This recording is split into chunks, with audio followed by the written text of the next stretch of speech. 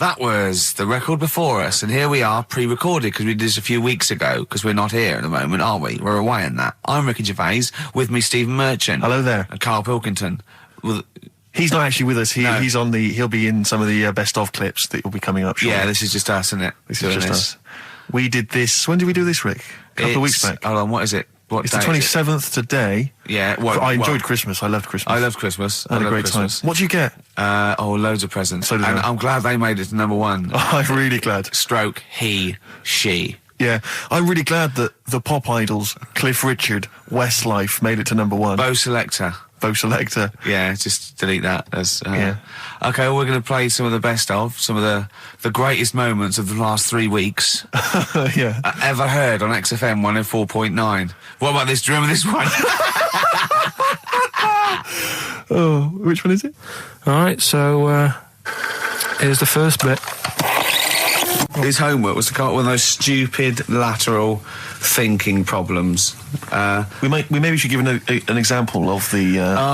Romeo and Juliet. Right, Romeo's asleep on the bed, Juliet's on the floor, covered in water and broken glass. What happened? And you ask all these stupid questions, and it's Romeo's a cat and Juliet's a goldfish. Again, awful. What am I thinking? Yeah. Yeah, go on then, Karl. Right. Yeah. There's a bloke lying on the floor, right? He's cut his head, blood's coming out of his head, and all his mates come running up, and they're all stood round him. Yeah. And they don't take their hats off as a mark of respect. That is outrageous. Why didn't they take their hats off? I'm laughing, but it's probably as good as the real absolutely. ones. A bloke's fallen with his... Yeah. He's lying on the floor. Yeah. He's dead. Yeah. His mates come running up. Was it important that his head was cut? I don't know. I mean, would it have been okay if he'd have been wearing a hat? He wouldn't have been dead if he was wearing a hat. What's your answer? No, you're meant to answer questions. You don't just go, what's your answer? You say, where's the turn? So you go, no, and I have to guess. It's obviously like sort of a motorcycle stunt team or a parachute. Why didn't they take their hats off? Because they're probably still on the motorbikes or something, or... Well, yeah, but if you mark a respect to someone, you could take your helmet off. Getting angry. What? They're parachutists. Why can't they take their helmets off? Because they're coming down from the sky.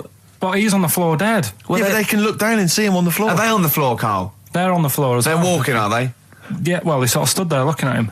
They're stood there. Yeah. They're stood on the floor looking at him. They're soldiers. Why?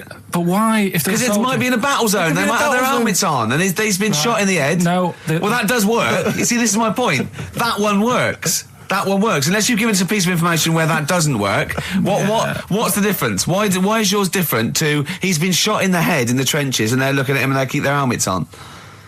I just don't think it matters as much. If they're in the trench, they're already guarded a little bit, so they could take their hats off. It's the best mate, for God's sake. Okay, he's dwelling on this. Are they normal hats? What kind of hats are they? The answer. No, don't get ratty. What kind of hats are they? Baseball hats? If I told you what sort of hats they are, you'd have the answer. Wow. Okay, I've got to guess what sort of a hat it is then, have I? Right. Is it a trilby? No. Is it a bowler? I know what it is. What? They're spacemen. No. Oh, that's a good one. That one works as well. This is my point. I like that one a lot. It works. He's fallen on the moon, and not that the moon happened. It was set up, wasn't it, in the studio? We know that, yeah. Okay, Karl, what's your answer? Builders on a building site. Why is that different to soldiers? Because bricks don't fall in wars. But bullets fly! Right. Let's play a record and we'll come back to it, Karl, while you think about what you've done. Oh, yeah. You've embarrassed Let's play yourself. some classic Suede. Yeah, and this is for David and Kieran. I think you wanted a bit of Butler. What do you make of the first genetically modified baby? Oh. Are you worried about this? Do you know what did they do? What? Let me see what it says here. Isn't it just choosing the, eye colour? Well, this is the concern, isn't it? That in the future you'll be able to decide whether it's a boy or a girl, how intelligent it is, what it looks like, is it handsome, is it ugly? Obviously, no one will choose an ugly baby, and so on and so on and so on. And so it means that where will it lead? Where will it end, Karl? Are you concerned? I've thought about this a lot. What will us three look like in the future if they're being, genetically modified beautiful people? What will we be like? How will we be considered in society? True, yeah. But we've talked about this before, haven't we? About the cloning thing. Yeah. That's a bit weird. Yeah. But I don't think it matters, because at the end of the day, right, you might look like some other kid, but it's the way you're brought up that will change your features and the way you are, you know, your personality. If you lie, you get a long nose, don't you? Well, no, but listen, right, because I remember when we, you know, I was growing up on this estate. This is going to be good. Go on. No, it's not. It's just an example of how this doesn't work. Go on. So we don't need to worry, sort of thing. Sure. Right? Okay. So I'm growing up on this estate, and there was this woman about 4 houses down, right? Who's a bit rough. All right. Didn't fancy her. Oh God, no. Right, but she had a Why? baby. Well, tell me about her first. I'm interested in this woman. Why was she? It was a very. Was it like being a man in a I dress? mean, I didn't grow up in a posh house or anything. And I'm not saying that if you live in a bit of a rough house, you're a bad person. What does she look like? But anyone can Tattoos? clean up. Look like Tony Green with a fag on. They didn't clean up much, right? Oh. Which, even if you've not got a lot of money, you can still try and make Get a place some look jiff. nice. Yeah. Right? But she didn't, and a kid used to take a horse into the house. Sorry. Whoa, Yeah. Whoa, Neddy. What do you mean a kid used to take a horse into the house? Where did he believe get it, a right? horse? Must have nicked it from somewhere.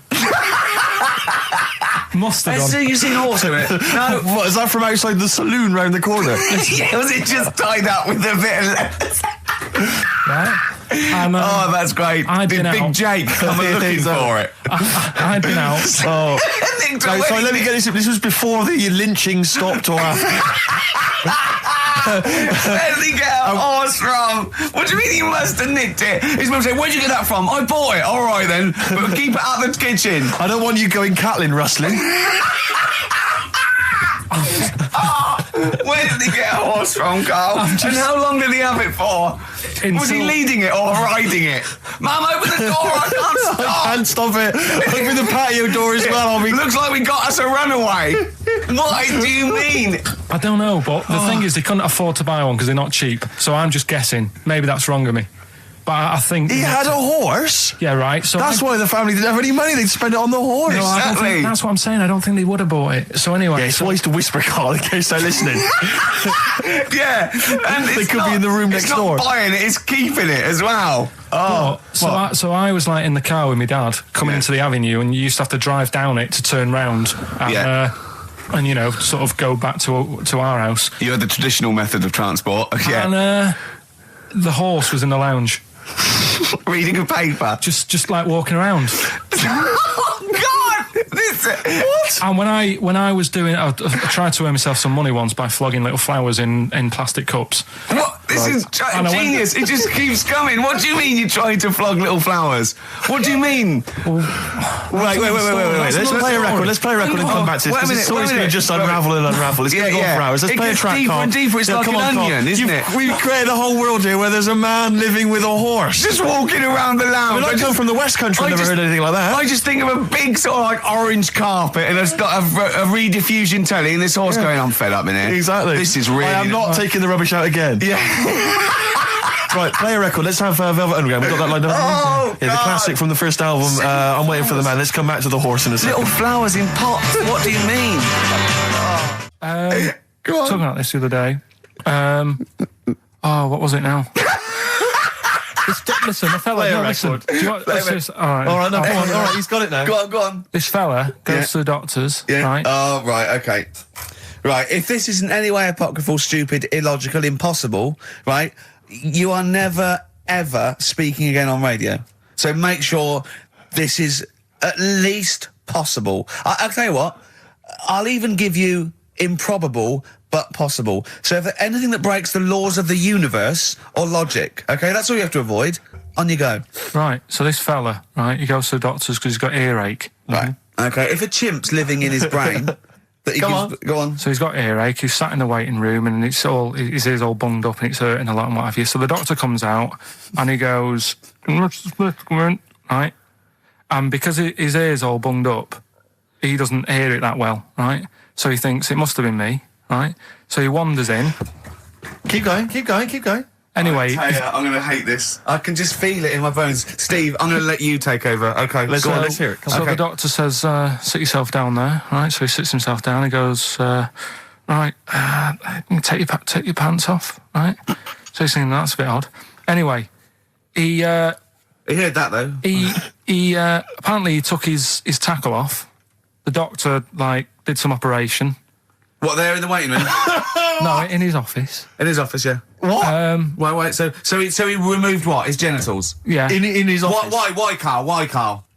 Because he hadn't called him in. Oh, he'd called in a bloke who wanted his testicles taken off, and he didn't do it.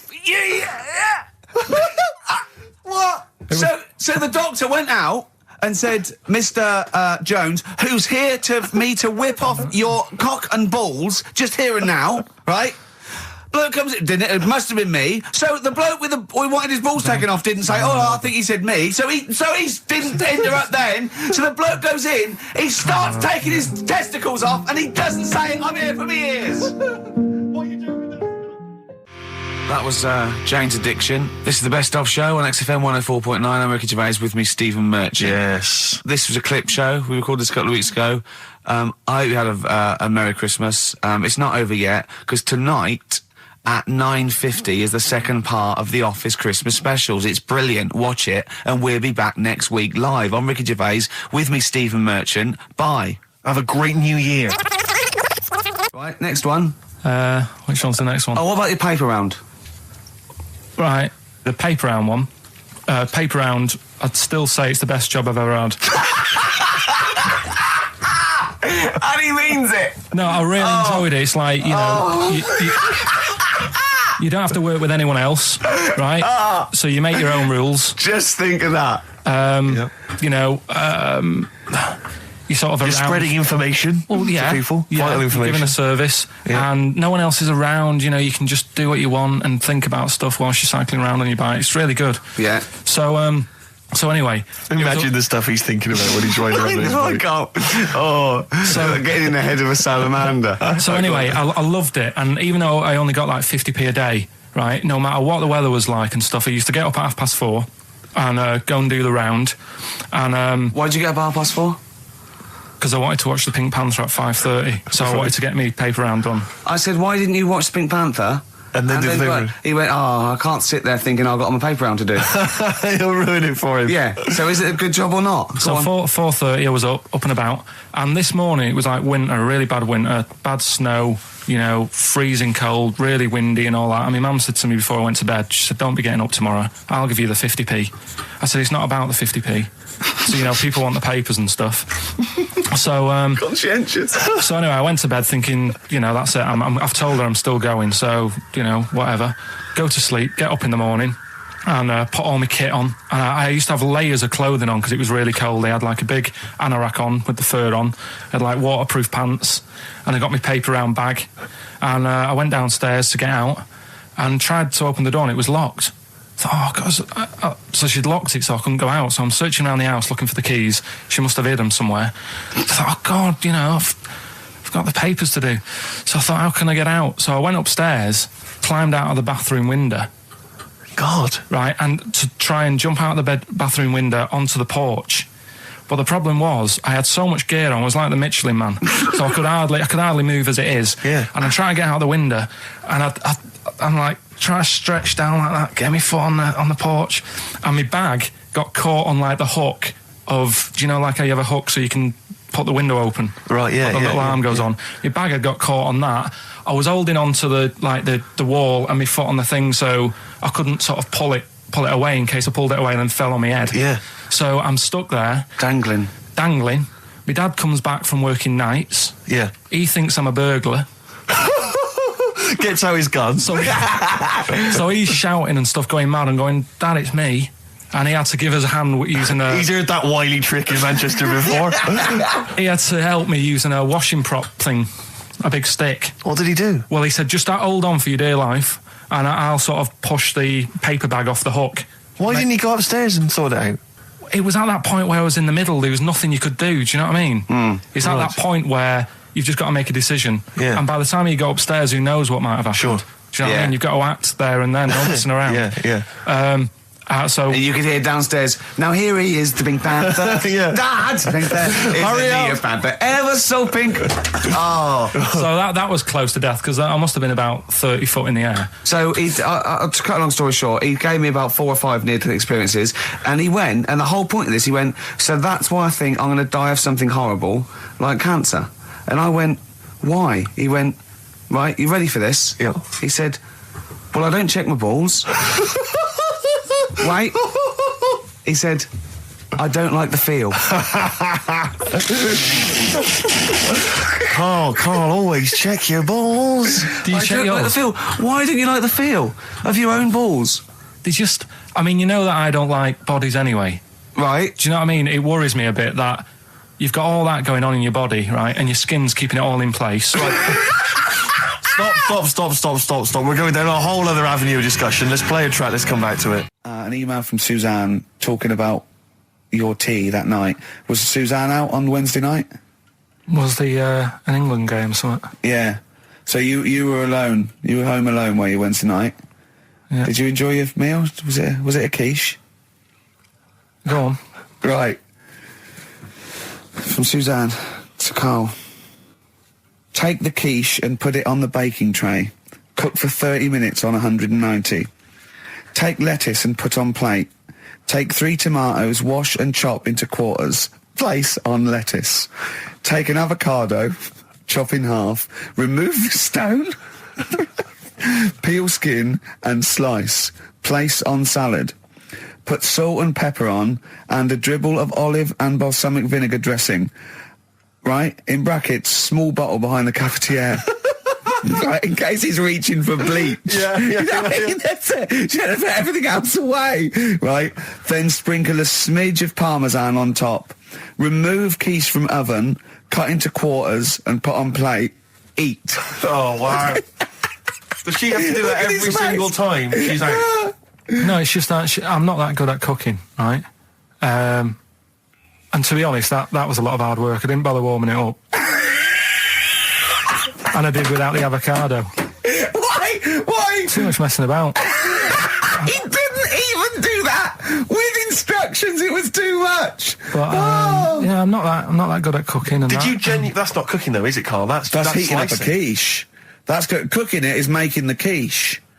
Yeah, but I'm just. Could you have figured that out if she hadn't left that note for you? Why did she have to tell you what the olive oil and balsamic vinegar was? Because I've put sort of cooking oil on my food once, and I said, oh, it's a bit. It's ever since, right? Years ago. I'm gonna die. Years ago, I'm leaving Mr. Magoo at home. It was ever since I put sausages in the toaster that. What do you mean? I nearly set the flat on fire. Because do you know, like when you're grilling food in a pan and all that? Yeah. Sort of sausages spit and it goes everywhere, doesn't it? And it makes everywhere greasy. In the toaster. So I thought, well, just want to warm them up. Yeah. Bung them in the toaster. Yeah. What And happened? she sort of caught. Well, They got stuck and they sort of caught on fire. I imagine. She came in just as I was sort of plunging it, and what have you, came in from work. She said, "What are you doing? I said, I'm in sausages." Well, the oven isn't on. I know they're in here. What, you turn it off? Panicking and that. But I've never been into it. I've never been into cooking and that. At school and stuff, I didn't bother doing it. Oh, every time Suzanne comes home, she must think, please be the house still there. Yeah. Please not let me hear a fire engine as I come round this corner. Oh, God. She comes and goes, oh, God, thank God. I bet she's always happy to see you when she gets home and you haven't burned the place down or introduced some howler monkeys or something. Unbelievable. What I find extraordinary is there are people who are in sort of care in the community who don't need instructions No. on how to prepare food. Oh, they do. They can do it. Yeah, you show them once. Yeah, They and they've do. learned it. Whatever you do, don't put sausages in the toaster, Johnny. Do you know what I mean? Yeah, and they've don't- learnt it. They don't put sausages in the toaster. Yeah. What did they put their fingers in?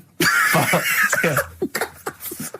Rick, I had for Christmas something which I think might excite you and interest Yeah. you, because I know you're obsessed and interested by facts. Yeah. Don't fiddle with the microphone. Well, I was everyone just can hear looking at what it was underneath it. So this is a book, it's just facts and trivia. It's edited by Sir Isaac Asimov, who I Oh, think's yeah. dead. So I don't know when my parents bought this book. I assume it's sort of from a second-hand shop or something. Right. It's quite long, but I got it for Christmas. I keep meaning to bring it in, because generally the facts are quite sensible in here. And I like to think if Isaac's been involved, they're probably substantiated. It's not like kind of just this nonsense on the web. I think that this is probably... Or up in Greg's the Baker's that Carl Exactly. gets most of his facts from. The ancient Egyptians trained baboons to wait on tables. Carl, fascinated. Brilliant. That's fantastic. But what my point about that is, why did they stop? Yeah. It's a genius idea. Would you not want to go to a restaurant where they had baboons serving? No, I'll tell you what happened. It might have been like the Planet of the Apes, and they sort of rebelled. One of them could talk. One of them could take his order. And one day went, do you want fries with that? And the bloke got really annoyed and said, answer him back. And then there was some sort of rebellion. Right. The Planet of the Apes isn't true, is it? It's not a documentary. Right, okay. I wonder, because what I like the idea of having baboons is the fact that I reckon they're, like, I have difficulty, and I'm sure you do, Carl, like working out that sort of 10%, you know, on a bill. Yeah. I reckon baboons would find that particularly hard. I reckon you could get away with under-tipping them all the time. Yeah, exactly. Just not leaving enough and just legging it. Exactly. They go away and you go, sucker. Yeah, exactly. So I'd love to see some baboon restaurants. If there's any restaurateurs out there, so Terence Conrad or someone. If you do go to a restaurant and you've been waiting on us, please don't order the banana daiquiri, because it comes half-eaten. They can't help their little selves. They really can't. They're okay with, like, you know, beef and steak and chips and all that. But there's a little bag. I go, do you... Can you imagine that? The baboons serving at waiting tables. It's genius. Just stop to think about that. It's absolutely incredible. Yeah. It's absolutely dynamite. Yeah. See, zoos would be a lot more popular if that was like the canteen and you could go if they were serving tickets to two. Exactly. One child. Okay, go through there. Okay. I think they should do other things, like in the Flintstones, they used to mix cement in that bird's kind of pelican. Yeah. We should start doing that again because that also happened in ancient times. Yeah, exactly. According to the Flintstones. Yeah, before they had proper cement mixers, that's what they did. That was how they did it. Definitely. Carl's all flustered because there isn't a record set up, and he's getting all tizzy. He's been more worried about his competitions than sorting out putting records on ready. What? I'm after Steve's Song for a Lover. Well, I'll tell you what. Why didn't you carry on with your educating Ricky section? I'll have a look on the We'll keep it going, Steve. Yeah, go on then. Right, okay. We've had a few emails. Anyone got it right, Carl? Anyone? Educating Ricky. That's the final one. We've got to get that out of the way. We've got to get Rockbusters as well, though. We can do that at the end. We can go on then. But we've only got 5 minutes left. Come on, just do Educating Ricky. Right. God. The last one that we haven't done is he's a bit of a nuisance. Go on then. Again, not really that interesting. Thanks. Telling you this one because come on, just do it. Or do it now. Steve, how we doing? Look, no, never mind that. Look, just tell me what that means. He's a nuisance. Oh, this is so annoying, Carl. I'm going to go mental. Right, talk. Right, listen, I'm just putting this in here, right? Right, nuisance is a bit of a nuisance. Yeah. Apparently, the old fella who used to hang people. 1700s. Yeah. He used to be able to tell somebody's weight just by looking at them. Right? That's a bit of a bonus fact. We'll be the judge of that. The thing that I wanted to tell you is money for old rope. Do you know what I'm saying? I can't even be bothered. Yes, you're going to tell me now. Come on, Carl. Right, I mean it. Basically, money for old rope came from the... right. What was all that about? He can tell someone's weight. What was that bonus for? Fact. And blind blessed shitting himself. What are you... What? Look, no, tell me that now. You nearly made me swear then. I'm getting really annoyed. I'm getting really annoyed now. Tell me this back, Carl, or I'm going to go mental. Come on, Carl, time's running out. More that people, years ago, when people used to be hung, right? Right. If you didn't like the person who's been hung, you'd go, God, I really don't like him. And so you never forget the time. Because even if they're being hung, we take that as read. Yeah. So they never forget afterwards to get the hangman to get the rope and to cut it up into little pieces, and he'd sell them. He'd sell the little pieces of rope to people.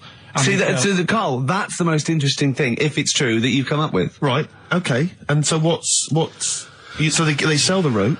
They sell the rope, and it's money for old rope. Money for old rope? Meaning, like, God, it's easy to make money, that all they have to do is cut it up and sell it. I'm cynical. I'm not so convinced. Right, listen, we're really tight. We haven't even got time for a last track. We've got an ad break and we've got to give out... Okay, give the answers then. This is ridiculous. XFM 104.9 of a Saturday. Ricky Gervais with me, Steve Merchant. Hello there. But we're not here. No, we're away. So this is the best of, and I hope you're enjoying it. We certainly are. Right, is this talking about diets and stuff, right? Go on. They've come up with a drug that they tested it out on a mouse, right? They said, it's a problem that weight is a big issue in the world, and, a lot of people are depressed, and that, probably like Rick Waller. Well, I'm depressed looking at Rick Waller. Well, Oh. I mean, you could sort out Rick by, Jono is an old man. He's got loads of money. He's not old. No, but he's getting on a bit, right? He's about no, but my hang on a age, minute. What I mean is he does his own shopping, right? So I bet it's hard. What do you mean? Because he's like, how old is he? 35. Right, he's got loads of money. He does his own shopping. So when he goes to the supermarket and he passes, the sponge cake section, it must be tough when you've got loads of money to burn. That you go, just one more. Yeah. One more. Look, we are getting close to libel here, I think. No. But I'm saying how it is because Right. I've tried losing a little bit of weight. Have you? And it is difficult when you're in Waitrose and you see a little chocolate muffin and think, well, one more and I'll do without. Do you like a little chocolate muffin now and again? Yeah, right. Is that your favourite thing? So the thing is, let him finish his point. So the thing is, right, now with Rick, he lives at home with his mum. So why doesn't his mum just say, I'm going to buy less this week, and if you eat it all, you're not getting any more? Yeah. That's sort that Does out. he live A with his short, mum? sharp shot. I bet he does. I bet he does. So you don't actually know if this is true or not. No, but anyway, right, so this drug they've come up with... They've tested this on mice, haven't they? They've tested it. No, I'm worried if they haven't tested it on mice. Thank God for that. It's definitely been tested on mice. Definitely. They fed a mouse a load of cake, Yeah. right? And it went a little bit chubby, and he said, right, stop a minute. And then they gave it this drug that makes you lose weight. Yeah. And its weight went down, but the only bad side effect was its eyes were popping out.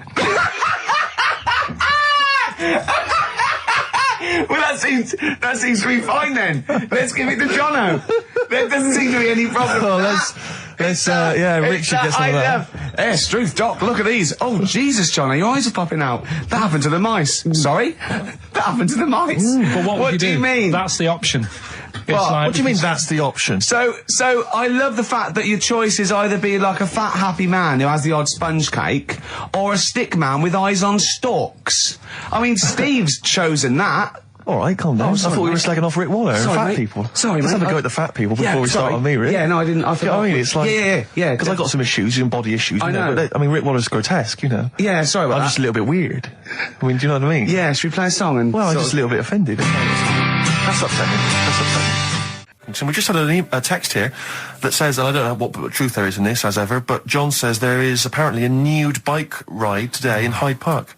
Now, I can't believe that's the case, because I don't think it's allowed, is it? You can't ride around with your veg jack, can you? I don't know. Why would you want to?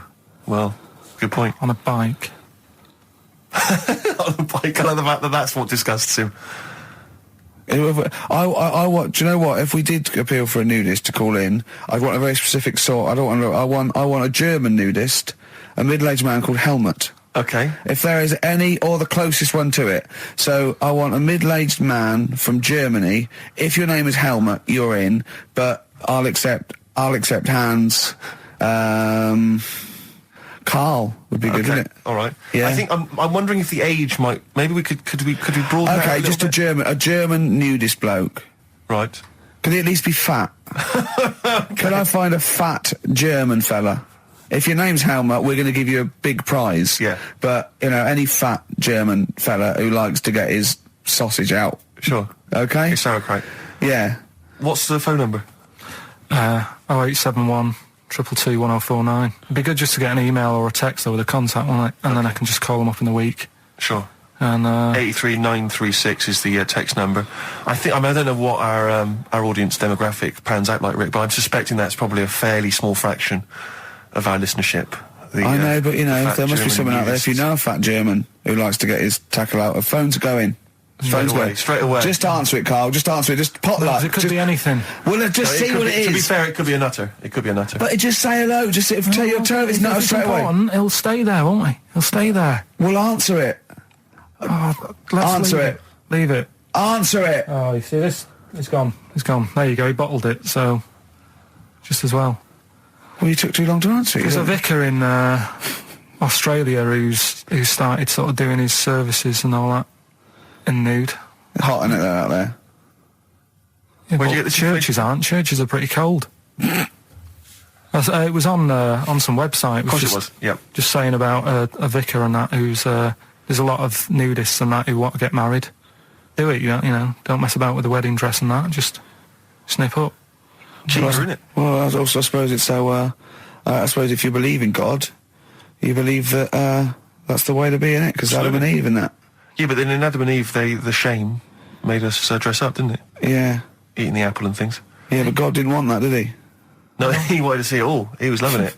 He was having a whale of time getting a life full of all of that, and then the snake said, cover yourself up. Stitched him right up. Just like, for example, that's why your balls are on the outside. Because the cells have to be a certain temperature to survive. I don't know if it's the sperm or Sertoli cells, but they have to be a couple of degrees below body temperature. Otherwise, they'd be in a nice cage and we wouldn't get kicked in the nads. What do you mean? That's why your testicles are on the outside of your body. They have to be a couple of degrees below body temperature.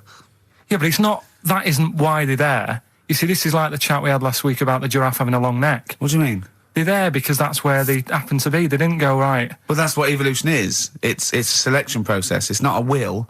The balls didn't say, look, I'm too hot, let's get us outside, let's get outside of here! All right, hang on a minute then. What? So a little man monkey, right? Theirs are in the same place as ours. Yeah. But they're walking around naked, so it could be anywhere. They could be, like, on the back. It doesn't matter where they are. They call it... Well, they could be on the back, yeah. So why aren't they? This is a completely different... Steve! You started it! I washed my hands of the whole affair. And we're not only back to balls, but we're back to monkey balls. Yes. In one thing from about parasites, we're back to monkey ball news. Yeah. How do we get back to chimp testicle news? All right then. So this worm's in a fish. Yeah. It's like a little platyhelminth. I think it's some sort of. But what I mean is, why are they about? What do you mean? They Why? evolved. But why haven't they died out? Because they're very successful. Yeah. What do you mean? Yeah. What do you mean? Yeah. Tell me the brain event that made you say yeah in that 1 second gap. Because in a way I don't get it, and if I think about it too much, it hurts a bit.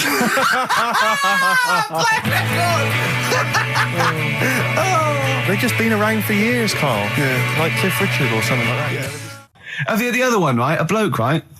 He's on a train station, and I'll tell you how I heard it. He's waiting for a cruise station, whatever, and he shits himself. As you do. And so he goes, oh, my train's in 5 minutes. So he runs across to Millets and goes, quick, Levi's 36. The bloke just puts it in a bag. He runs onto the train.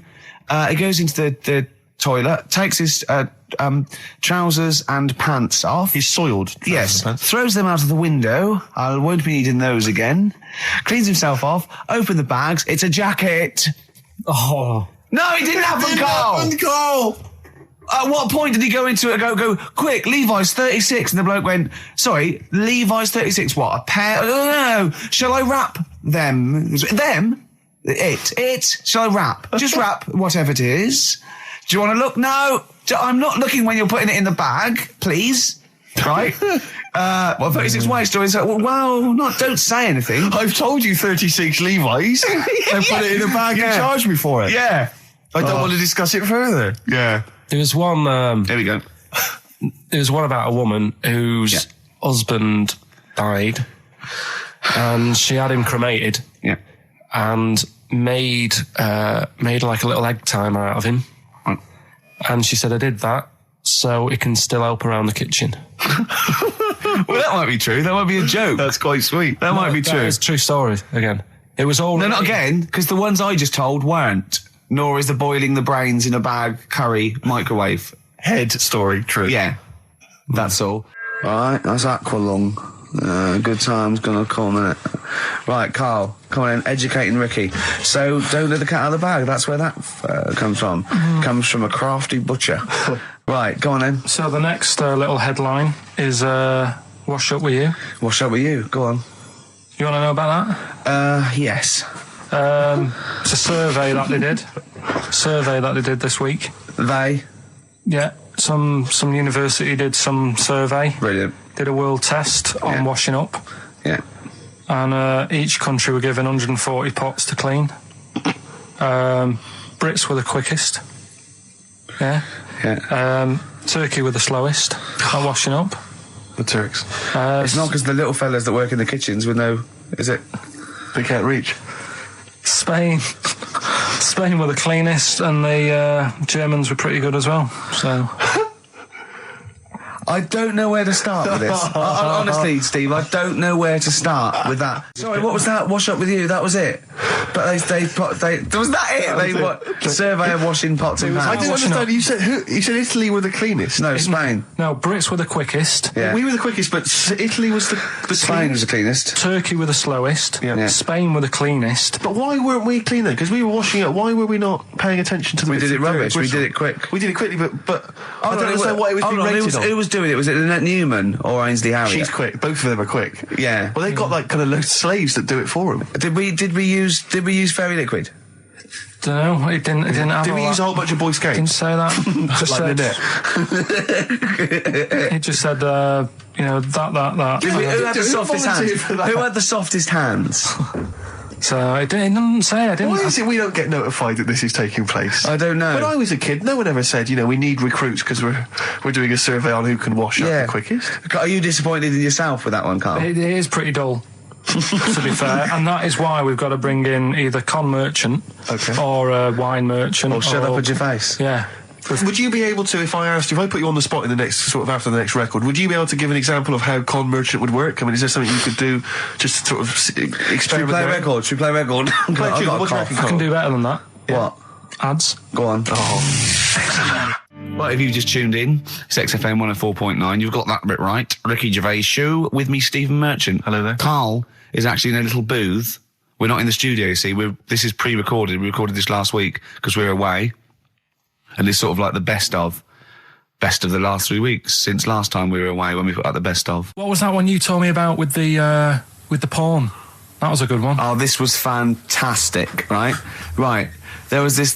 Sorry, can I just check now? We're just remembering classic episodes of the Tales Unexpected. No, this is important. Well, I saw one, right? I saw one on Tales Unexpected, right? And it was these two gents. What they used to do, they look down the obituaries and they'd blackmail the wife or the son of a dead eminent person, like might be a priest or a doctor, something like that, and they'd go and they'd say, he bought some erotic stuff from us before he died, and he owes 100 guineas and all this sort of stuff, and they'd pay up because it'd be so embarrassing. They just didn't want them to say, just pay him, right? And this one bloke said, who are these people? I'll meet with them. And he goes round there, and he goes round, and they go, your father, he goes, my father could not have bought any erotic material from you. They did it, he goes, he couldn't have, he's blind. Right, and that was the twist. And Carl went, so it was magazines, not videos then.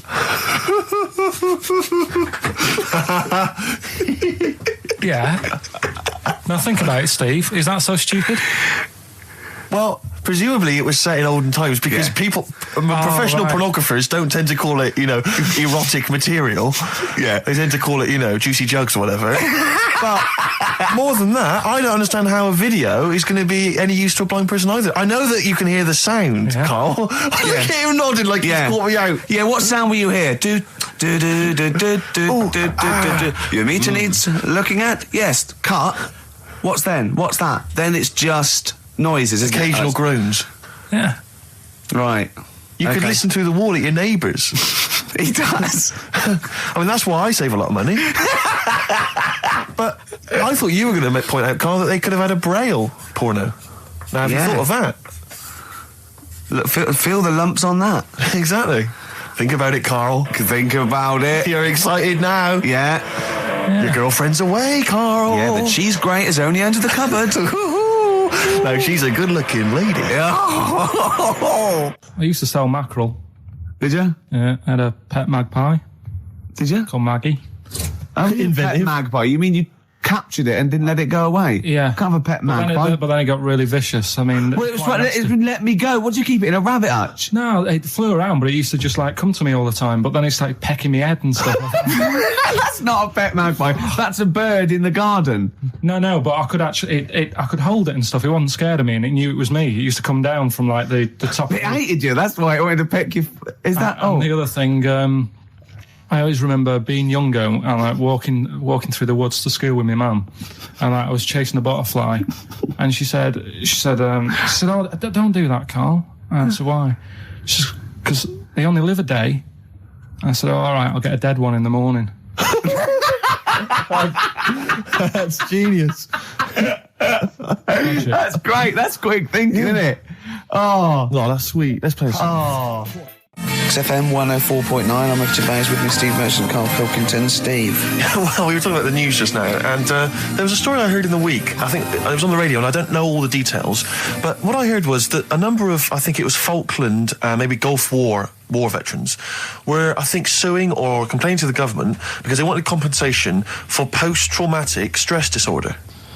Now, I don't know all the ins and outs of it, but it seems to me that if you're in the army and you're a soldier, a certain degree of trauma is kind of inevitable. I mean, after all, if you're any good at your job, you are going to see people getting killed.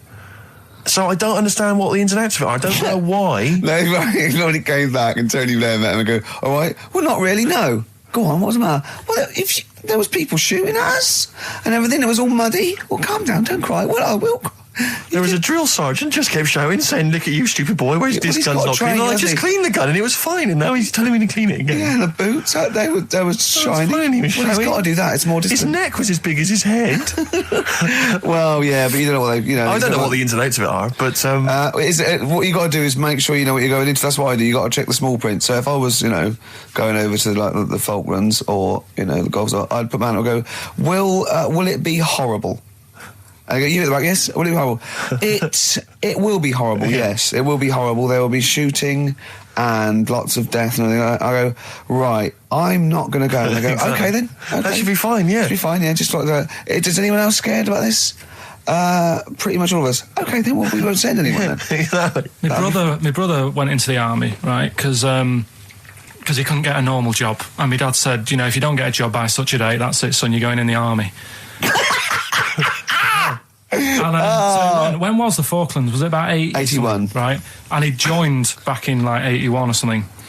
And he I don't know, he was in Aldershot or something. Oh yeah. And he wrote back to my mum saying, what a bad time to join, bad time in this. So she wrote. What bad time? Join, that's so sweet, Carl, isn't it? That's like, dear Dad, yeah, well done. Don't know if you've noticed. Yeah. I was on the dole, that's for sure. Thank you for joining a month before the Belgrano. Anyway, go on. My mum called up, spoke to the sergeant and said, can you leave him out of this one? Can you leave him out of this one? What, the Falkland War? He's only just joined, and she called him Chuck, which he got done for. Like, she's one of them, I think it's a northern thing, like saying, how are you, Chuck? Yeah. And she called the sergeant Chuck, and the sergeant said to my brother, your mum, she's called up and asked if you can not go, which, of course, we'll see how it goes. But can you tell What do you mean? Why did the sergeant even entertain this? Well, Pilkington, come here. Your mum's been giving me a bit of earache. Now, listen, tell her I've told you, but can you call her, because she called me Chuck and everything. Can you call her and say you don't mind? Well, not really. Oh, please, because I've promised her say you want to go. No, please, say you want to go. Why was he entertaining this phone call? Because he was new to the army, I suppose. Who? No, I mean the sergeant. I don't know. Maybe they do that. So what happened? He didn't go in the end? So he didn't go, no. You can't do it. That's ludicrous. I love it, though. Okay, we went over the top. Pilkington, No, I've got a note. Yeah. Is this really your mum? Yeah. Okay, no, this seems to be in order.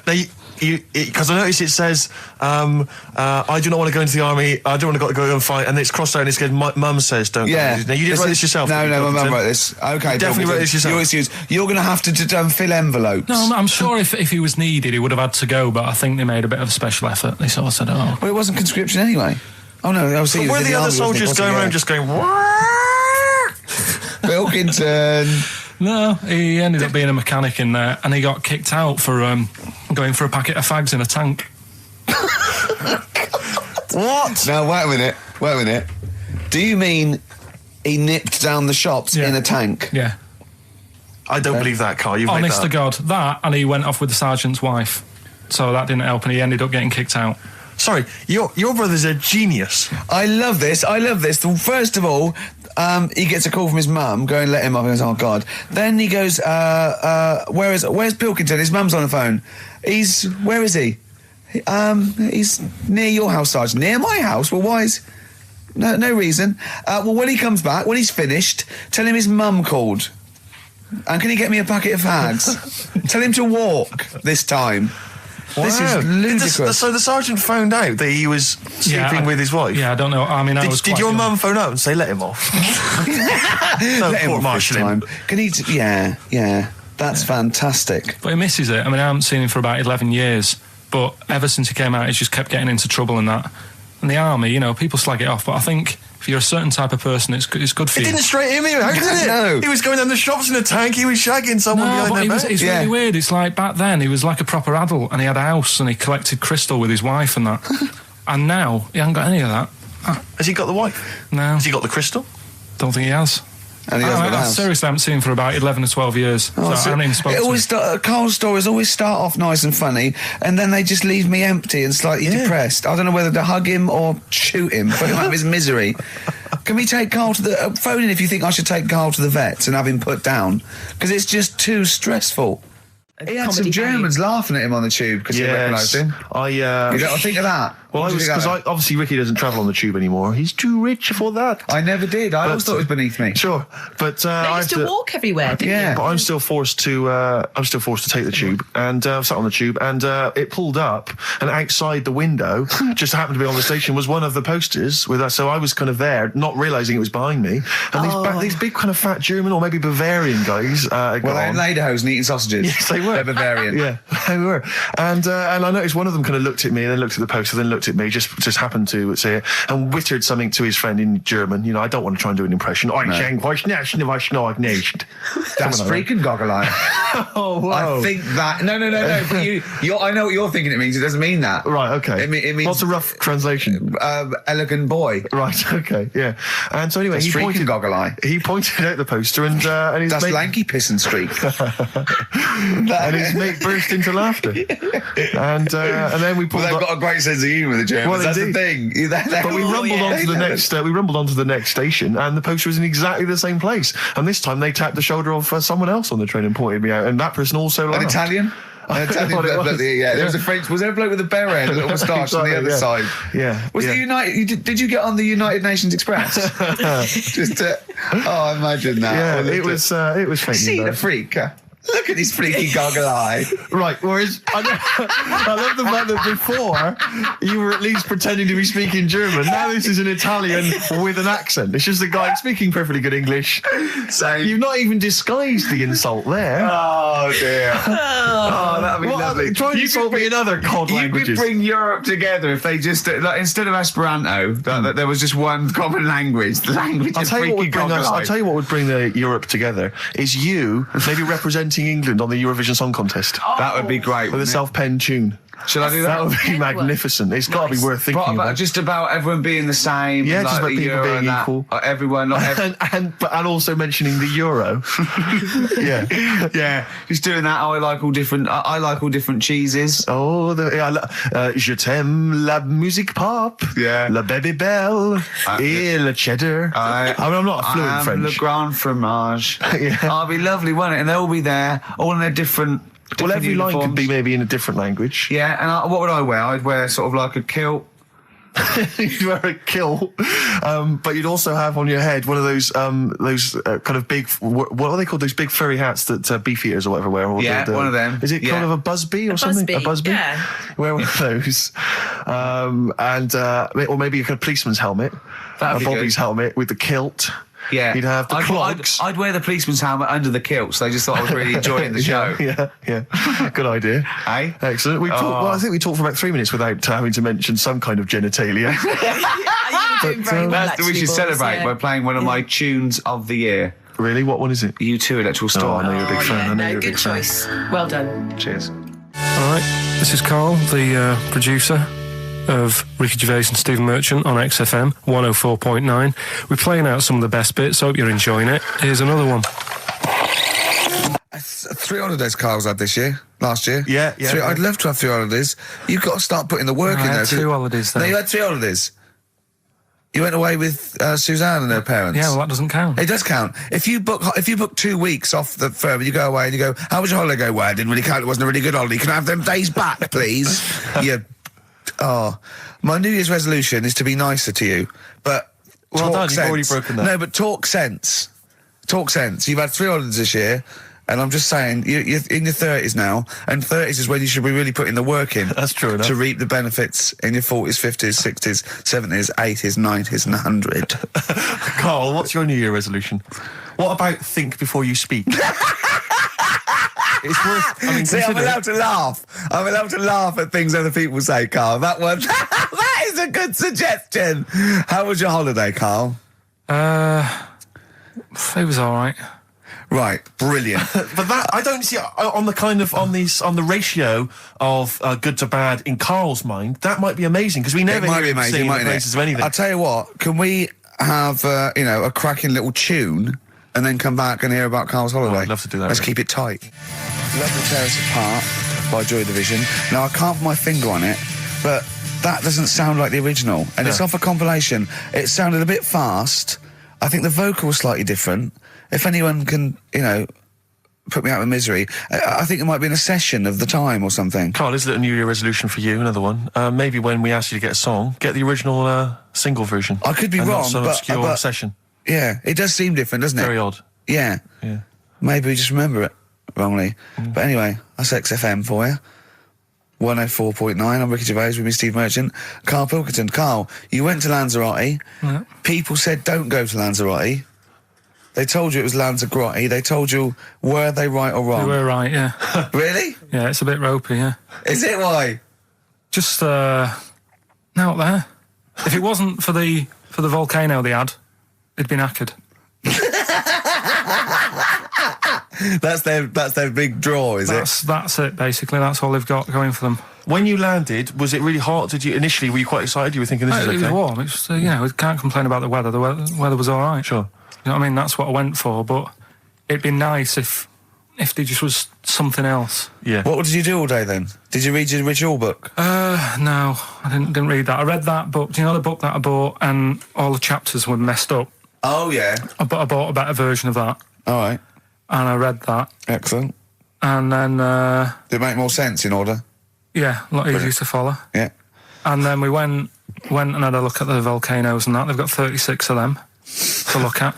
How many did you look at before you realised that pretty much, you've seen one volcano, you've seen them all? Probably about 6 or 7. Really? And then when you got to the 8th, you thought, no, I know what this is going to be, Suzanne. This is going to be like a mountain with a hole in the top. Yeah. Really? But it happened years ago as well. It's like, just keep a couple, fill the rest in, tidy it up. Fill the rest in! Yeah, no, Well, yeah. getting some builders. No, seriously though. Okay, 4 million tonnes of concrete, please. They're an absolute death trap. Yeah, what do you mean fill them in? Do you know what a volcano is? It's just a hole, isn't it? That's happened. Well, it's more than the happened back hole. It's in- more a portal to the magma in the centre of the earth. Back in 1730 it happened, and they still haven't sorted it out. Well, when you say it happened, volcanoes were made a lot longer ago than 1730. No, but the one that did Lanzarote in. Right. Sort it out. What would you suggest? Well, How tidy can they up. fill it in? It's joined. It's all joined. No, but what I'm And saying is, it was the a- big it was- plates of the earth are all joined. It All was the a disaster, magma's wasn't it? joined. With the trade centre thing, that happened. They cleaned it up, sorted it out, they've moved on. That's what I'm saying. Whereas Lanzarote have just gone, leave it. It happened back in 1730. You misunderstand me. How, in the name of God, can you fill in a volcano? You ignorant twit. No, but it's not just the holes. They've actually left the lava everywhere. That's what I mean. It's not just the big holes. There's lava everywhere. But it's molten rock. They can't just pick it up like they're like a carpet. Put it in the holes. The holes are there ready. Just push it all in. That's what I'm saying. Carl, have you ever logged on to Friends Reunited? It was the site that everyone was talking about last year. No. Are you aware of the concept? I've heard about it, but there's no one from school who'd want to see Hook it up with. again, really. So basically, for those that don't know, you have to log onto his website, and then you can it helps you track down your old schoolmates if they've also logged on and stuff. And we took the liberty, really, of looking on the Friends Reunited site and typing in your school and trying to track down any of your old mates. We didn't get in touch with any of them, don't We worry. didn't do that. We're We not don't going to want you surprise to. you with them now. No. But I was just interested to know, like, some of your thoughts on some of the names that I could run past you. I mean, these are people from your year. Just tell me if you recognise the names. Sarah Morris? God, yeah. Remember her? Go on. You're grinning. What's the thought? Go on. No, just, she was alright. She was a popular one. What does that mean? She was nice.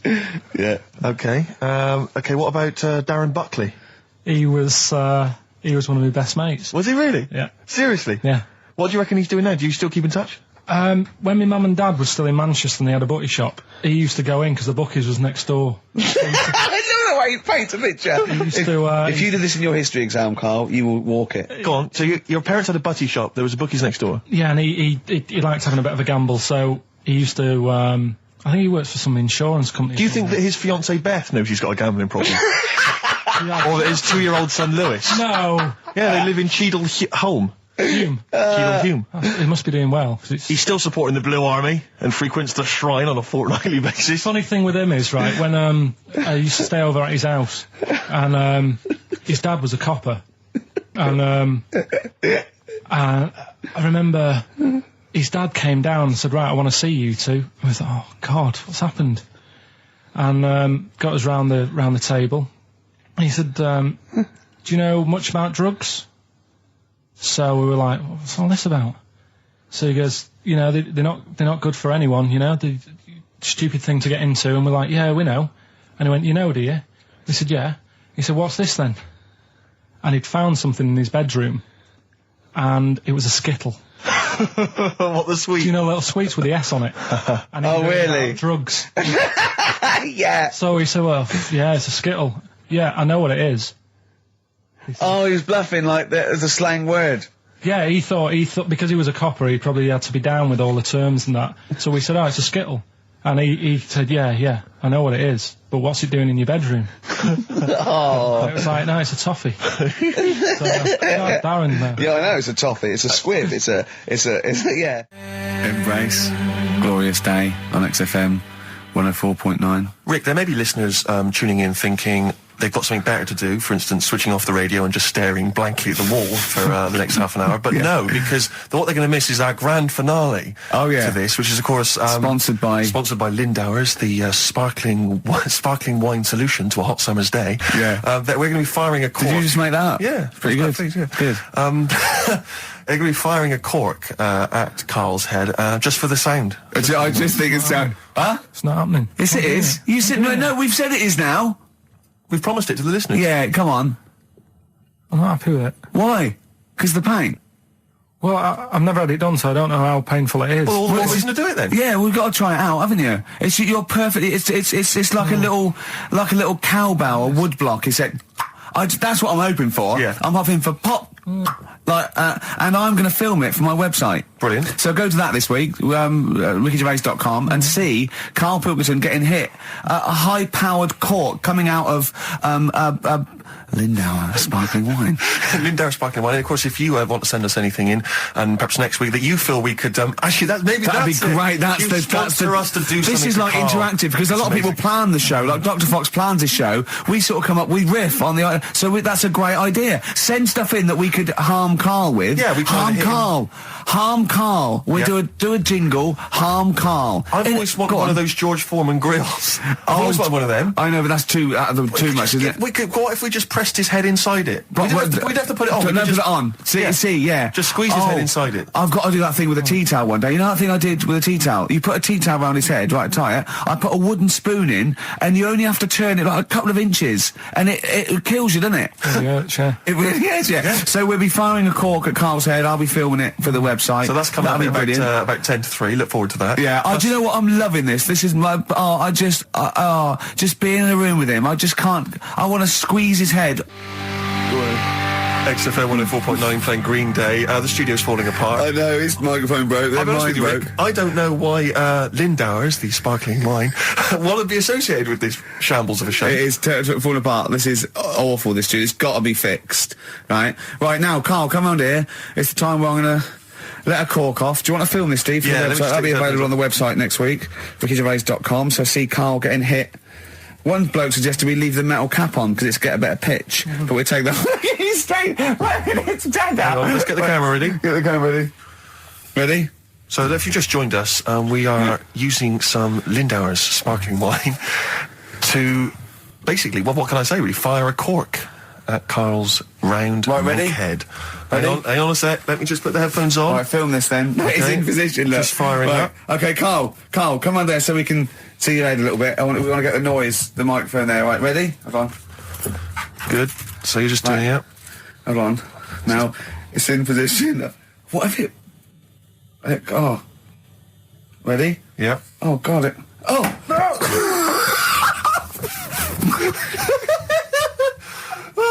It's like Jackass. Did it hurt? Behind me. What do you mean, did it hit you? I sort of just... It went off course, did it? Just glanced at it. Right, Lindauer, so you're going to send us 8 more bottles, please? Yeah, so we're going to get this right. Forget about tomorrow. Feeder. Right.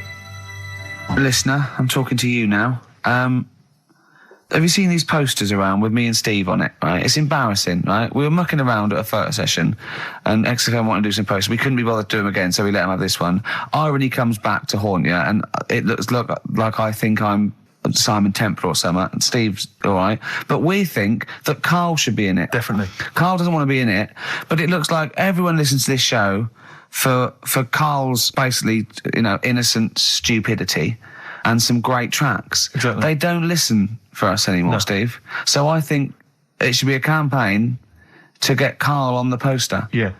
Well, I should point out that I think XFM are more than happy to have him on the poster. So it's just him. You don't want to be on there, do you? There's no need for me to be on it. Of course there is. Why not? I get so many emails here as I'm sat during the show reading them. So many emails saying, what does Karl look like? Well, I if want they pictures of Karl. go to xfm.co.uk/Ricky, we've got those film bits on there, those video mock-ups where I'm part of it. You can sort of... That's not see enough, it on Karl. People want to see your face. You're part of the show. You're an intrinsic part of the show. Yeah. Yeah, we'll get you on the poster. Why? It'll be too much on a poster. They can only take in so much. What do you mean? They can only take in so much. Yeah, it's good with 2 people. No. It's enough. So what do groups do then? Well, they haven't... It's like Ringo Starr is being left off the cover of Sgt. Pepper. Yeah. Or Rutherford doesn't get in a look in with Genesis. Exactly. Well, Which would be outrageous. Yeah. Oh, sorry, Tony Banks, you can't be in this one. Yeah. It's just me and you will be very. You see, you look like the Collins, so but you've got to be in I there. don't photograph that well either. You're joking. Is it because you look like a little cue ball because it just shines off the top? But a lot of people as well. You should dispel the myth. A lot of people think for some reason that you're fat. A lot of people say to me, "Is he fat?" No, but that's because I haven't got much hair, so it looks like my head's big. No, they haven't even seen you. They just think from listening to the show that you're fat. That's because you're northern. They think you just eat chips and complain about the weather. Well, complain about the south. I just think you could answer a lot of your critics. But then you see what I don't like about this world. A lot of people judge people on the way they look. Yeah. Oh, like you do. If only more people thought like that, Steve. But Karl, you judge people on the way they look. Yeah, I know. That's what I mean. But I couldn't with me, could I? Because I don't know what I look like. What? If I was listening to me on the radio, I wouldn't be able to say, "Oh, he's a," and slag me off and that, because I don't know what I look like, and I quite like that. Do you know what I mean? I lost. I don't know what Absolutely you're talking about. lost. Just believe me, right? I'm right on this one. It's best if you leave it. Well, we're not going to leave it. We're going to get you on the poster. Yeah. I mainly have to see myself on videotape this morning. I showed him. The animal show I did, the show. Yes. I'm doing a video, and I did behind the scenes footage, and I've got you've seen it, haven't you? I feel a little bit of Karl on there, isn't there? Yeah, it's great. Yeah. It's lovely. He can't believe it. He said, "Is it playing slow?" Because he's so slow. When I come into the office, he's going, "All right." That's how you And talk. my head as well. I look like I'm looking into a spoon. I'm not happy with it. I just think that if we're willing if Ricky's willing to use his celebrity profile for the sake of the show, I'm willing to look like let's say a fairly handsome, kind of cool customer. I think the very least, Karl, is that you appear on there as well. You could dress up smart. Are you worried that you'll look the worst out of all 3 of us? Who am I standing next to? I'm next to Steve. I'm fairly confident. Yeah. I like the way it's so predictable. You pull the string because you know what it is. You pull the string. My neighbour had a horse in her house. It does work. Honestly, it works. Yeah. Okay. Don't bother explaining it. Just play it. Right, so here's the. Here it is. We're just going to do it. Head horse in a house. Right. What in God's name was that? Yeah. Name the 6 songs. Head horse in a house. Huh? Are we naming the artists or the songs? Either. Artists. Anyone who gets anything can get a prize. What's more, Karl? Artists. Here we go. Head horse in a house. That's tricky, Karl. That's very hard. Once more.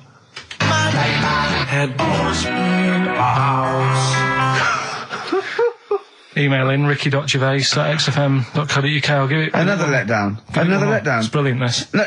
How can you just say that after I've just been stuffing grapes in my face and that? Well, you failed. You didn't get one burger in, right? Even when you tried to chop it up, there's 3, right? So that's it. Well, Steve, out the goodness of his heart, went to McDonald's. Okay, I got some grapes. At 62. That's got nothing to do with this, though. This is my game show here. Bob Holness didn't say, yeah, Blockbusters is good, but I never see him eating grapes. So this is a different thing. Forget that. Right? Here's the clips again. Here's the clips. Oh, you know I said I was going to turn over a new leaf and not criticise your ideas? I think it's the end of this one, mate. Oh, he's done it again. It's atrocious. Ricky.gervais@xfm.co.uk if you've got any idea. Dandy Warhols. We used to be friends. That is Carl's favourite record of the year. Yeah. Well, new music, but any music. He gets one play a year, and he chose that. That's what he chose. It's all right, but I mean, that favourite track, isn't it? He played that. That was Carl's choice. Just something new on XFM 104.9. Don't worry, we've got some really good stuff coming up later with me and Steve. If you're from the 70s, you might like it. You see that he's getting too cocky, isn't he? Arrogant. He's sort of like I mean, we've tried giving him something in his life. He's got, you know what I mean? He comes in and tells us this sob story of just like a trail of failures, and we've said, Carl, come under our wing, right? He just started picking up on him. A few other people started, and then he does that. He fails at the burgers, he fails at the grapes. He will not trust us with, you know, what we want to do. I don't know what more we can do. It's like I've saved a mouse from a cat's jaws, and it turned around and bit me. Yeah. That is a brilliant analogy. It's a bit like we were trying to give you something that you could care about, that you could be passionate about, that would somehow give a meaning to your life. You would be in the Guinness Book of Records alongside, I mean, Bubble. Bubble failed. Do you want to be Bubble? Do you want to be Bubble?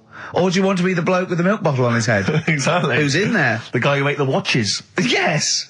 Now, I've got an idea, Carl, because you're getting all stressed out. I don't know what it is. You're getting funny. I don't know what it is. I don't know what... Because you're annoying me. Wow, you say that. It started midweek. I don't think I annoy anyone else, so it's just you on that. So... I thought maybe we could all 3 of us go away to a little health farm for a weekend, just get like a triple room. Right, and that isn't happening. Why? You've just reminded me, because you've been annoying me. Steve started getting on your case, you know, sort of ganging up on me.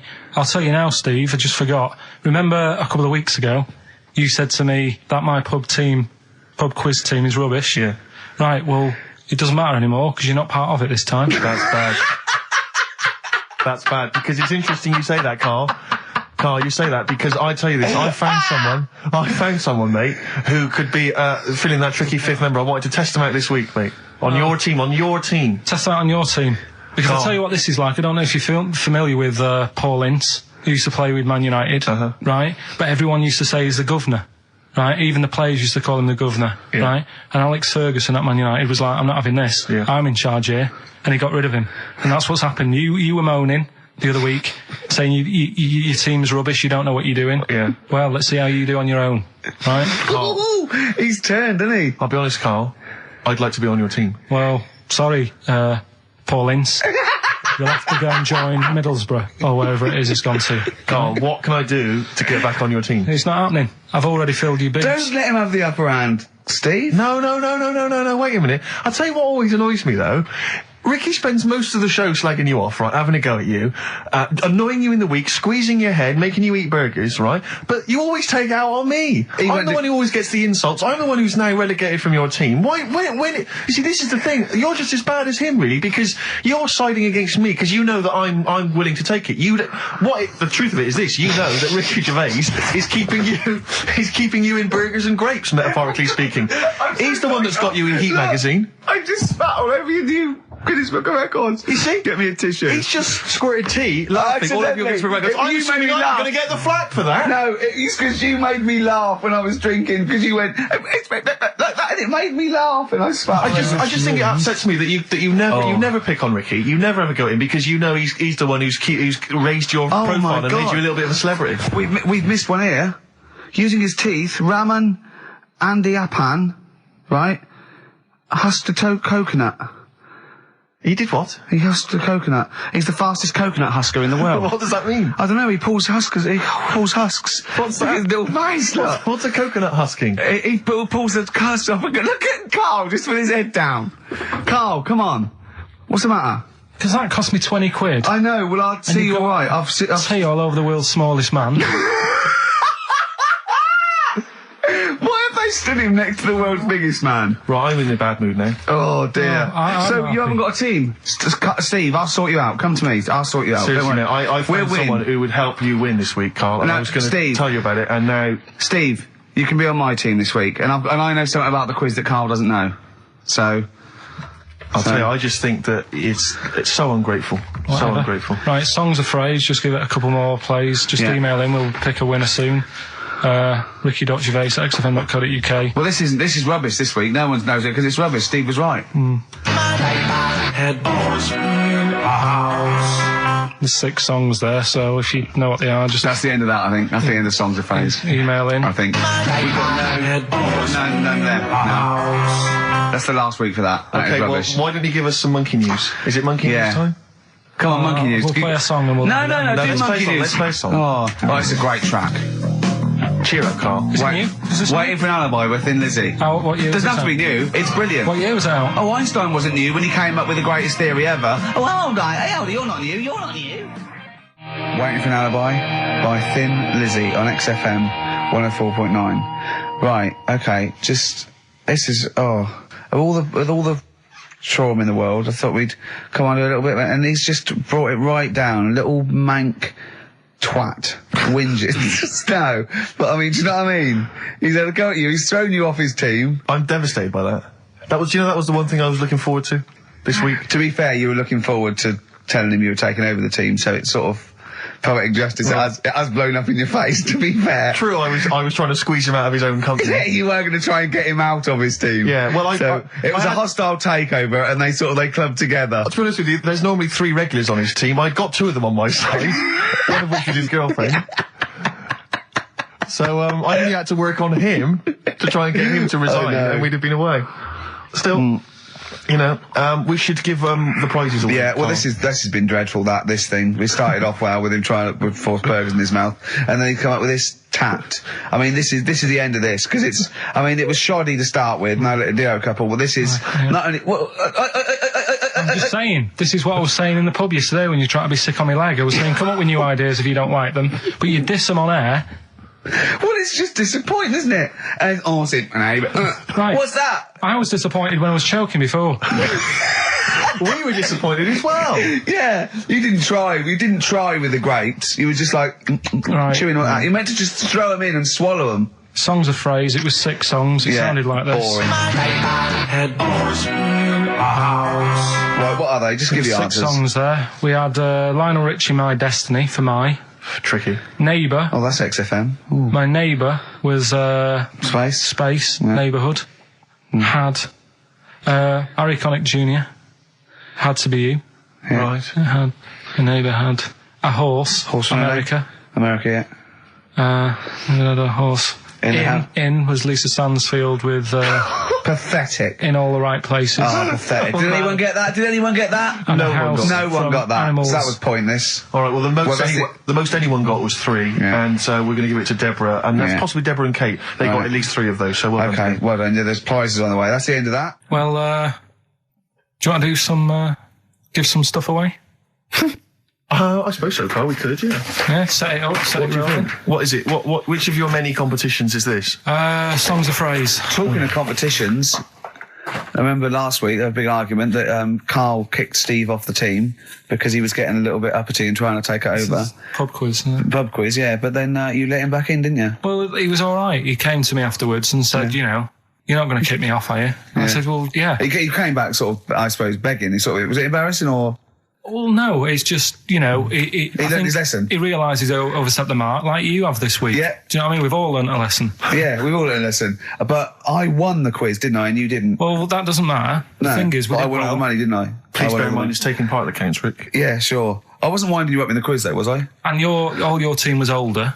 Yeah. Well, what's that got to do with it? I've learned You've more. got a collective age, your team, of about 300. No, one of them was only think- one of them's actually 5, but she just aged a lot. I think when I took the 11 plus, we were all around the same age. That's what I mean. Yeah. Right? Your team was a lot older. What was our average age, would you say? Average age probably 30. Right. Yours at least 41.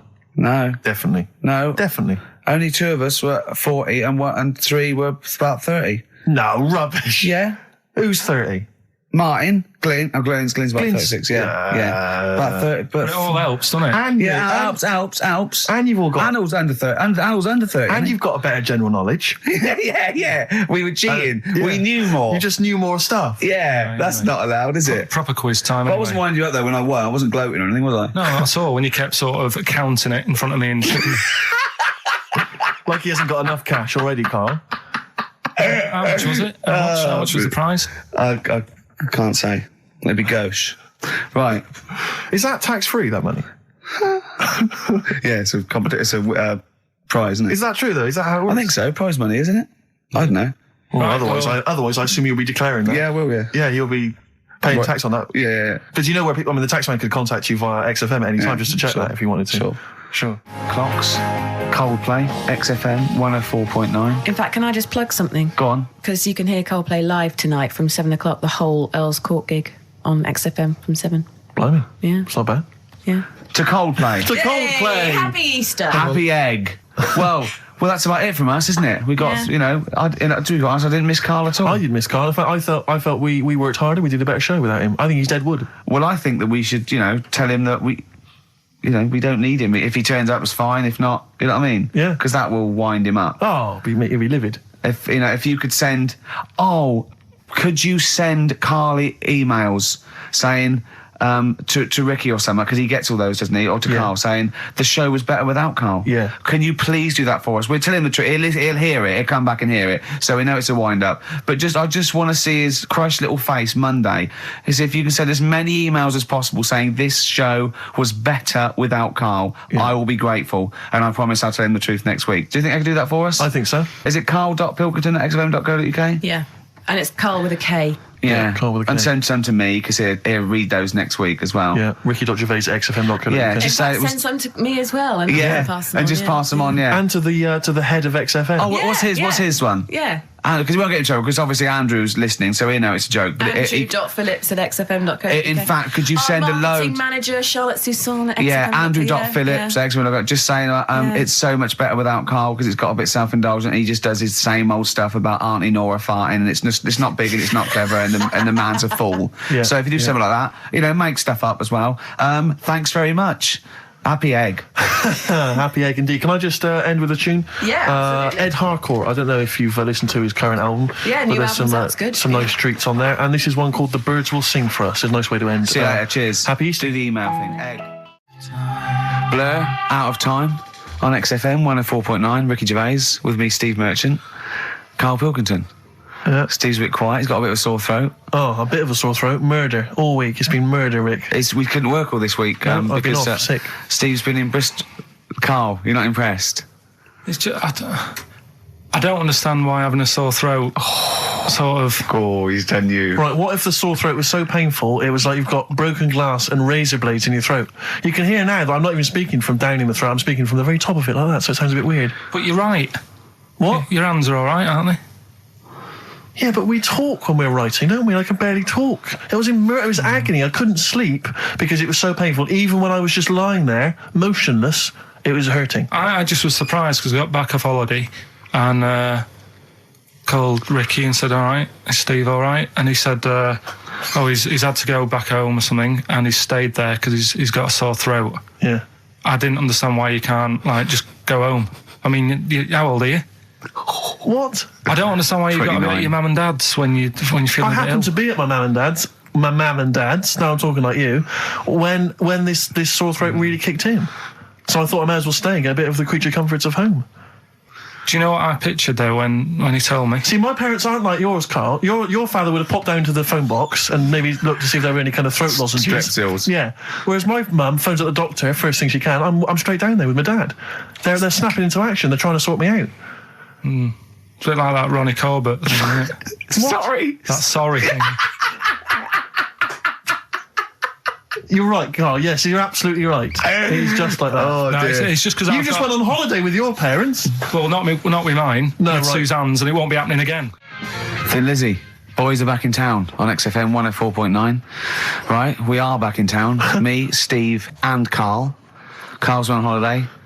Steve's been living with his mother because he had a sore throat. And I've been hobbling around still trying to Do you know what? keep things going. Do you know why I think I was ill? Stress. I genuinely think it was stress. I think I'm beginning. No, I'm analysing it. What do you think of that, Carl? But I'll tell you what it is. Look, think about it though. We live in London. We got the war, the threat of terrorist activity. That's where I live. I'm all right. Next one. We got SARS. One. Yeah, but you can walk to work. I got to travel on the tube. I came in this morning. I saw a Chinaman sneeze. I was terrified. S Club 7. They've split up. I mean, I worry about those sort of people. They're young kids. They're talented guys. I mean, they say they're going to be all right. I'm not sure Tina is. I'm not sure she's got the talent.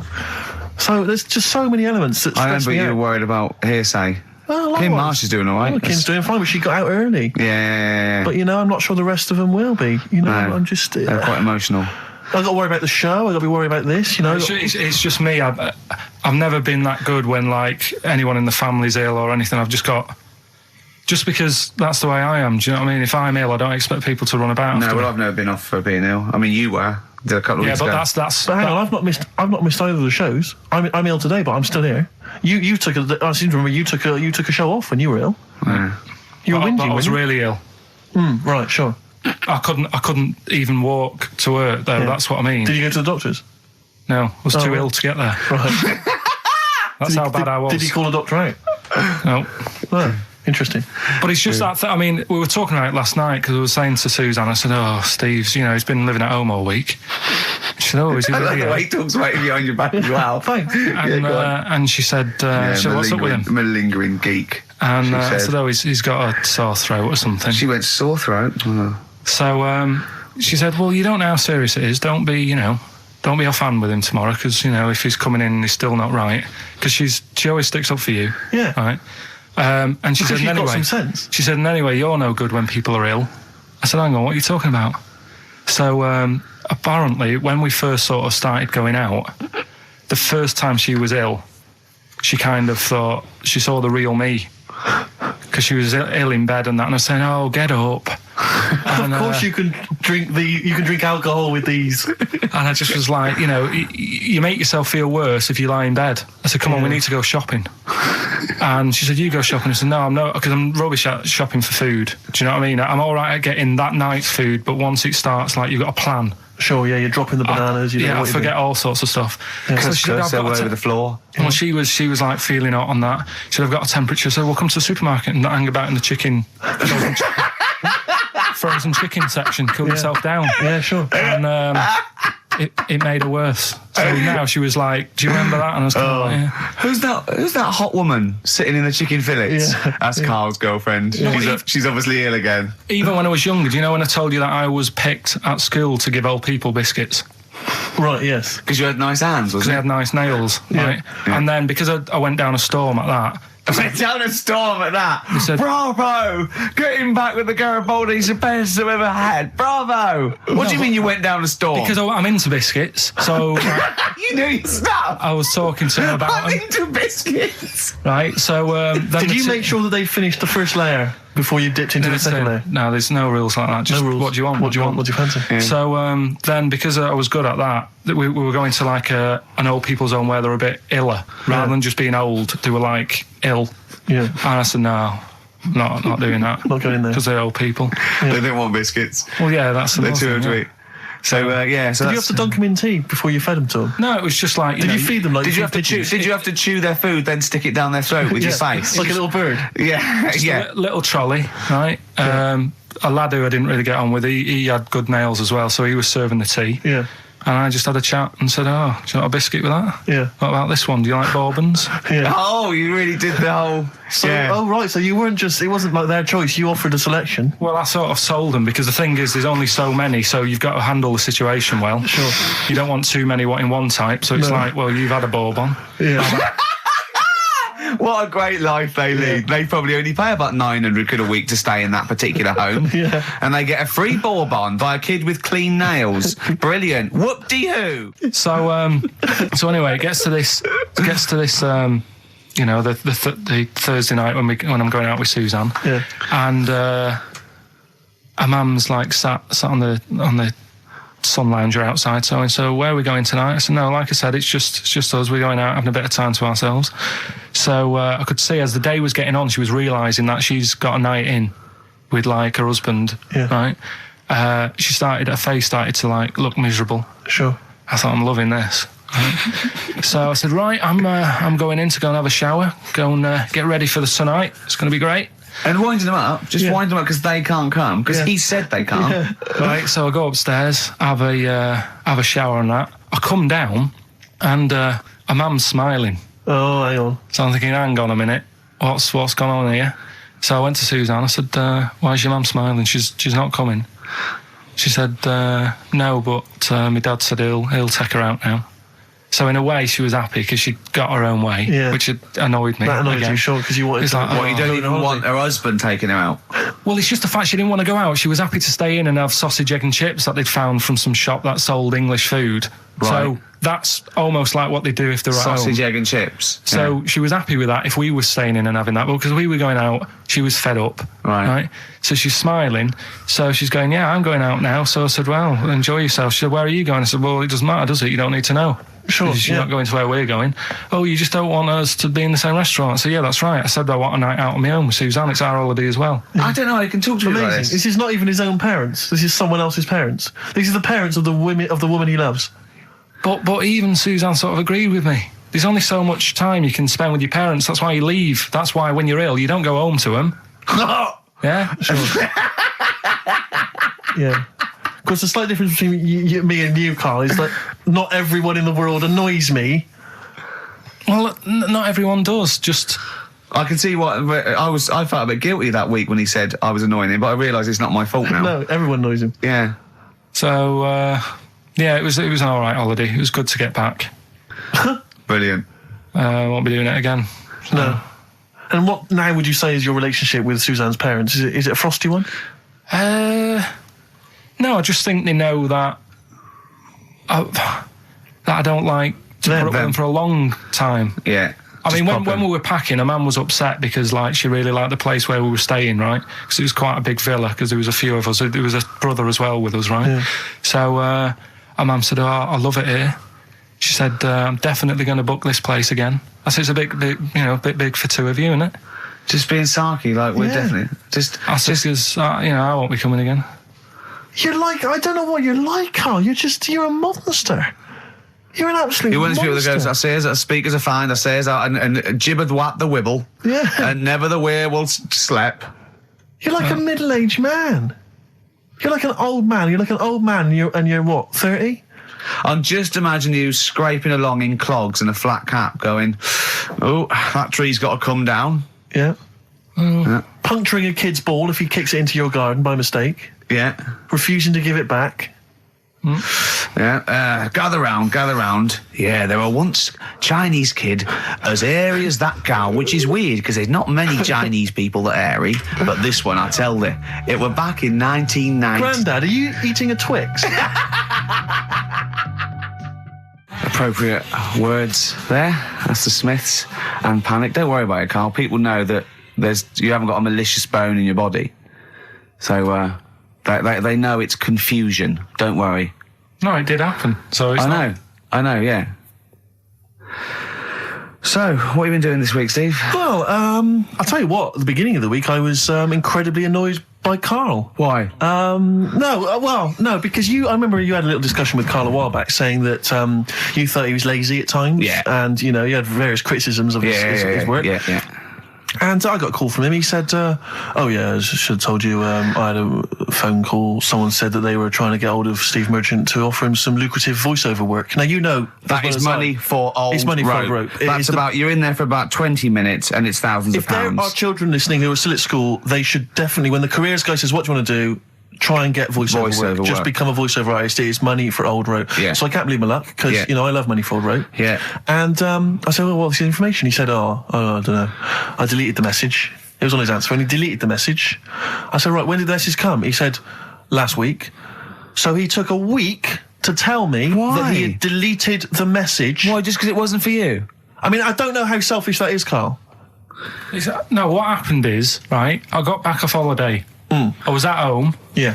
So I called up my voicemail, right, because I can do that. Yeah. Remote access, right, because I've got to know what's going on at work. Of course. Called in, it was still my day off. I was going through the messages. Yes. Heard one from some company saying, we're after Steve Merchant. Yeah. We want him to do some voiceover work. Yeah. Right? I can't remember the name of it, but Thanks. I thought, right, I'll remember to tell Steve. A week later. It doesn't matter, does it? You still got the message, and they What haven't been- message? Yeah, but voiceovers have to be done in the next couple Well, I of didn't days. get the message. All I got was there was a company, I don't remember the name, and they phoned you. They wanted voiceover. How does that help me? There are hundreds of thousands of media companies. I You was didn't take more- down a number. You didn't take down a name. Nothing. I was more puzzled why they'd want you to voice anything. He's having a go. I don't know why. No, but listen to that voice. You must be annoyed. You must be Do you annoyed. wanna- I mean, talk about rubbing salt into the wound. No, but listen to you. Oh, God. I don't know I don't know how you think. I don't know how your mind works. Well, I was thinking there must be a tractor sale on somewhere. What do I care? Hang on a minute. Wait a minute. Wait a minute. The I worm don't has care. turned. I don't care if they want me to advertise, the latest designs in pirate fashion wear. I will do a voiceover because it's money for old rope. I don't care what you think of my voice. Someone was interested. They were offering me money.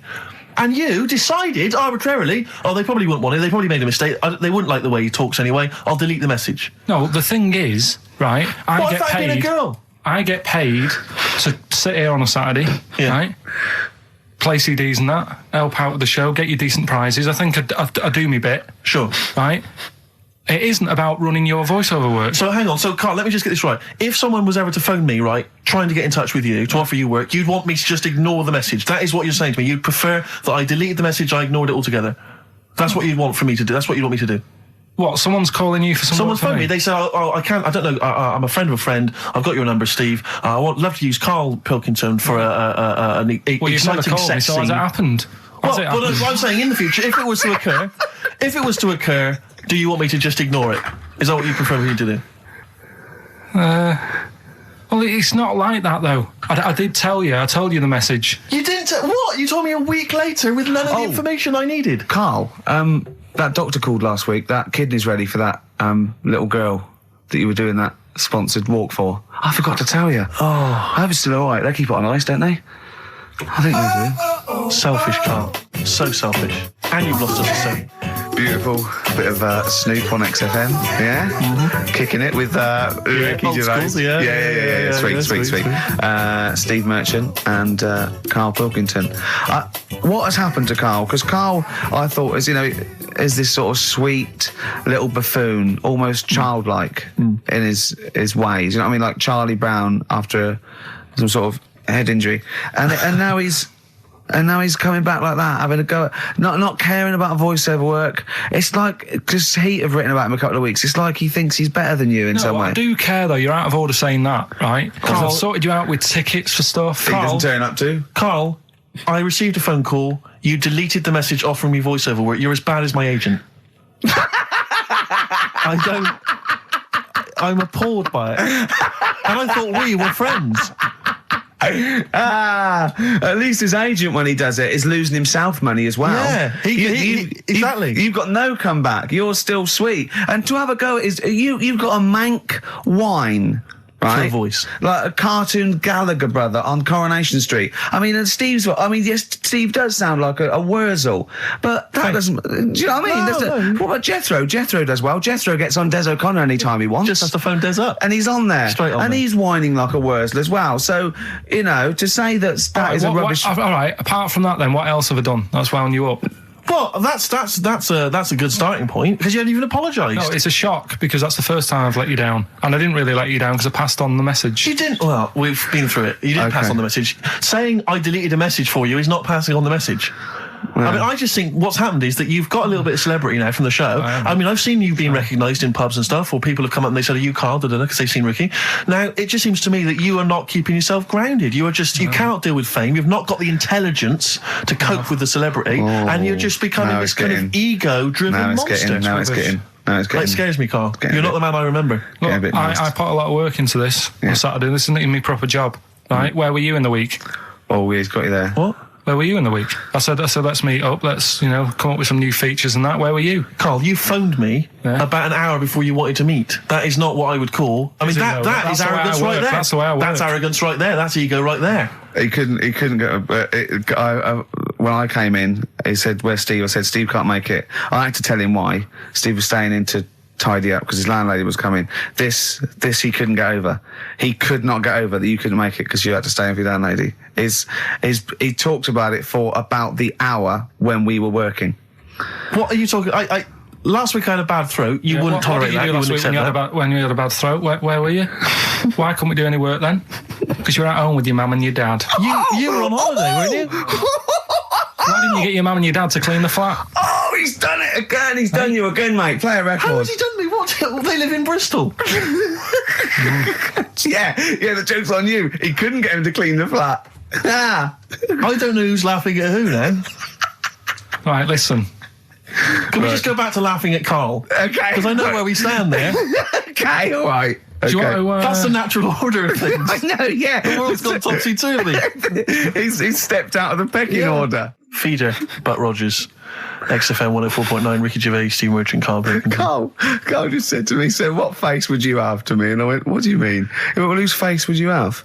And I went, "I don't know, a boy's, so the skin would be regenerated." He went, "Oh, no, it'd be a bit weird." He said, "Oh no, someone famous," and I went, "I don't know." I went, "Whose would you have?" He went, "Barry Sheen."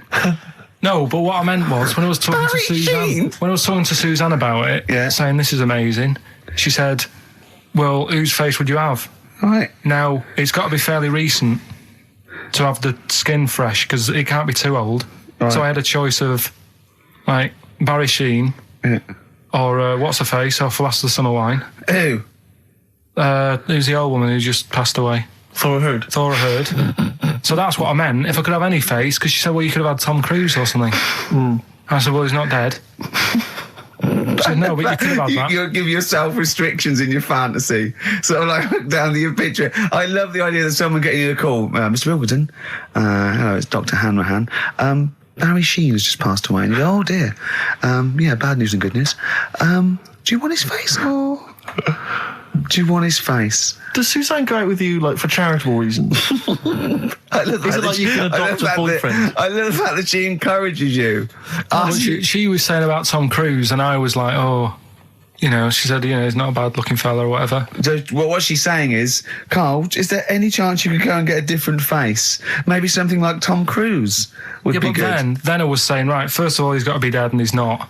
But if he was, and you had that done, would you feel like People looking owe at you on the something? tube. Well, no, like, say if the people who made Mission Impossible said, "Well, we want to do a third one," would I be in my right to say, "Well, I don't want to do it"? I don't know what he's talking about. I don't mean to be offensive, Carl, but your girlfriend could do a lot better than you. I don't know what she's I love thinking. the idea of this whole conversation about you in Tom Cruise's face and then get offered a film. But why does she have conversations like this with you? He was now on last night. He was now on the telly. I love it. What should we talk about? What about getting a new face? Oh dear. That cartoon. If you don't know what Carl looks like, there's a cartoon that was in last week's Heat, isn't it? That I drew. It's on the website. What's it going for now? Bid. I think it's at about £225 at the moment. And what do they have to do to bid for it? Just email in and I'll pass it on to the website people. I know why Heat put it in. It's because the editor, Boyd Hilton, looks a little bit like you, doesn't he? Sort of my ugly brother. He's probably listening and he says nice things about you. Yeah, he can still say nice things, but I bet he knows deep down. You know if you're good looking or not, don't you? I can't believe Come it, on, Steve. I mean, what do you think? This is going crazy now, Carl. I don't know. You're just, the insults are flying left, right, and centre. You've got no limits. You've just gone crazy. You've just gone wild. You're spawning around just because you look like Tom Cruise. I think it's because he's been hanging out with Christian O'Connell. Yeah. And they're both thinking, we're... Couple of media players. Yeah. Too big for their boots. Yeah, not scared. Although he's scared of Christian. No, he's terrified He's scared of Christian in here because he's not allowed to do monkey news. No. Because Christian wants to do it. He's scared of him. I'm not saying that, right? Christian...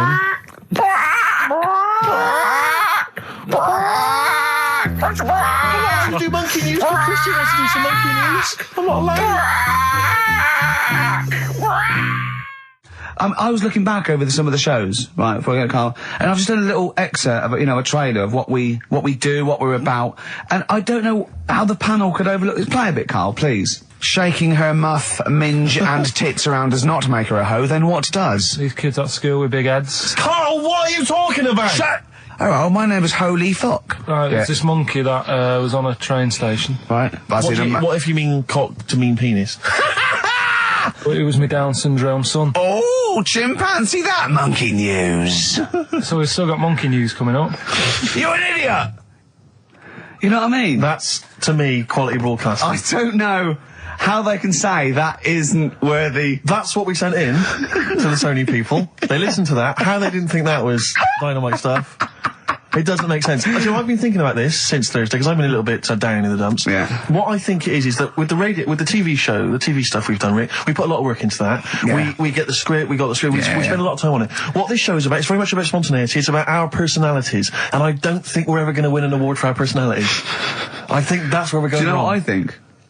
I think that when we're together, we're the auteurs of The Office, and, and we're strong on it, and we're just two, we write it, we direct it, we cast it, we even worry about the font and stuff on the, we do everything. There's a weak link in our midst, I think. On the radio show? Yeah. Right, well, I'm just trying to think what the common factor is, because on the award-winning TV show, it's Bliss You and I. Yeah, I don't know. Well, I'll tell you what, can we play a record and let me think about this, because there must be something There's got to be a factor. that isn't in The Office that's in this, that means that The Office is award-winning, and this is a pile of shite. Brown Sugar by the Rolling Stones on XFM 104.9. I'm Ricky Gervais with Stephen Merchant, and with us, Karl Pilkington, the third member of this team. Me and you do The Office. Award-winning. Yeah, and us three do this show. No awards. Nothing.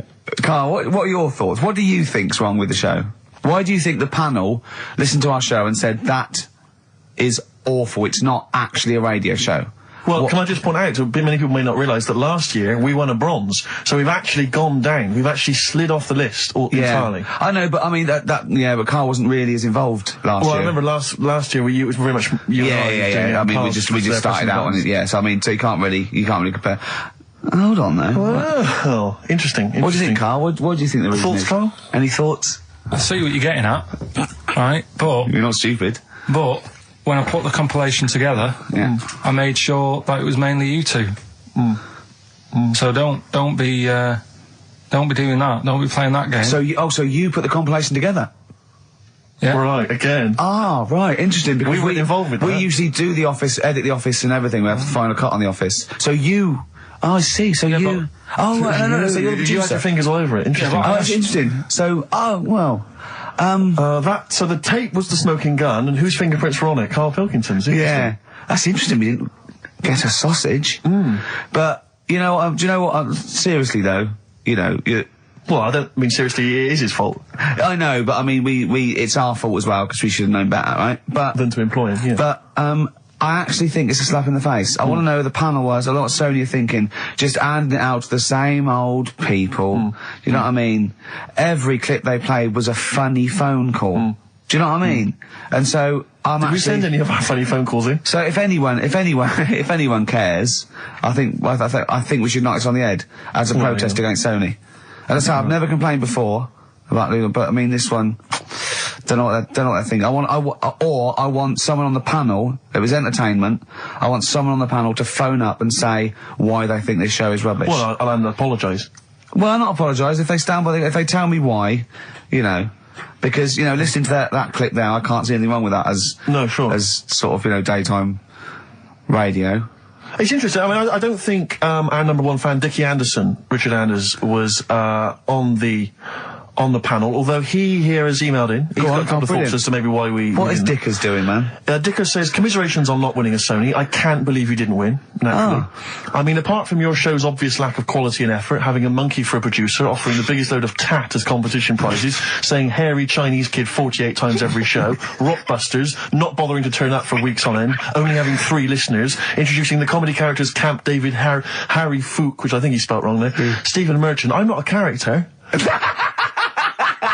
apart from insulting every race, religion, and sexual orientation, bickering like schoolgirls. We haven't done everyone yet. We have not insulted everyone yet.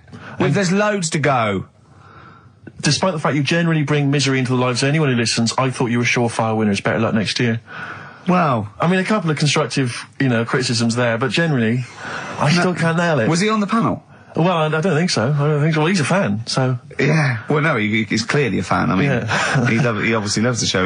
Because he has hit the nail on the head. Oh. Which... Yeah. But, what should we do? Should we give up or should we try harder? That's always my dilemma in life. Sure, yeah. I mean, I've always gone for the first one. Give up? Yeah, why bother? Yeah. If they can't see, just give us the award. Yeah. And then worry about it later and we won't let them down. Yeah. Now they've got blood on their hands. Mm. We're gonna... Yeah. What should we do? Give a couple of months notice? I think so. Okay, well, there you go. I mean, seriously, I think... I'm being serious. I'm not being wacky now. We haven't told Andrew, but... I think we've won our course with this show. Yeah. So let's... Okay, we'll give it a month, and it's because the Sonys didn't give us anything. Play a record. Yeah. There you go. You got to do a bit longer than that. No, we haven't. Got to give a month's notice. No, you got to work till about September if you're going to... No, we haven't. No, we give a month's notice. Whatever they give the money back or something. Well, you give your money back. Yeah, I know. What are you going to spend your 80 quid on? True. By the way, Red Hot Chili Peppers on XFM 104.9. So, a few more shows. And I hope Sony are happy. Mm. They should encourage... we've only been radio, a couple of years. Exactly. You encourage young talent like you. Yeah. Instead of giving it to Radio 1 and Radio 2 and... The old war horses. We just had a quick email. I wonder if you could answer this. It's James from NWL. He says, Ricky, is Karl going to be on this week's show? Please let me know, as I may listen if he's not. Sadly, he is here. I mean, people are already turning against you, Karl, because they've seen what's happened. Yeah. I think they've probly realised that I think we gave you too much. I think we've got a spoiled sort of kid in our hands. It's sort of like, we knew how bad he was, but we were trying to sort of bring him out of his shell a little bit. Yeah. You got to encourage sort of, children like Karl. Well, yeah, exactly. To sort of fend for themselves. Mm. I like the fact that Dickie Anderson had that wonderful rant. It was an articulate email. It was quite long, and he must have typed it immediately. I'm thinking, because he's a fan of the show and he thinks I'm a genius, we need a PA. Sure. Don't we? Yeah. Do you reckon he'd come and work for us? Well, he can't be any worse than what we've already got. I know. So there you go. Then we're giving up radio. We're going to concentrate on television. Karl's going to probably go back to what, your little, just doing your sound. The thing I won a silver for at the Sonys. Funny that, isn't it? Oh, you won a silver, did you? I got a silver, yeah. Oh, yeah. What was that for? doing the proper job that I do here in the week. No, there's two of you for a start. Yeah. Well, there's three of us. Can't even get a bronze. Now who's the weak link? Right. Well, bit weird, isn't it? Let's not argue. We haven't got many shows to do. To be fair though, this show is I think it's more to do with the fact that you talk on this show that has brought us down. Right, I haven't said anything hardly today. No, well, this is an award-winning show potentially. We'll add this one in for next year. If you could just keep stum, we might have a chance. All right. Well, coming up, right? Karl. Let's put it behind us. Okay. Let's draw a line under it. We had a meeting yesterday. We thought we better, for the last few shows, plan it a little bit. And me and Steve came up with a great idea. We're going to offer Karl money to do stuff. Yes. That's the quality of the ideas on this. Yeah. And I brought some money in, little stuff, because we had him showering with our mate Johnny for £1,000 yesterday. Yeah, we just got into a discussion, and then one of us suggested that how much would it cost us to pay you, Karl, to have a shower with another man?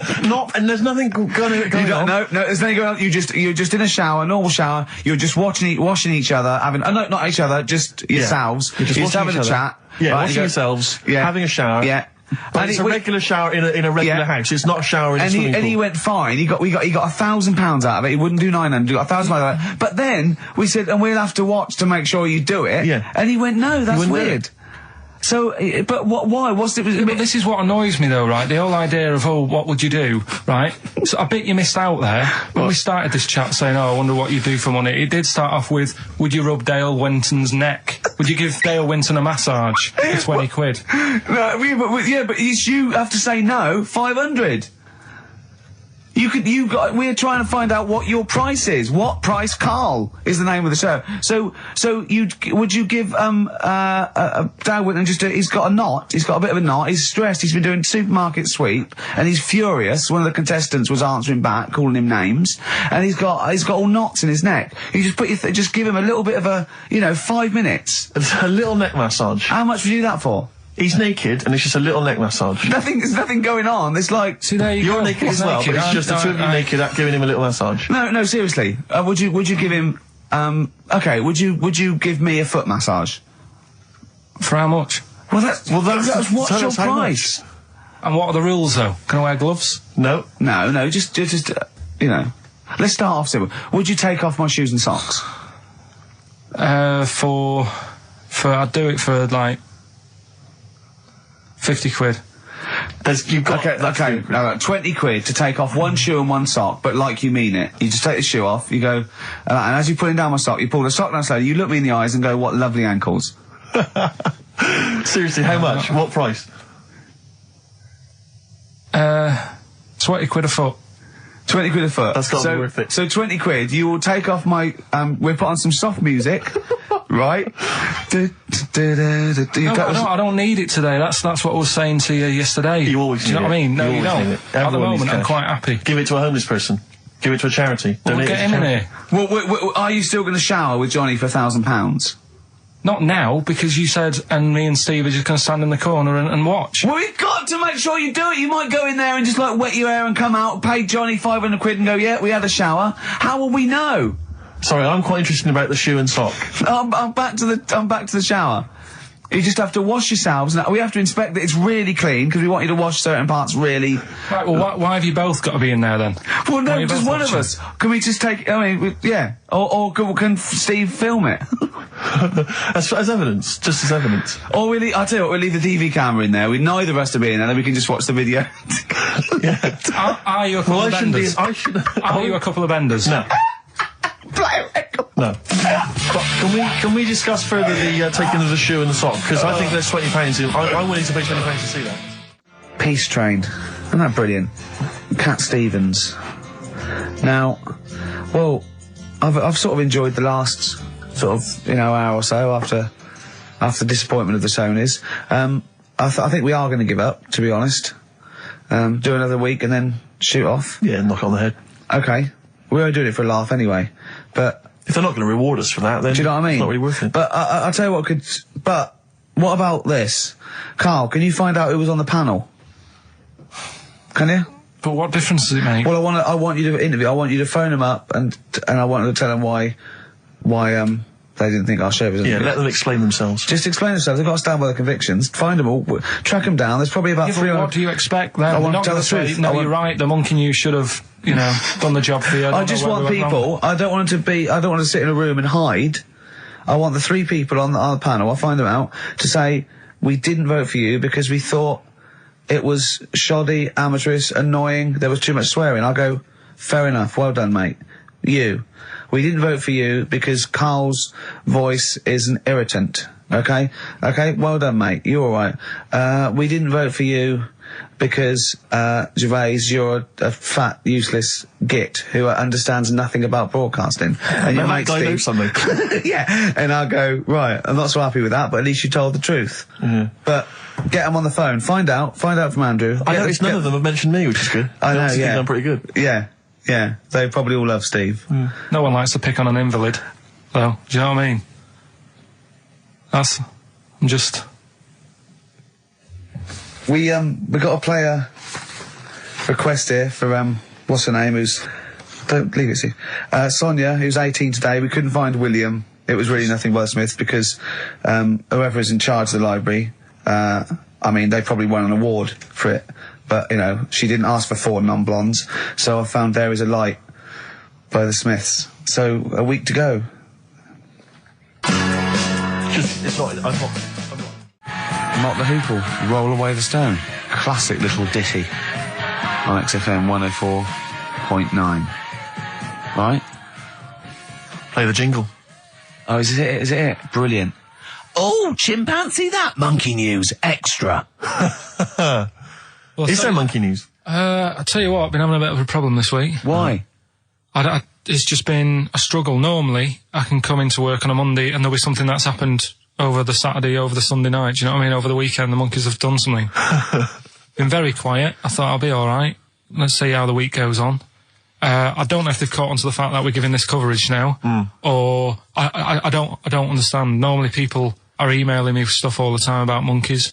Been very quiet week. Been checking. I was looking in books last night and stuff.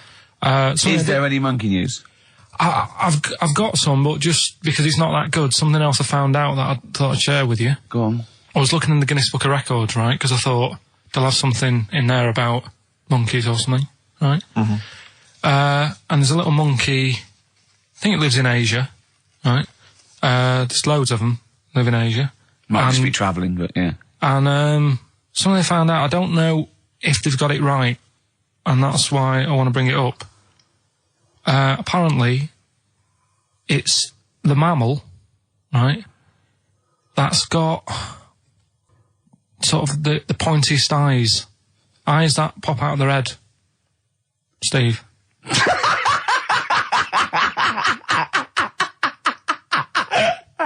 Now, the thing is, right, I thought that's interesting. Yeah. Apparently, it's the biggest with the sort of goggle eye type thing. Right, yeah, go on. Apparently, they come out of their head 1.6 centimetres. 1.6 centimetres? What, you mean they protrude? Yeah, they protrude from the head at 1.6. Okay. What? How long? Have you got a ruler, Rick? 1.6. He's having a go. I'd say I'd be a little bit annoyed if the monkeys beat me. Well, I don't think it has. That's what I'm hoping.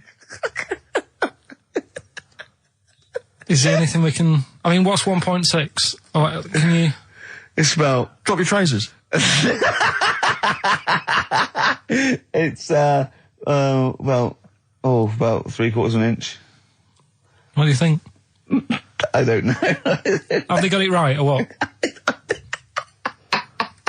Maybe I should come down to Monkey World with you next week. So anyway, that's not the monkey news. That's just something that cropped up. And Sure. I do know once, when we were playing pool in the office, I think Lucy was your partner. Yeah. It was me and Ash versus you and Lucy. And you were having trouble because his glasses kept slipping down. So Lucy pushed his glasses up his nose, but the glasses touched his eye. Do you remember that? Yeah.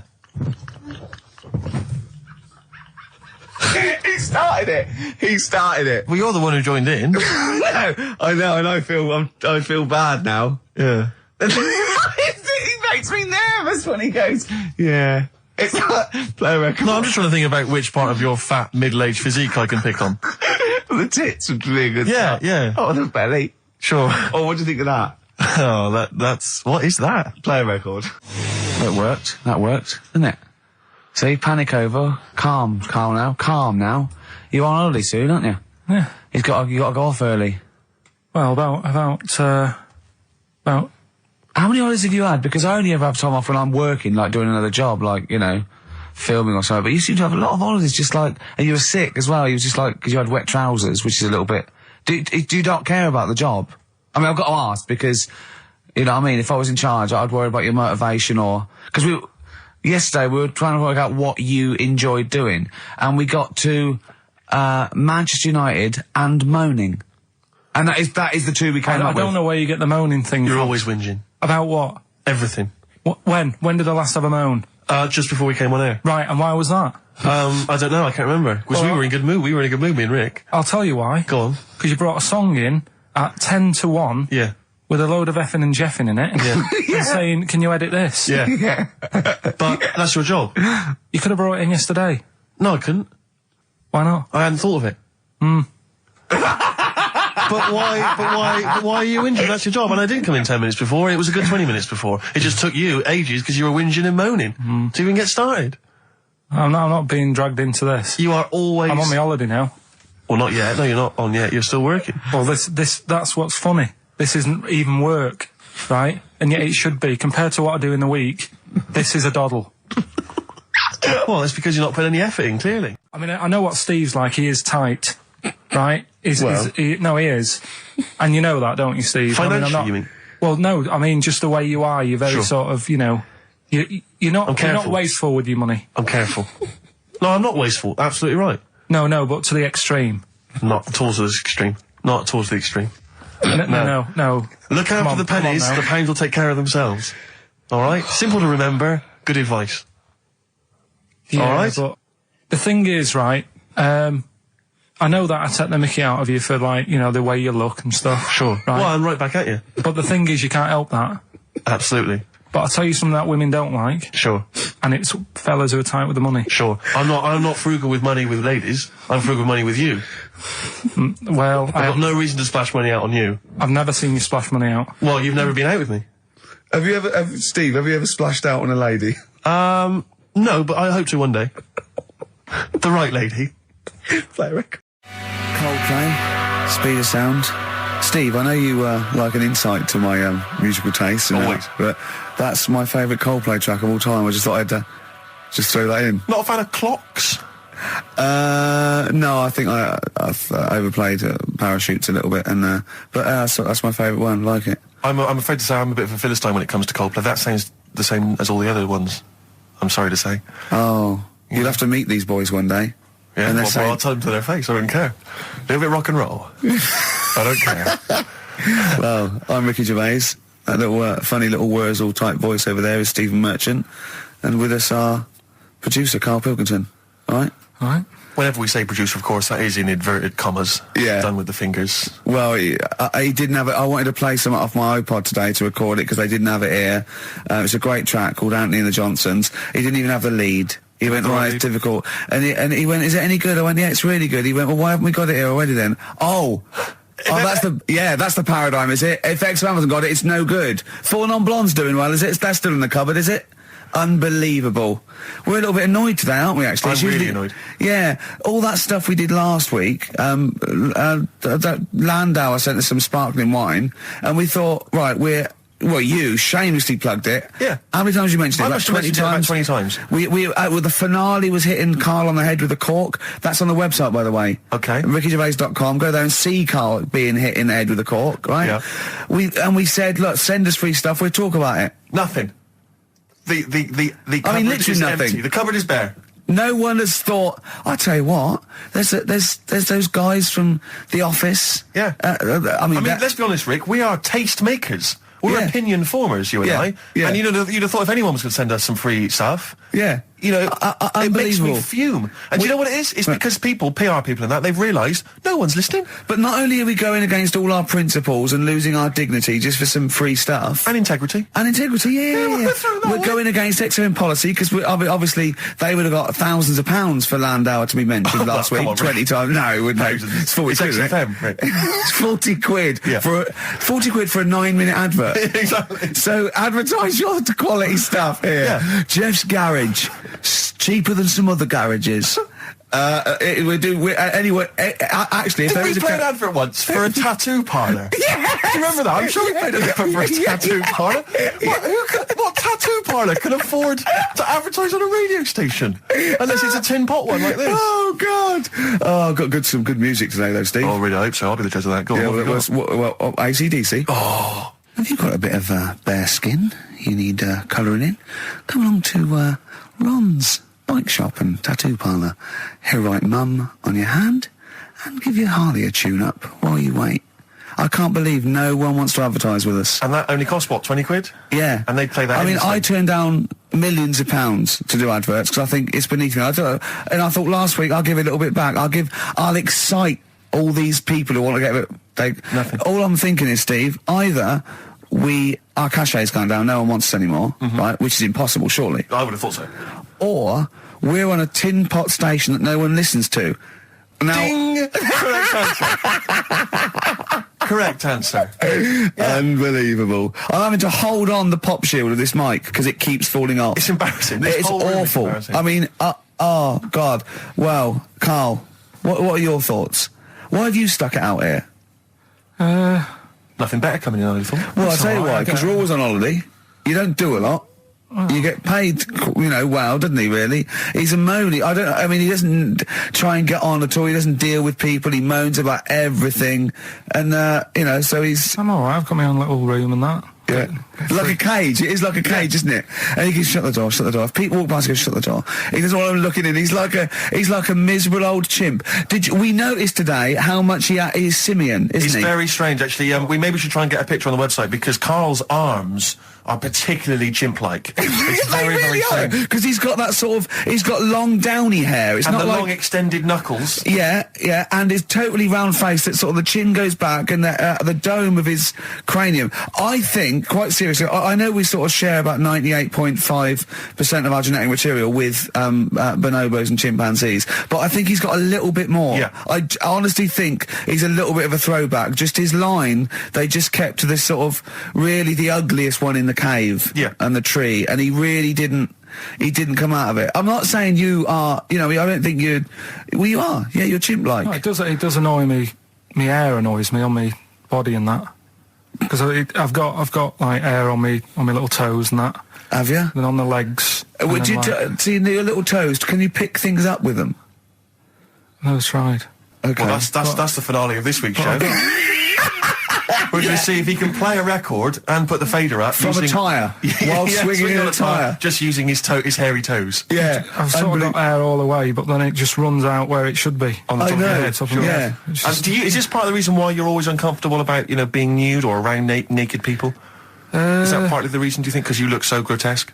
Well, when I'm on holiday, I don't really like wandering about without a top on unless, like, it's a quiet beach or whatever. Sure. So what would you normally wear? Need. Shirt I just and have tie? like a nice sort of light, summery, sort of linen shirt, maybe, just a few top buttons open. Yeah. But I don't like... The naked body isn't that nice anyway, is it? You know what I mean? Whatever it is, if you're a cat and you're shaved, you don't look that nice. Do you know what I mean? But with I think you'll find a cat is naked even with its fur on. Cats don't wear clothes. No, but what I mean is, a bald cat isn't that good. You know, it does me head in that I'm bald. I'm not, I wish if I could have hair, it would be nice, but that's life. Would you innit? prefer animals to wear clothes like Mickey Mouse does? Or Goofy? You know that I don't like nudist and all that. We've done it. But don't you think sometimes you could sort of like maybe fancify a little bit, like if there was such a thing as an ape salon, and there isn't, Karl. There isn't, right? Would you give a orangutan a trim, maybe sort of his hair? Because some of those look like they're going bald, but they've got a comb over, They don't should they? just have a shave.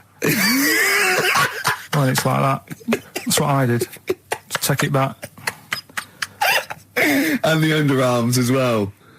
Yeah, they've really got a lot of underarm hair. Even the women ones. Really? Yeah. That's disgusting. I know. I don't know. I don't even know why they breed.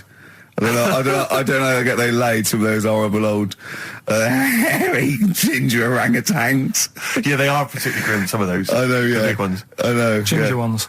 Yeah. They can't be happy, can they? What is that? Where did that happen, the ginger thing? Why do people give them, like, a hard time and that? Well, you just gave them a hard time then, so why did you do it? You were just buying in, were you, to people do sort of give... I don't understand why, but ginger people get quite a bit of stick, and I've never understood it. No, well, it's just, I don't know why. I They don't do, know. though, don't they? I don't know. It might be historical. It might have been because... I'm sure they don't everywhere in the world. I'm sure it's probably... No, they are. They're always... I've said to you about even, like, ginger cats, they're always fat, because they're sort of sick of it, probably. Wait, what do you mean? Ginger cats, what do you mean? Well, when you see a ginger cat... They've been eating, like, because they're 'cause upset, fed up and they've been that. bullied. You never and things. see, like, a thin, happy ginger cat running about. It's always overweight and looking a bit fed up. It's just a good point, isn't it? I wouldn't say it's a good point, Karl. It's a point. So last week, the Chinese don't age well. Now, anything ginger, including cats, are sick of it. No, but I'm just saying... Are I you don't- ginger? Would you like to take issue with any of Karl's points? 83 I know a few XFM is the ginger- text. You can text us. Maybe you've seen a thin ginger cat. I'm not having a go, though. That's what I'm saying. I'm just saying it's weird how people give them a hard time. And it's if I could have hair, I'd go for ginger hair rather than being bald. Really?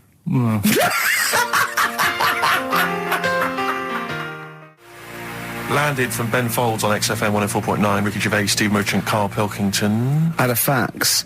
Never mind champagne and freebies like that. Forget that. We're not doing that anymore. It didn't work, okay? But we are still in demand. Got a fax here, right? So a guy says, I produce a programme for the BAS scientists, right? Wintering in Antarctica. Now, what this bloke is saying is there are scientists, right, researching in Antarctica, and they're already locked away and sort of like out of touch because they can't get to them, right? But they're soon going to be living in 24-hour darkness because through the midsummer here, it's darkness for 24 hours for like 3 months, and they're totally cut off, and he's trying to get some stuff together, and he wants us to record a message, and it said every year they choose a celebrity to do something, a message of their choice. They had Rolf Harris, David Attenborough, Jonathan Ross. This year, Ricky is the popular choice. So I'm up there with Rolf Harris, David Attenborough and Jonathan Ross in terms of the vote amongst some scientists stuck in a hut in Antarctica for 3 months. I think they just got cabin fever. So that's another poll. So that's another poll I've won. A British Antarctic scientist in a hut poll. If I was trapped in a little room with several other men for 3 months of pitch darkness, sexist. Or indeed women. Yeah. I can't imagine why I'd ever want a message from Rolf Harris. Why would Rolf? I mean, David Attenborough, fascinating. Well, I Jonathan assume Ross it is it's the animal. I assume they're researching penguins or something, aren't they? If they're stuck there, or maybe But what's that got to do with seismic Rolf? activity, or maybe polar shift. I don't know. Possibly if he were researching kangaroos. Yeah. Strange He knows Antarctic. about all animals, doesn't he? You can take him a budgie with a broken wing and he'll sort it out. Or he knows a man who does. Sure. He can, he'll sort that out for you. And he'll do a picture of it. Yeah. While you wait. Yeah. So, but anyway, I thought they want a 5-minute message. We can do better than that. Let's dedicate the whole show to them, Steve. Okay, what? Dedicate the whole show to them. What was it? Trouble with my diction? A little bit. I'm just thinking again, we've got to slow down because these guys are there, they're working, they're busy. They used to speaking eloquent Yeah, English. exactly. They were used to talking to intelligent, educated people. Yeah. So Karl should be something of a surprise to them. I imagine they'll just flood back early and come back to study him. So this is this show is dedicated to all you I know nothing about them. I don't know how many there are. I know they're just, as I say, in a hut somewhere, presumably with a laptop, drinking hot chocolate out of steel mugs with... Just looking up porn. Well, they're not on the internet, are they? Oh, are they not? Well, no, What's there's no the phone laptop? line. Well, how do they charge up the laptop when it runs out? Well, they've probably got generators. They must have other stuff. They got a telly and that, haven't they? Of course they haven't. No, for DVDs and things. Well, they could probably have a DVD player that would run off a generator and stuff, so they can play. I don't know what we're giving this on CD or something, but and what are they? how can that enhance your life though? That you like 2 months has gone, you've sat there, you're chewing Kendall mint cake and just looking around at white walls, right, thinking that the Thing's going to come in any minute and put you out of your misery, right? And you go, all right, lads, it's here. What? A 5-minute message from Ricky Gervais. Yeah. Who? The fella from The Office? Oh, yeah. Go on. I mean, so Yeah. I don't know how I can enhance. I mean, I go mental. One of them's going, I voted for Ricky Martin. What? Yeah. But I don't understand what they're researching. You say penguins, but that's just a Well, I'm hypothesis. assuming that because it's Antarctica, where the penguins live. Is there anything else there? What else is going on? There's There's a lot of presumably climate differences and... Well, yeah, because it's atmosphere a changes and land so on. mass, isn't it? Arctic's just on ice, and Antarctica is actually a continent. It's a land mass, so there's stuff there. But presumably not in the winter. I imagine it's like 10 foot of snow, and really not a lot happening. Sure. I don't know what they're researching. It could be astronomy, as I say. It could be some sort of seismic thing. It could be just testing polar melting. It could be penguins. I've no idea. I haven't got the information. I don't think they want us to go into what they're doing. I suppose they already know, yeah. They probably want to know what's happening in the world well, we've got the man here. That's an interminable 5 minutes for them. We've already wasted that 5 minutes. They're going to put it on excited to hear from you, and they've just got 5 minutes of us But hold discussing on, what though. they might be doing. What I'm worried about is this bit. Well, for these 10 people there, we've just annoyed the 200 listeners we've got. Because they're thinking, what's in this for me? Well, we'll have fun along the way, and what I think we're doing, they've been stuck there, as I say, they're out of touch, they don't know what's happening, so Karl Pilkington is the man.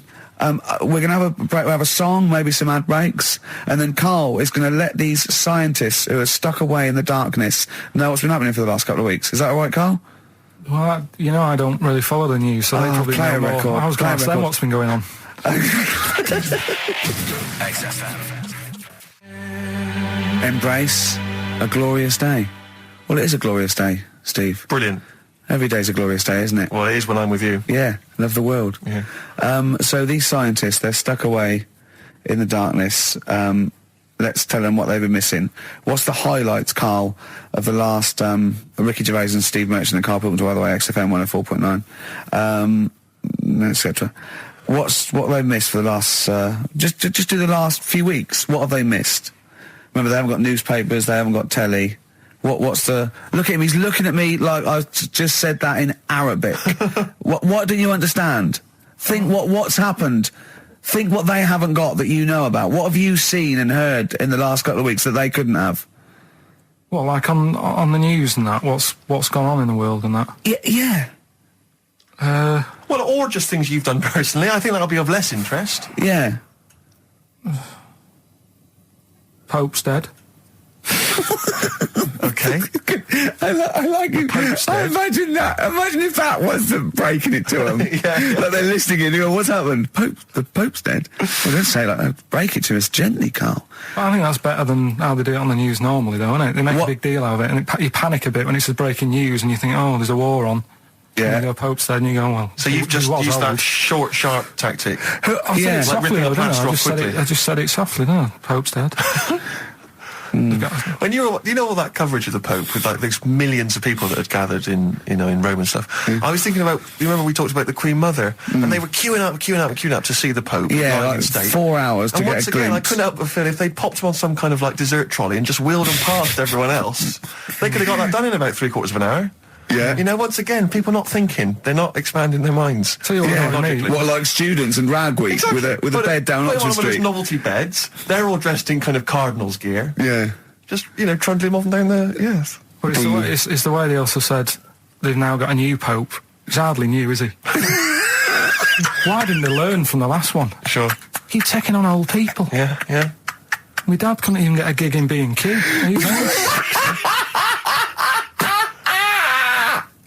Oh God! So who have we offended? I mean, the thing is, it's clever because soon our offensiveness isn't going to be sort of like we're feeling about offending something. It's going to be like we're going to be living with Salman Rushdie. Yeah. Do you know what I mean? The things. I mean, that's pretty.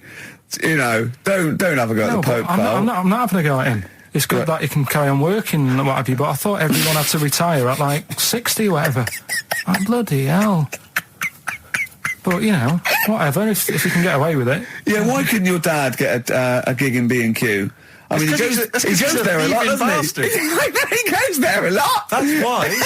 If you're just joining us for this one-off show because you're trapped in a bunker somewhere in the Antarctic, you should know this of Carl's dad. He's a thief. He steals things, and we've openly discussed this before. He steals this from other elderly ladies and elderly people. Perhaps. He's not living in like this area. Raffles, though. He doesn't go into their house. He's not a gentleman thief. No, what's it? Don't people put? Let's put this in context. He's not a villain, but sometimes when people leave groceries lying around in a public telephone box. No, what it was, where they live now, they've retired, right? They've moved. I won't say where they are, but somewhere quiet, right? And it's so quiet. It's not a witness relocation protection scheme. But because there's only about 8 people live in this village, it's not worth like the like corner shops. There's only staying open. 8 people living in the village. It's quiet. The It is village quiet. of the damned. So anyway, rather than keep the shop open, you're meant to call up and go, all right, Harry, I need some milk today. Right. And they stick it in a phone box outside in the shop, and my dad found that out. So when he's been out, just stop off at the phone box, have a look at what's left lying around. Yeah. But of the 8, there's 8 people in the village. My attention would be instantly drawn to the dodgy Manc fella. I mean, do you know what I mean? It seems, in Manchester you can probably get away with this, there's a lot of scum up there, but down in this little village, you got little Miss Marple type and a little, country policeman. He's stopped doing it now. Has he? Stopped doing it, yeah. Cleaned up his act. Yeah. Yeah. Good, alright, so with the Pope's dead, any other big news? There was that thing I told you about last week, the foot-long spider eats chicken. What does this mean to them? They're going to think that the world's been taken over by them. It's not like this But We're not going back. There's a foot-long spider on the loose. Are these people bright, though? Well, let's have a look. Antarctic scientists. Yeah, they've probably got an O level or two. You're looking at penguins all day. Yeah. So how bright have you got to be? What do you mean? Well, what are they doing? Well, I don't know, do I? But they've been chosen. There's probably cost millions of pounds to set them up there. Oh, Carl. I'd say this is like, for scientists, this is like Big Brother. Do you know what I mean? This is like a big dinner. Scientists there watching this, finding out what's going to go on. There's little challenges that they give them, little tasks. It's like Celebrity Love Island without the sun and slappers. Go on. I think what else has gone on? Well, while you're thinking, Carl, I should just tell you now, you threw that question out earlier, why are ginger people historically mocked? We've had a couple of responses on the text, 83XFM. Again, as ever with XFM listeners, don't believe what they say, don't trust what they say. But one of them... have we got any respect for anyone in the world? I'll get back to you. Pete in Tooting, now, again, I think this is nonsense. He claims that the reason ginger people are disliked is because Judas was ginger. From the Bible.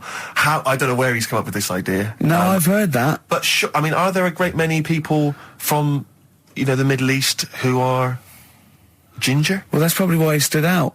Sure. And he was probably fed up, and he thought, I'll get him back. Yeah. Maybe...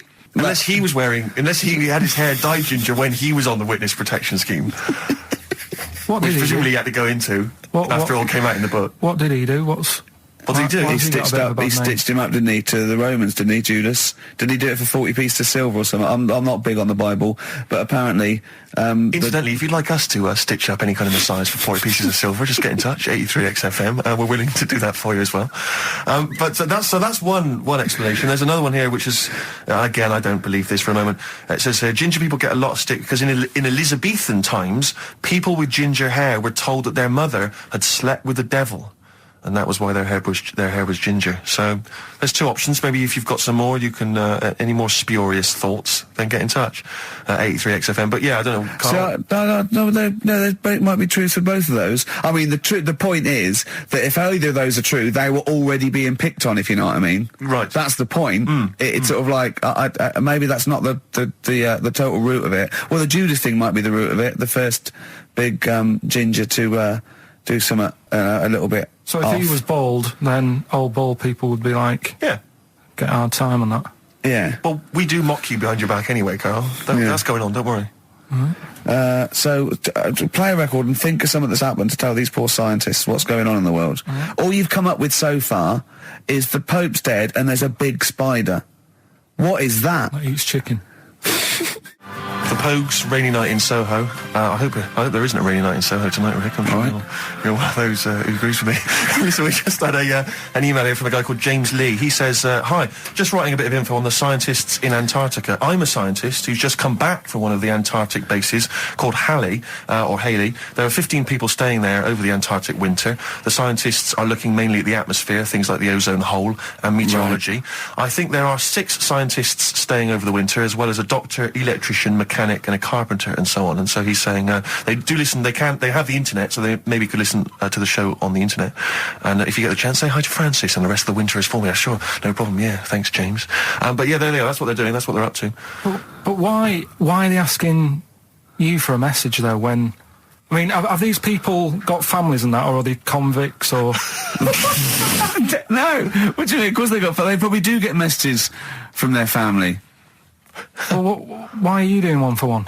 Is that, I mean, do you know, like you see it in, like, Porridge and stuff like that, where if someone's in prison and no one visits them, and they sort of look a bit fed up and that, is this message that you're doing for like, people who don't get a letter in the post from... Brilliant.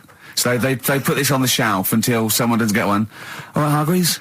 Yes, sir, I didn't get a message today, sir. Yeah, I've got a message, Hargreaves. I've what, sir? Hargreaves, you have got a message. Really, sir? From Ricky Gervais. Really, sir? And they give it... Don't talk, please. There are scientists listening. Try to keep the talking shit down to a minimum today. What's annoying me is, right, they're saying this stuck over there for months, but it seems to me like they're wasting a lot of time. Right? Why? Well, you're saying they probably watch DVDs. They're saying they've got internet access. Yeah. Yeah? Well, I'm wrong. Listening to messages, get Yeah. the job done and go home. Well, Do it in a week. well, then we don't have to tell them anything then, because they listen to the internet. If they've got the internet, then, yeah, it's a waste of time. Good point. Play a record. Well, hang on, before that, here's a good point. You've had a long time to research what's been going on in the world. We just had an email here from Nicholas who says, why haven't you told them about the recent pig Olympics that just went on in China? You've missed that one, Carl, once again. Who won? XFM. First of the gang to die, Morrissey, XFM 104.9. I'm Ricky Gervais with me, Steve Merchant and Karl Pilkington. Well, Karl, you failed miserably. The scientists stuck away. Right, one more chance. What's happened in the last couple of weeks? Just one more chance to... What have you seen in the last couple of weeks? Well, like I say, I don't really watch the news and that, so Right. I can't tell them about that. But in a way, I think they're better off not knowing. I think that's the only good thing about being out there, isn't it? Not knowing about the bad stuff going on. Yeah. So I can't help them there. They don't need to look at the weather, do they? No, don't you know? No. But tell you about the Pope and that. Yeah, pretty extensive. What about the EU Constitution and the no votes? What do you make of that? What are your views? What's the problem there? Oh, this isn't. No, but it's better This isn't not knowing. broadcasting, It's though, better is not it? This is knowing. nothing. Come up with something. Well, the fat Talk. baby then, the fat baby that they found, that was on the telly. Right. Well, what was that? It's just a little fat baby. That, Oh, for I don't know, it's just a little fat kid and that. what? Tell what? It was What on is? the telly, it was on the telly and But that. what was on the telly? You just said fat baby, fat baby, fat baby, fat baby on telly, fat baby on telly. You're meant to be telling them what's happened in the world. Tell me about the fat baby on telly. It's just they've found some, there's this illness called Momo, right? And they've just got this woman had a kid. It's really sad. It was on Channel 4 and that, right? And kid's born. You sure it wasn't Jimmy Carr? Kid's born and that, right? Momo? It's called Momo, Isn't that yeah. that Black Music Award? No, right, little fat baby and that. And there's only 3 of them in the world. These little fat babies. Right. And So one of them... they're in danger. How fat? Are you not telling? What do you mean? How fat are they? 6 stone it was only 2. And there's 3 of them in the world, and there was this one, and there was one in Brazil. Are they like endangered? Is that the problem? Because there's only 3 of them in the world. I'll be worried. Is it like a conservation campaign? They're hunted for their flesh. No, it's sad. If you, I know it's easy to You shouldn't joke and laugh, that, but but if you you've could make seen an it, you'd interesting go, oh, it's a handbag. bit sad and that. Well, I haven't seen it, and I know nothing about it. Well, I've told you, there's 3 of them in the world. Okay, what else was on telly? Something I watched the other night, that was good. Again, you know how I learn stuff from the telly. I don't watch the news. There was this Yeah, well, thing you don't about- learn stuff from the telly. You Yeah, know, I'll tell you what, though. you told us there's a fat baby in the world. Forget about them There's in- a spider eats chickens, and there was a fat kid. That's All right, forget them in Iceland, right? Yeah. We'll give them Rockbusters later to do, right? Iceland. But what's the name? I tell you what is interesting, Steve. What? I didn't know that much about it. Autism. Oh, good. With some more entertaining stuff on XFM 104.9 just to cheer up people. Go on, and what? Go on. No, right. Have you heard about it, Steve? What it is? Autism? Yeah, well, It autism. scares me to death when he comes up, when he touches on a serious subject. We've been talking about wheeling a dead pope round, the Chinese don't age well, and ginger people are hated. And now didn't we're say going that. to touch on a really, I mean, No, I said- my heart's in my throat. Go Yeah, on, I Carl, said- then I tell said me, the little tell fat me your baby. insights to autism. Right, well, there was this, again, Channel 4 coming up with some good stuff at the moment, right? It might have been Channel 5. But what's the name? It It's was the attention span I like. Ah. these people who, they've got like this autism thing going on. Yeah. And they sort of take in a lot of information. They get sort of they get so into it that they know everything about that subject and what have you, right? And there was this lad who, he knew everything, right, about EastEnders. Right. He sort of, the cameraman was saying to him, so, you know, why EastEnders and that? And he said, oh, I don't know, I just like it. And he said, I remember when I first watched it was a Thursday, it was 5 to 8, Pauline Fowler walked in, she had a pink jumper on, she said, all right, love. And he remembers everything from that moment on. Yeah. Right, and everything, which is great, but then the way the programme was making out, it was almost like they were saying it's a disability. Right. When in a way, it's more like a superpower. Sure. Like Rain Man. But if you can take It's it, Rain Man. No, I'm he not. has special autistic powers. Oh God! We must send for Rain Man. I don't know what to do. So I don't know what to do. So he would be a But great there's contestant other on Mastermind. things. So if autistic Sorry. Mastermind, he'd be Well, what I'm dynamite. saying is, don't be watching EastEnders though. Sort of, why didn't they give him an encyclopedia and say, get into that? Sure. That'll be useful. Yeah. Keep him away from EastEnders. Wasting his time there. But I don't think it is a disability. No. Yeah, I there always- are other things, and they're not. It's also autism is a matter of degrees. From what I know, and I'm sorry to have to do this, but I feel that I have to at least be the voice of reason, as ill-educated as I am on the subject. But I think there's degrees of autism. I think some are higher performance than others. There's other issues with it. It's not they're just got good memories. They don't go around doing tricks for people because they can remember stuff. There are other issues with it. Do you know what I mean? Right, well, I mean, they seemed a bit... But you watched the programme. What did you learn? That he knows when Pauline Fowler came in. Yeah, I mean, there was other bits where they couldn't control their emotions and stuff.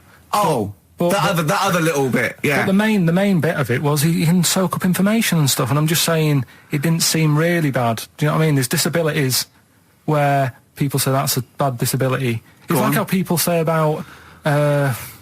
This is I don't brilliant. know. This is just like this is amazing to be in a room with this man. It's incredible. You just wind him up and listen to what comes out. And I'm going to sit back now. I'm not going to defend you or explain anything. Just go on and tell me about the other disabilities that are worse. What I mean is how people can sometimes easily get mixed up. How people are scared of like a cyclop. When at the end of the day, he's got a disability.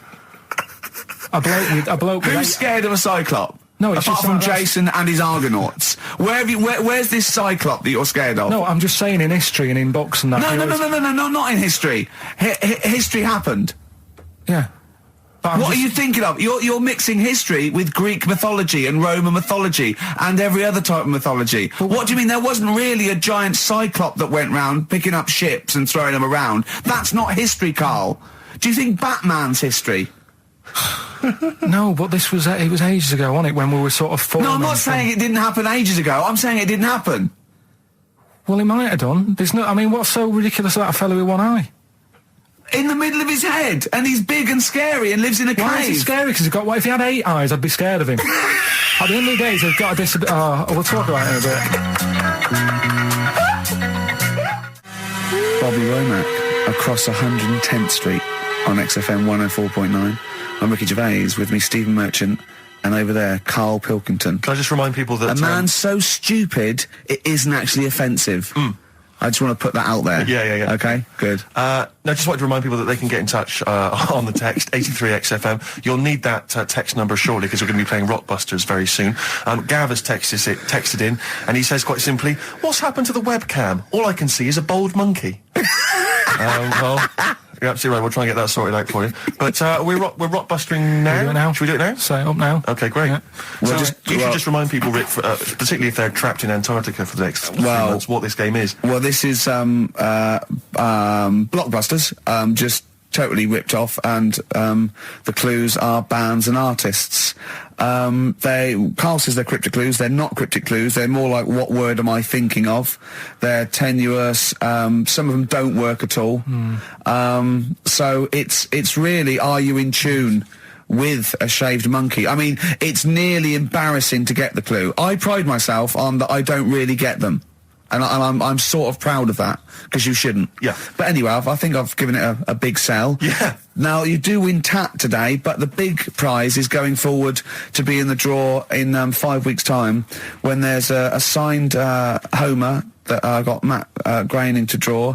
If you go to rickygervais.com, you can see him drawing it. It's an original. Well, if they want to see it, they can go to xfm.co.uk/Ricky, and it's actually... Just click on it, you can have a look at it. Oh, you can see all the pictures there, can't you? There's also a signed Nigel Tufnell poster, and us three as Flanimals. But there's a little actually video clip. I was on rickygervais.com. You can actually see Matt Groening drawing it. Well, those prizes are the ones the big prizes you can win in 5 weeks' time if you get to the grand final. In the meantime, it's the usual selection of mediocre gifts which will be given away. That we found in a drawer that people have sent us to give away. First up, we've got I think most people agree, the mediocre John Travolta film Ladder 49, which I think barely made it into cinemas over here. No. We've also got on DVD. And we're giving that away. We're giving that away. Brilliant. On DVD, the TV series Grumpy Old Men, which I think is repeated every single night on BBC Two. Oh, and that's free as well, is it? Yeah, that's free. Oh, okay. We've got the complete third series of Alias. Great gift, only if you've seen the previous 2 seasons. So,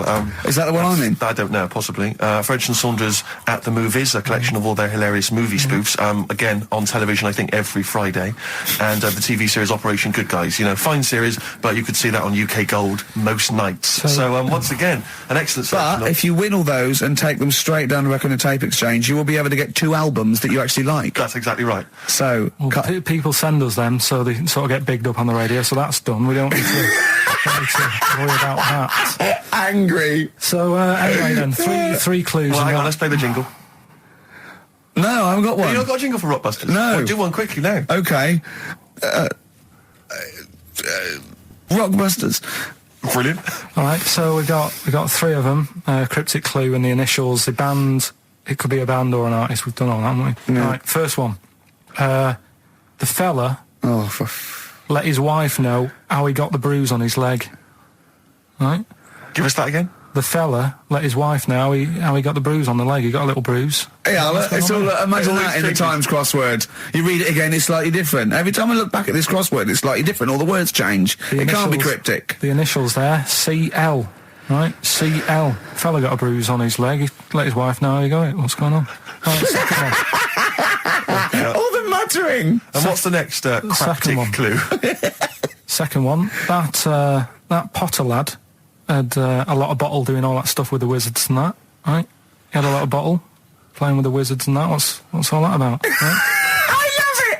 He always says, "What's all that about?" TB there, band or artist. The initials TB. That Potter lad. He's got a lot of bottle doing all that stuff with the wizards. Right? And the third one. The Buddhists won't be able to get in their temple without these. What do they need? Right? The Buddhists won't be able to get in their temple without these. The initials TM. Right? 83936 is the text number. We don't want to receive emails from this because we can't be bothered. So just a quick text. Make sure you include all 3 answers. We're not interested unless you've only got. You need to get all 3. Yeah. But the winner may only get 2. But it's the first one with the most right answers. Yeah. And if that wins all those DVDs. Alias is a box set, to be fair. That's pretty good prize, that one. Oh, you could probably get two CDs when you take that down to Record Tape Exchange. Just and you don't need to see the first 2 seasons because you won't know what's happening anyway. Oh, okay, fine. I'm excited to think that there's some people now in Antarctica just scrabbling around to get a pen, just trying to figure them out. They'll probably stew on that for the next 2 months. XFM. Forward Inc.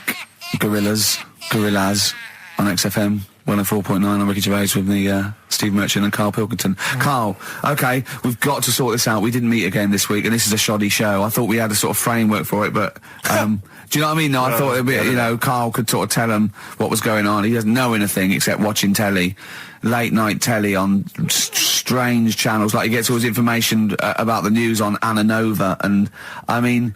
I even tried to help because Monkey News last week was awful. It wasn't Monkey News. It wasn't Monkey News. It was. I can't remember it. I've been away on holiday. Brilliant. Yeah, and the Monkey News stops. I phoned him up. There was a front cover of the. I think it was the Telegraph one day this week, and it was an ironic story. It was a fluff piece, but it was a funny story. And it was about a monkey in a zoo that had a ruck with its father because it's adolescent. It was like the equivalent of like 16 to 18, and it had a fight with its father, and it escaped. It ran away, and it was like, an interesting story. Yeah. I phoned Karl up and said, "This is Monkey News. A monkey has escaped from its cage after an argument with its father." And he said, "What was the argument about?" I mean, he thinks like Homer Simpson. Yeah. Amazing. What was the argument about? Like the zookeepers are going, "Oh look, oh no, he's brought up his untidy room again." The father, "Oh look, he's caught him smoking again." I mean, what do you mean? What was the argument about? They have fights. They have fights and then it ran away. His dad wanted him to go to college, but he just wants to quit and get a job. Yeah, and he fancied a monkey in the other cage, and the father was saying, she's not good enough for you. No. Oh. So what we've got was some it monkey about? news today? Yeah, I got a little bit of monkey news. You got a little bit of monkey news, right? You've redeemed yourself then this week. We've got some stuff there and that. What else has been going on? You were, what are we going to talk about now? Sort of head's gone now. Your head's we've got gone. monkey news. Yeah. And, why is your brain? Why is it? It seems like since we've come back on air, you have become dimmer. I mean, it is extraordinary. It's like BSC has kicked in. Or and did you we really just are. forget? We just forgot. Maybe what? it's been a long time. We've forgotten just how stupid he is. Yeah. Because it's proper. Do you mean it's the silences? You know, he forgets we're on the radio. There's just I know, dead air. it's unbelievable, and it's our name on this. They put up, but as I said before, you know, he is. That's no offence. He's not a bright lad or educated or anything like that. Yeah, but some things he says does border on the retarded. I've been trying to take in too much information though. That's the problem recently. Well, I said to you last week, I've been like reading more books and what have you, and trying to take in too much. But the problem is, like even watching telly and that now, Suzanne said to me, you know, stop doing that. Stop watching telly late at night and going to bed, because it's making your brain too active. And I'm sort of, heaven forbid. And you know, I'm trying to get to sleep and I can't. And then when I wake up, she had a go at me the other day, right? Because it was the night after watching The Fat Baby, right? Woke up in the morning and she had a go at me because as soon as I woke up, I said it was something like, "How can you freeze time?"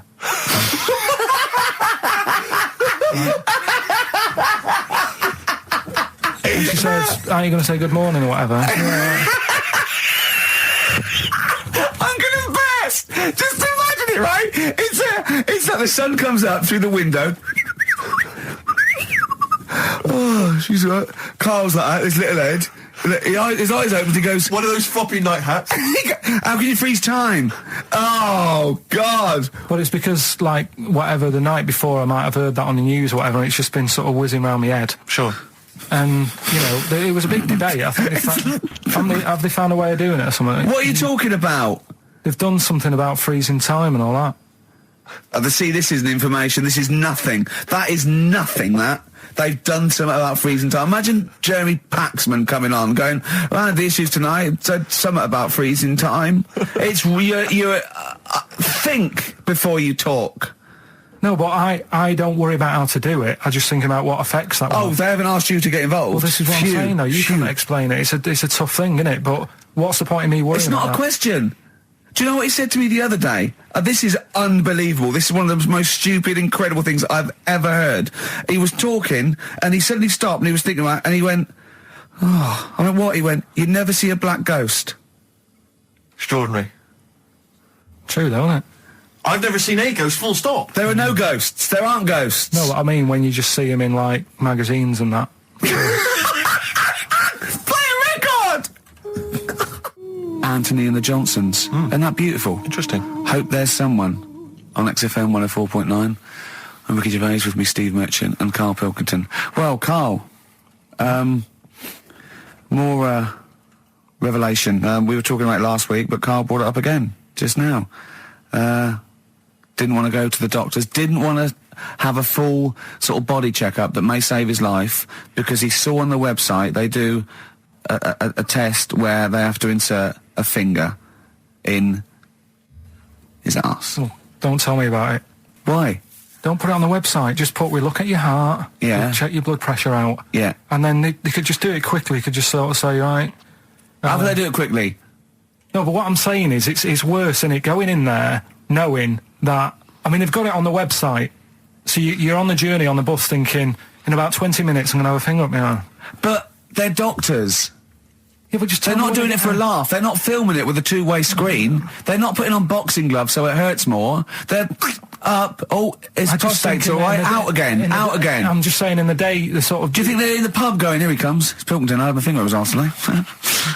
Do they allow ladies to do that? Do they allow female doctors to do it? Of course they do. They're doctors. No, that's worse. Though. You're sounding like him. No, I'm just interested in, because, you know, do they allow female doctors to do the finger up the arse thing? Well, of course they do. They're doctors. Forget the female and male. They are doctors. Right, do you know any female doctors to do that? But what I mean is, isn't it a bit like if you're being searched at an airport and you're a woman, they send in a woman person to search you. They don't send in a bloke to do it. Is that the same thing? Yeah, they probably trust someone who's gone through 6 years medical college not to be taking the piss as opposed to a fat security guard who couldn't get anything else. Do you know what I mean? You're talking about there's doctors all the time coming out in the papers, they gave them this so they could look at their boobs or whatever, or, it's all, you're always hearing stuff about dodgy doctors.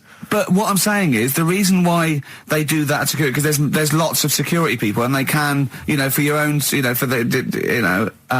your own modesty, there's a female one to search females and a male one to search males, and that's fine. But there's not like 4 or 5 GPs to choose from, and you go in there and you go, is it your arse and testicles? Do you want a bloke or you accept got it. Long fingernails.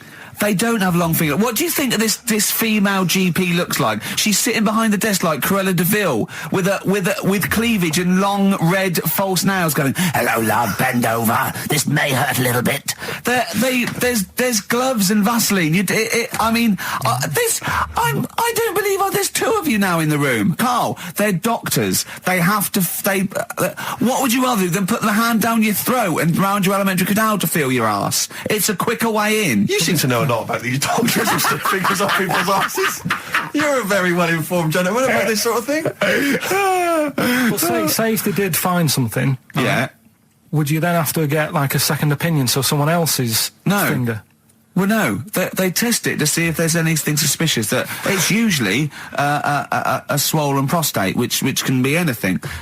So they catch it early, and that's it. They feel up there. But if you want a second opinion, then the same doctor will just stick a thumb up and have a feel around them.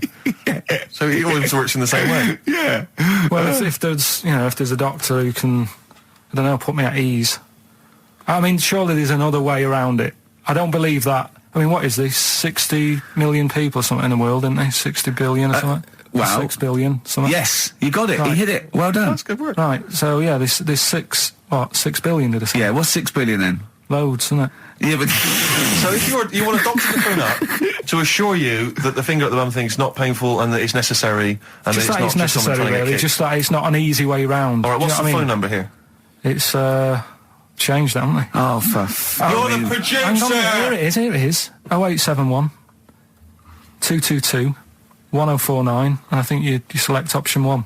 It tells you anyway what to do. Please, if you're a GP, or you've, even if you've completed medical, I mean, we want a qualified doctor, really. Anything else is not good enough for Karl Pilkington. We'd love to. You can ask him all the other questions, because Karl, as I said last week, he doesn't feel his own testicles because he doesn't like the feel. Yeah. So, I'd like a doctor to explain to him how necessary that is. And this is truthful as well. I've got very slight pain around the genital area at the moment, and I think it might be some kind of groin strain, but I'm a little bit anxious, not entirely sure Yeah, what it is. you've been with me twice when I've gone along to get them checked. Yeah. And I go, oh, what's that? Yeah. It's terrible. I mean, but, it's usually... I think you're in a pretty low risk, aren't you? I'd hope so. You're coming out of the 20s. I think testicular sort of... I shouldn't be doing this, I'm not qualified. They told all they said was to me sort of like it's 20s and 50s. Mine, so we're in. Mine sort of felt like they dropped a bit the other week when I was on holiday. I don't know if that's like when you're relaxing or I was wearing shorts a lot. How far? If it's 2 foot, it's too far. I was having problems walking. What do you mean? Why? No, it was just a bit I had shorts on all day. I'm happy and walking about on the beach, what have you. And then at the night when I put some long trousers on, I was sort of walking like rickets. They probably like stretch a little bit. Sometimes, I told you when I was about 18, I was scared. I went to the doctor. I felt a pain, right? And because I was doing biology, I thought I'd show off this doctor. I said, I've got a pain. I think it feels like it starts in the epididymis and goes up through the urethra either. And he went, finger up the arse. He said, your jeans are too tight. They're squashing your balls.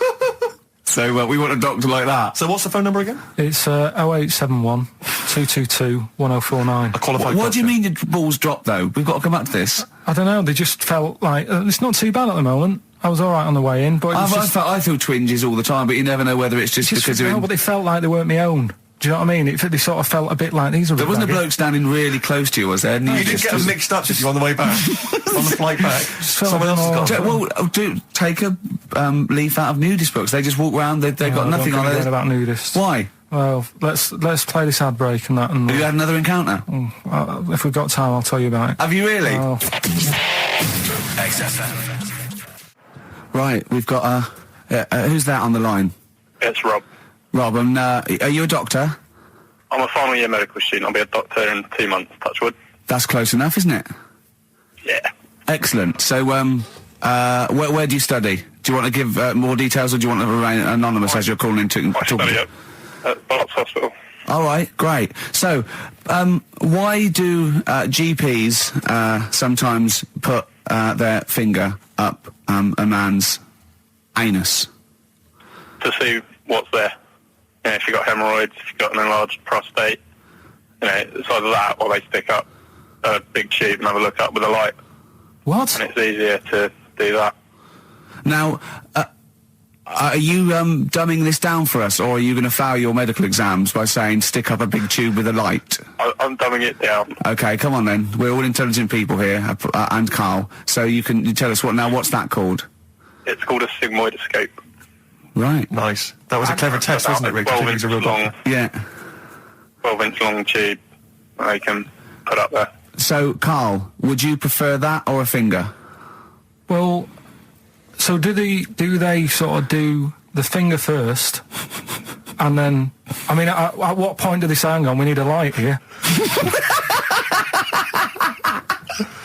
I mean... It's normally if there's something wrong. But, so if I go then, say if I go to this well-known clinic, right, and they go, yeah, the art's good and that, yeah, finger, there you go, and then they go, hang on, I'm going to go and get me light and tube. I could start worrying then because they've sort of found something. And they're not likely to go straight in with the tube. They'll probably send you off some tests first.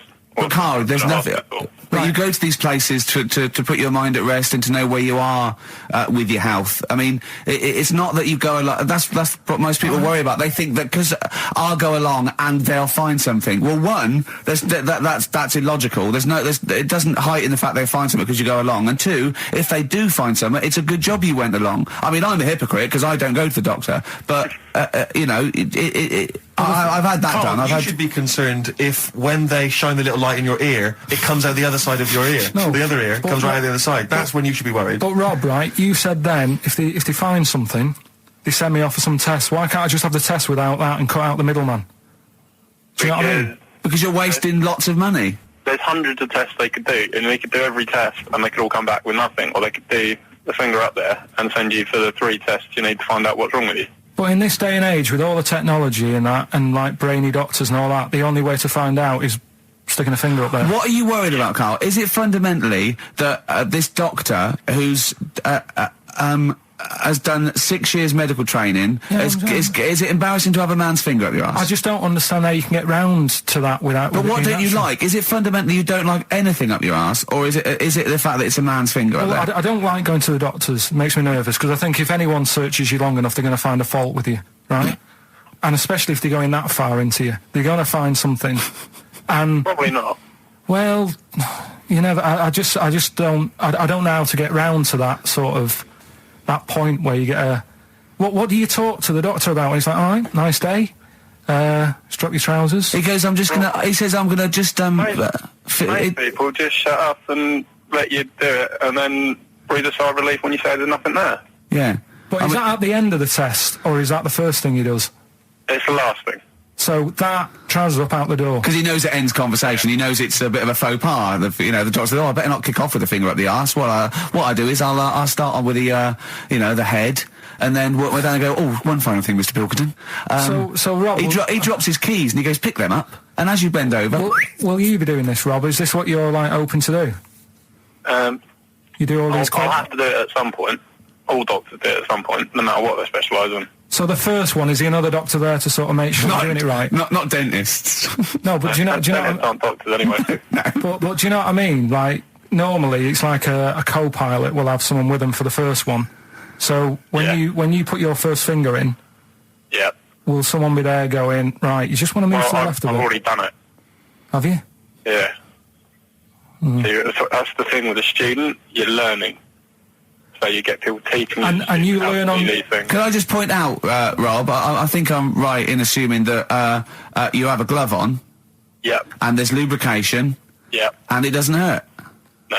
There you go. What are you worried about, But Carl? who's this person who everyone's testing on in your class? It's not one person. One person. There's like, when a patient comes in and they've got a problem, your boss, the consultant, he does his finger up, and if he finds something, he goes to the patient, is it alright if the student has a feel as well? Then the student puts on a glove, puts the leave on the glove, and sticks his finger up and sees what he comes out with. Rob, I wish you could see Carl's face.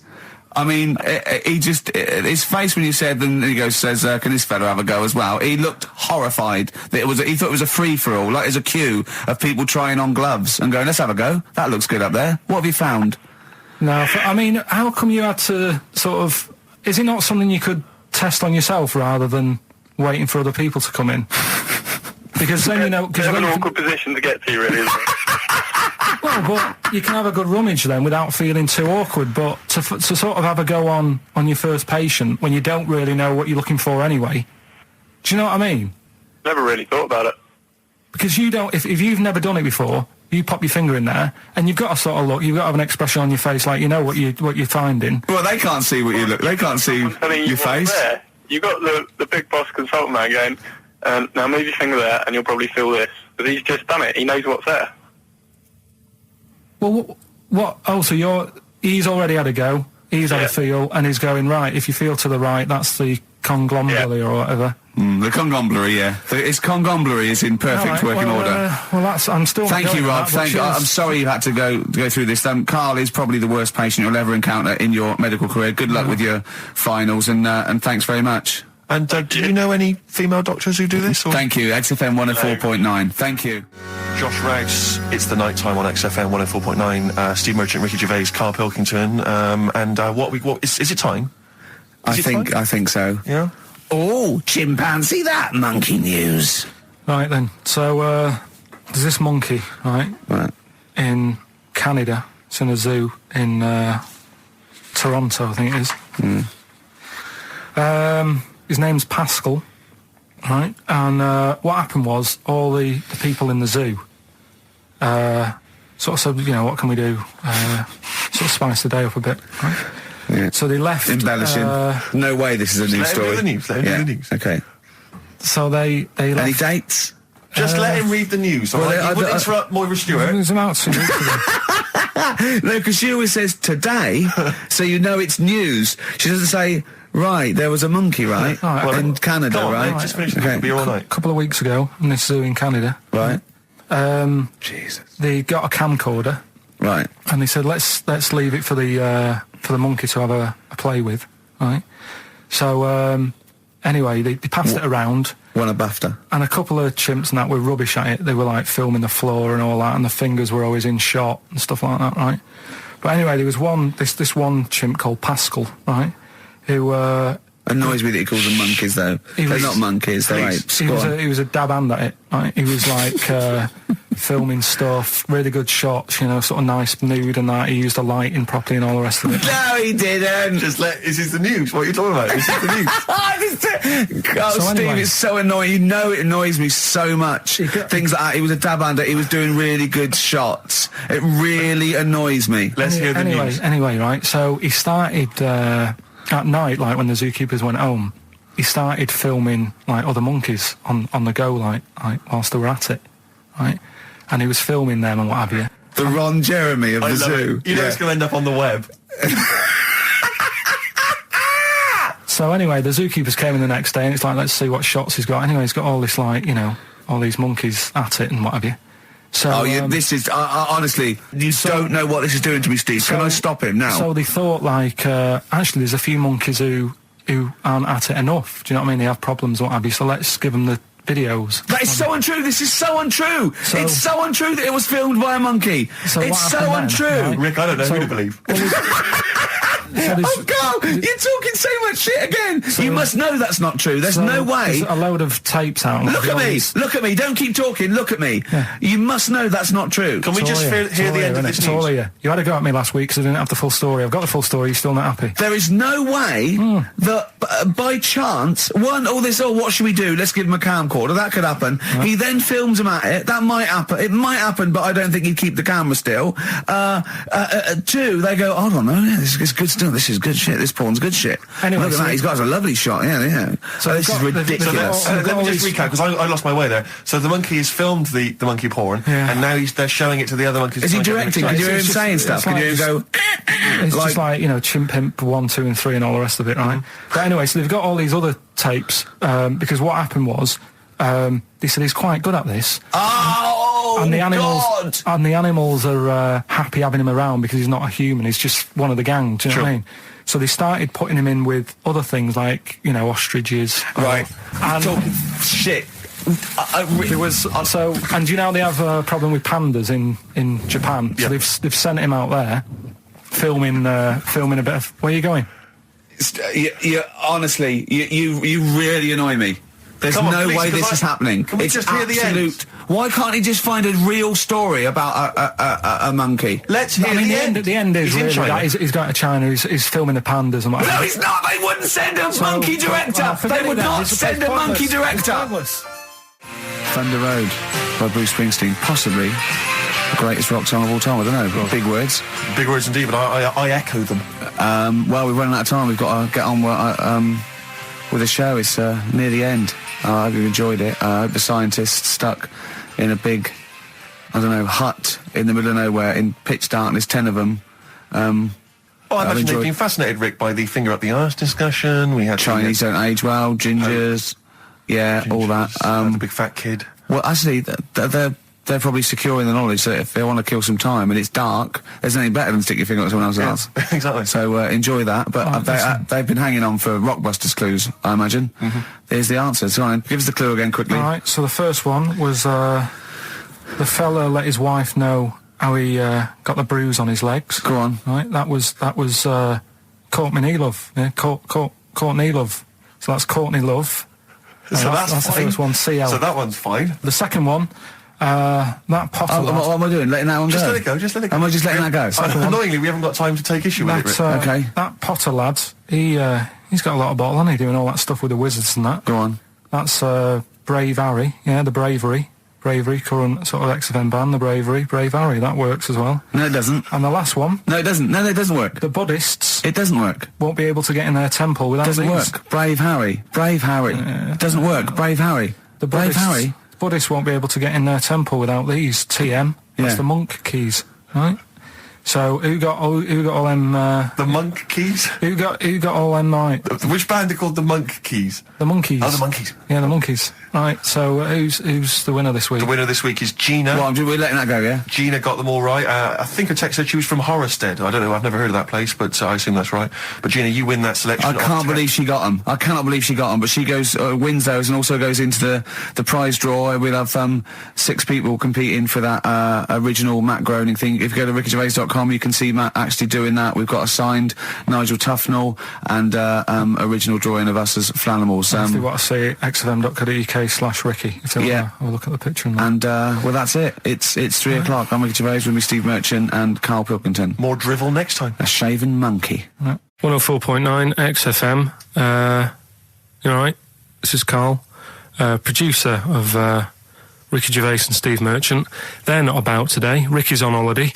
Steve couldn't be bothered. So I'm left here with all the DATs.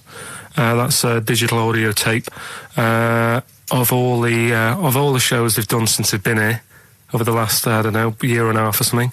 So we'll play you some of the best bits. All right, so here's the first bit. I said in the past to you, Rick, that my grandparents, so I love them dearly, but it's like for the last 30 years they've been waiting to die. I know. It's like they just sort of, it's like, the novelty wore off of life. Life in the 50s. Yeah, they got kind of bored of it. Life, in the 40s, it was brilliant. All sat around the old Joannas, the bombs fell, singing. They loved that. The 50s, that was great as well, because that was the post-war years. It was, it was a bit tight in the pocket, but it was all right. Everyone pulled together. And then the 60s came along, all the crazy music, the funny hair. Let's stay in bed. Exactly. They basically stayed in bed. And it was one Christmas when my grandmother said to my dad, what do you like for Christmas? What do you fancy for Christmas? And this must have been, I don't know, 20 years ago. She said, what do you fancy for Christmas, Ron? And he went, well, I could do with a nice big kind of warm winter overcoat. She said, don't worry about that. Don't worry about that, because your father will be dead soon. It's what you can have his. Meaning my granddad. Well, to be honest with you, my father's still waiting.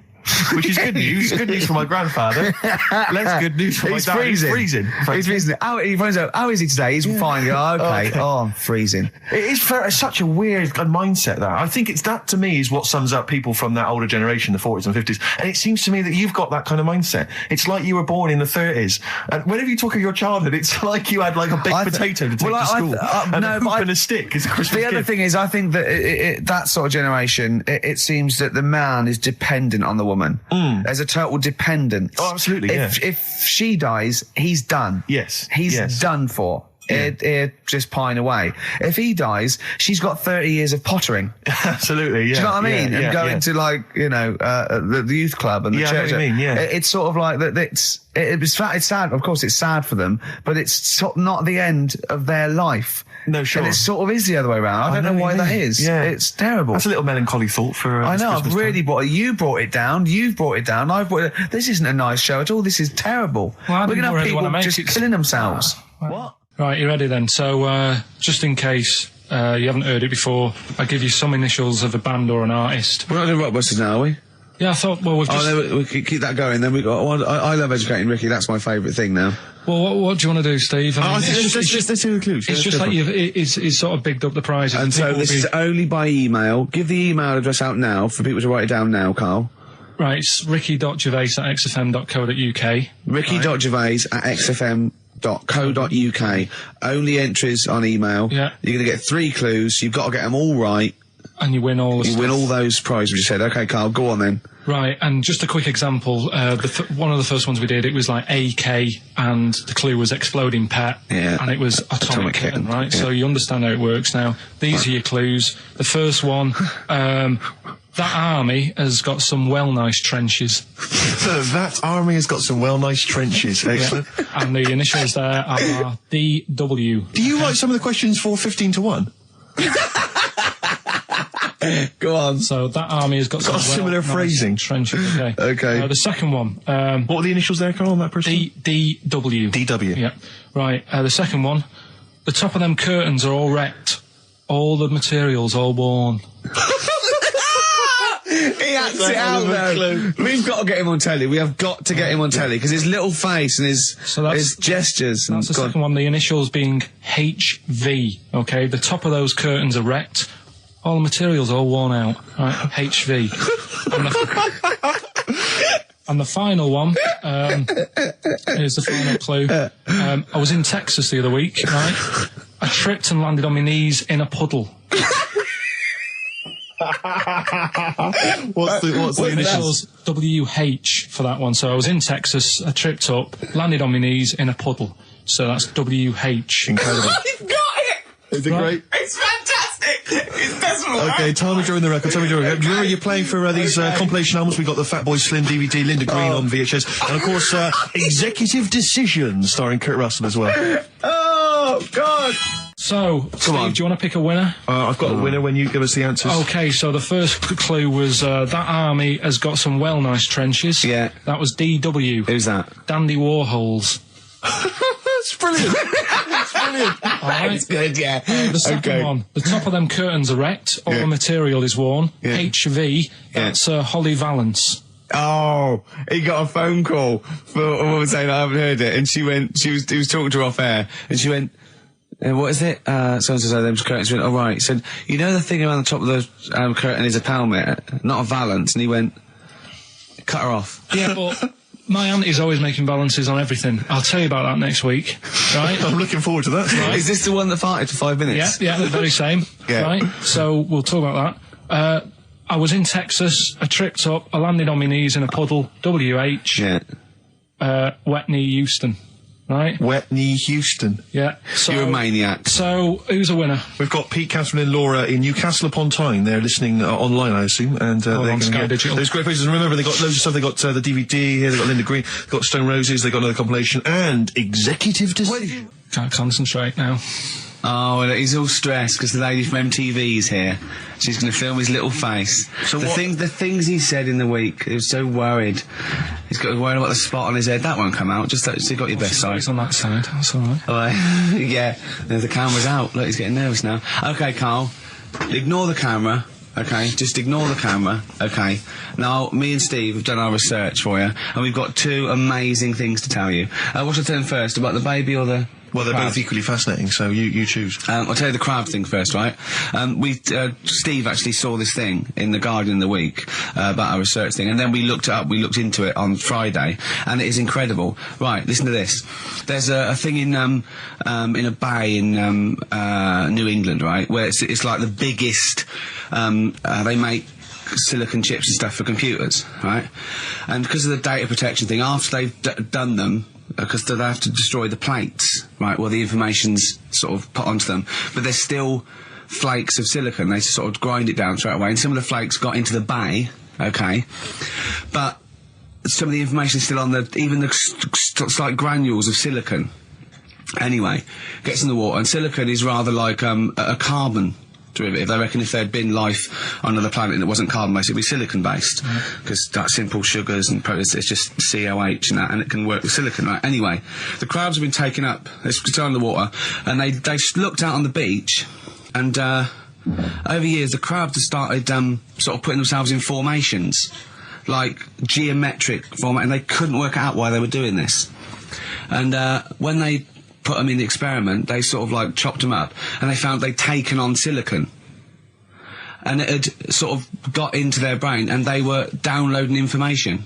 They picked up little things, because it's just chemical, like electrical impulses that got information off the silicon chip, and they were interfacing it. But this is the amazing thing.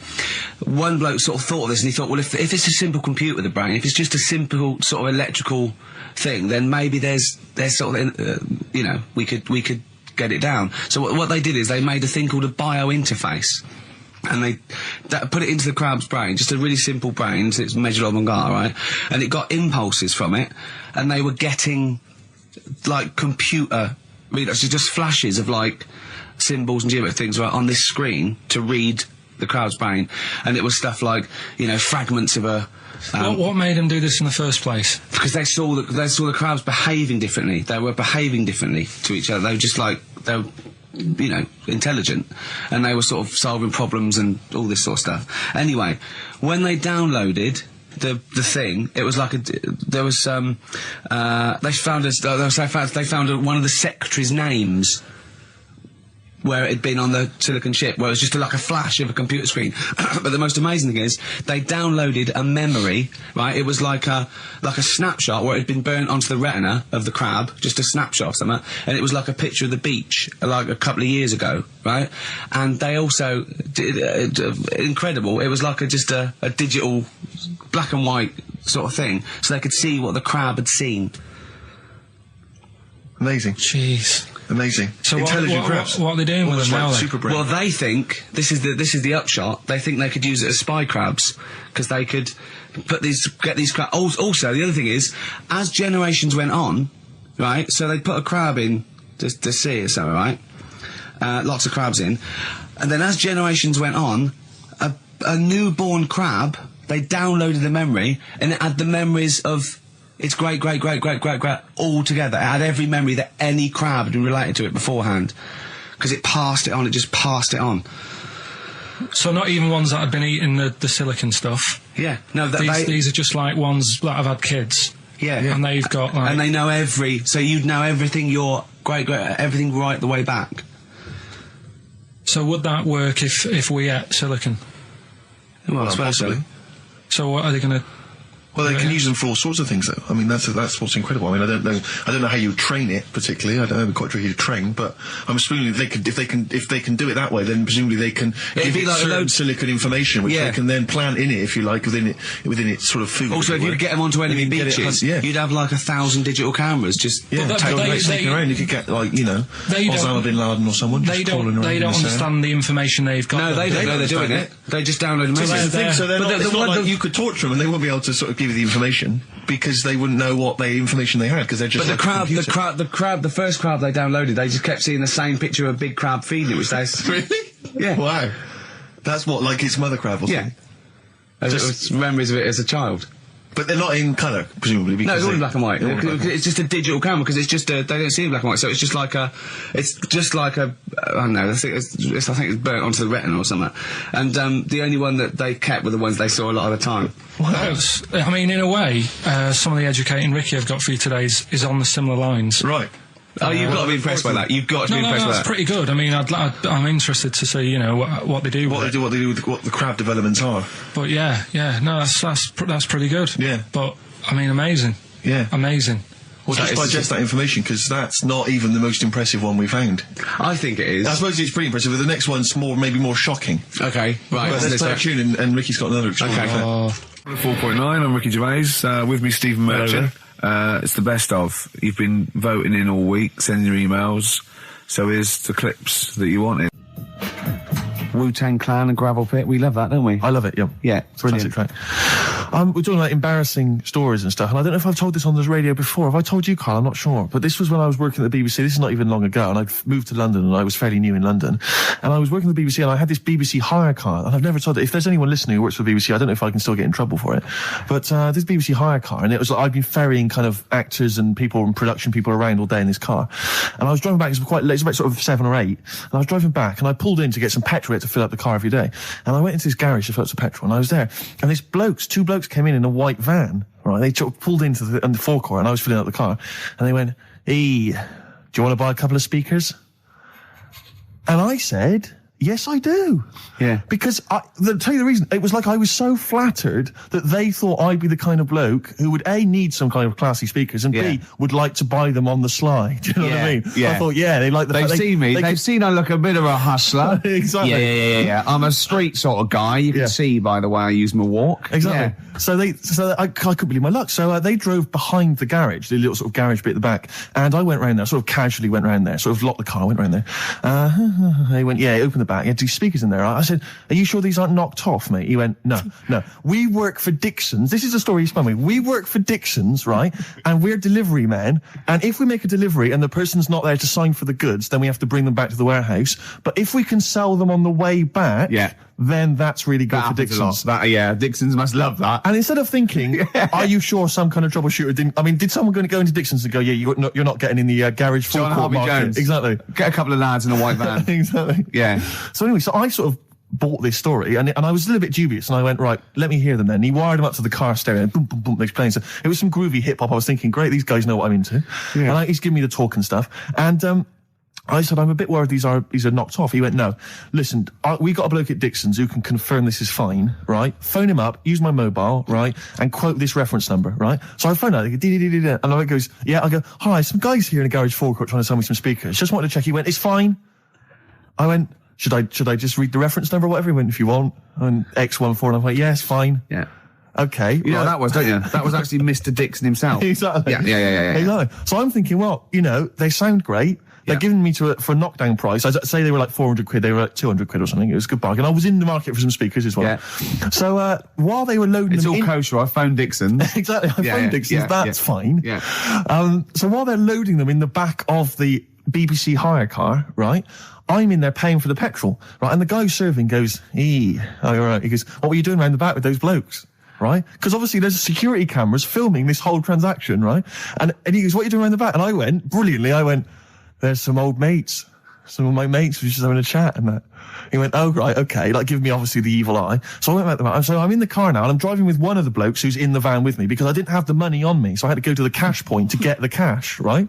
So I'm driving with him and the other guy's following me in the van and he was like a northerner like you and he was giving it all the, all right, I tell him my girlfriend's a DJ, she's got some of these speakers, they're fantastic, and he's giving me this. And then my mind starts working. Now that I've got a bit of time to think, I'm thinking, wait a minute, this all sounds a bit dodgy. Yeah. It dawned on me, Rick. Fool, are you? You're streetwise. Exactly. You're streetwise, Steve. Not only that, I was thinking, how am I going to get them home? I've got to drop the car off at the BBC. How am I going to get these huge speakers back to where I live? And how can I pay for them? Because I've just spent £100 on Find the Lady Exactly. with a couple of blokes in the square. It seemed like a fair game. Some of his friends were winning. But so I explained to him, I said, I can't get them back to like Brixton where I was living at the time. He went, don't worry, give us an extra 20 quid, we'll take them home for you. Oh, that's good. Deliberate. They They do a whole service, you see. And there's also a backup guarantee. Did they have the guarantee, the 3-month guarantee? They didn't. No. But so I said, I'm not sure about that. He went, well, why don't you put them in a cab, send them back, and your housemates can collect it? I was like, oh no, there'd be no one in.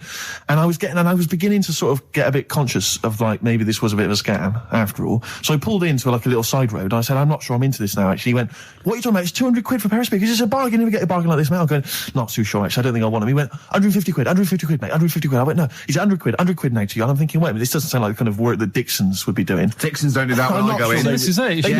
Dixons never negotiate in that way. When I go there, look around and I leave, they go, where are you going? I go, no, we'll have anything then. Have anything for a quid. So I stopped the car and the white van pulled up behind me with his mates in. Sure. And I said, can you get them out? I'm not interested. And he went, 100 quid, mate. Oh, you, and he was just going, you tosser. You obviously want some speakers. And he was having a go at me. So I was carrying the speakers out and putting them back in the white van. And he was just shouting at me. He was going, 70 quid. I was like, 70 quid from 200. This is ludicrous. You realise that wasn't Dixon's policy then. Exactly. They don't usually shout you tosser as you leave the shop and walk down Camden High Street. They're not usually shouting you tosser. You should have took the offer of like the monthly payments they've got on at the moment.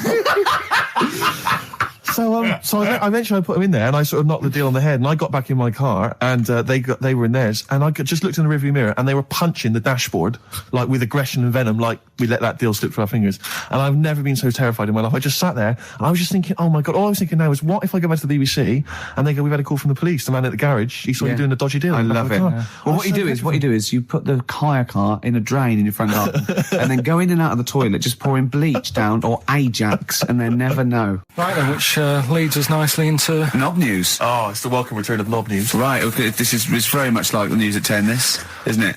I do a bong, or in this case a schlong, and he gives me the headlines, the knob news of the day. Where have you collected all this knob news? Was there a lot of knob news this week? It was mental this week. The amount of stuff. The way it works, you give us the bong, I'll give you the headline. Okay. Steve decides which stories we're going to talk about. And now on XFM, knob news. Schlong. Man grows knob on his arm. Schlong. Man gets doctors to make him a second knob. Schlong. Turkish prisoners made hole in cell wall to produce third inmate. Schlong. Doctors accidentally remove man's testicles. So, well, can I straight away go for the accidental removal of the testicles? Well, it's happened before, hasn't it? We've talked about that before. Well, how did what did he go in for a tonsillitis? What are they called? Tonsillectomy. And he went in the wrong way. What are you talking about? How can they accidentally remove his testicles? It says he didn't look at his folder, and the doctor said to the fella, "Oh, we've removed your testicles and we wanted to take out your prostate gland." So that's what happened. There's the story. This is what I mean. That's why I don't like going to the doctors. Yes. It happens, doesn't it? Because all these sort of it's when they say things like, "Oh, it's just we do loads of these operations." That's when they're not concentrating. Brilliant. Do you know what I mean? When they say it's procedure, that's like having a boring job that you do every day when you're not going to be concentrating. I prefer them to go, "This is a tricky one, this." I know what you mean. I sort of do know what you mean. You watch TV programmes about, like, you know, removing someone's second head or whatever, and there's like the best surgeons from all over the world. It's televised. They can't make a mistake. They can't go, "We took his legs off by mistake." Whereas the fella who's having a prostate's like, "Oh, do you want to do it? I'm sick of doing that." Yeah. And they're probably doing a crossword whilst right it. Of course they are. I've seen that actually in operating theatres. They're doing a crossword. That's what I mean. Yeah. I was just examining some of the other knob news, Rick, a little bit more closely. Man gets doctors to make him a second penis. I'm sure we're all interested to know what happened there. Yeah. A German who persuaded doctors to give him a second penis has lost his wife after he showed her the result. Biker Michael Gruber lost his original penis in a motorbike accident, and doctors built him a second one using a mixture of skin, bone and other tissues. Bone? Apparently, the penis worked so well that he was even able to father a child with his wife Bianca. But Gruber was still not happy and asked doctors to repeat the operation and build him a better organ, to which they agreed. From his hospital bed, he said, "I've got 2 penises, but no wife. I'm hoping when I get rid of one of the penises, I'll get her back." What do you mean? Sorry, he had 2 put on. What side does he wear? So he's had both. So he's had 3 then. Yeah. This is probably the thing that happened with Hitler when he had one ball, but he had 3 at one point, didn't he? So he just kept one in the Albert Hall, gave his mum one, and kept the other one. Oh, chimpanzee that monkey news. Right, there's this monkey, right? Oh, yeah. I think his name was number 6 or number 7 or something, right? In this lab, right? Yeah. And anyway, it's in there with like the rabbits and little mice and stuff like that. And the rabbit smoking. The nurse, right? Not the nurse. The woman who works in the lab. What would you call her? Is it a nurse? Depends. Depends what her job was. If she was a lab assistant, you call her a lab assistant. All right. I mean, they probably call her by her name. All right, lab assistant, right? Kirsty. So she's, I think it's probably Kirsty. Right, Kirsty Morris. Well, she's in there, right? Yeah. And she don't work with many people and that. She's mainly on her own with, just putting lipstick on rabbits and stuff like that, right? Chimpanzee. So, chimpanzee. He's putting on lipstick, chimpanzee. She's got hairy legs. He gets pally, right, with this woman. Yeah. Because, it gets to a point when she sees him every day. It's the way he sort of tries to string out like it's a narrative love story. Did the chimp put its hand out and grabbed her, and then you thinking that he made a move on her? So right, come on, he's allowed out. He's allowed out. It's not a story, is it? He's allowed out the cage and what have you every day. So he's wandering about, and as time goes on, he's watching what she's doing more and more. Yeah. Right. So he notices like the code on the door. Right. Right. Whatever 247 or whatever. Yeah. He goes, right, I've clocked that. I've got that. I'll remember that. Right. Yeah. And then he goes, right, there's a lot of lipstick and that knocking about, a lot of makeup. Right, okay. No, there's no way. Finish. No. Because, Steve, you know what's going to happen. I know what's going to happen. So he's there. It's ridiculous. And he's going, well, if it's there, you know what I mean? So while she's messing about with the rabbit, he gets there, he's in front of the mirror, putting a little bit of lippy on. Right? You No! I know! It's gone too far! No, it's gone too far, Steve. Right, your mic's off, Rick. He's finishing the story. So, turn mine off as well. It's gone too far. Turn him off. Just let him finish. Right, so the thing is, right, it's this monkey wandering about. It's got lipstick, it's got mascara on, it's looking pretty good. I didn't mention the mascara! It's looking all right? So it knows the code on the door, 247, right? So when she's sort of messing about with the rabbit, right, he goes, right, here's my chance. He's looking good, 247, out the door, through the reception man's there. He's like, all right, Kirsty, right? Don't talk shit! I Feel Free from Cream, that's pretty much the last track, isn't it, guys? I imagine on XFM 104.9. Well, I mean, yeah, I've got nothing to say after that ridiculous story.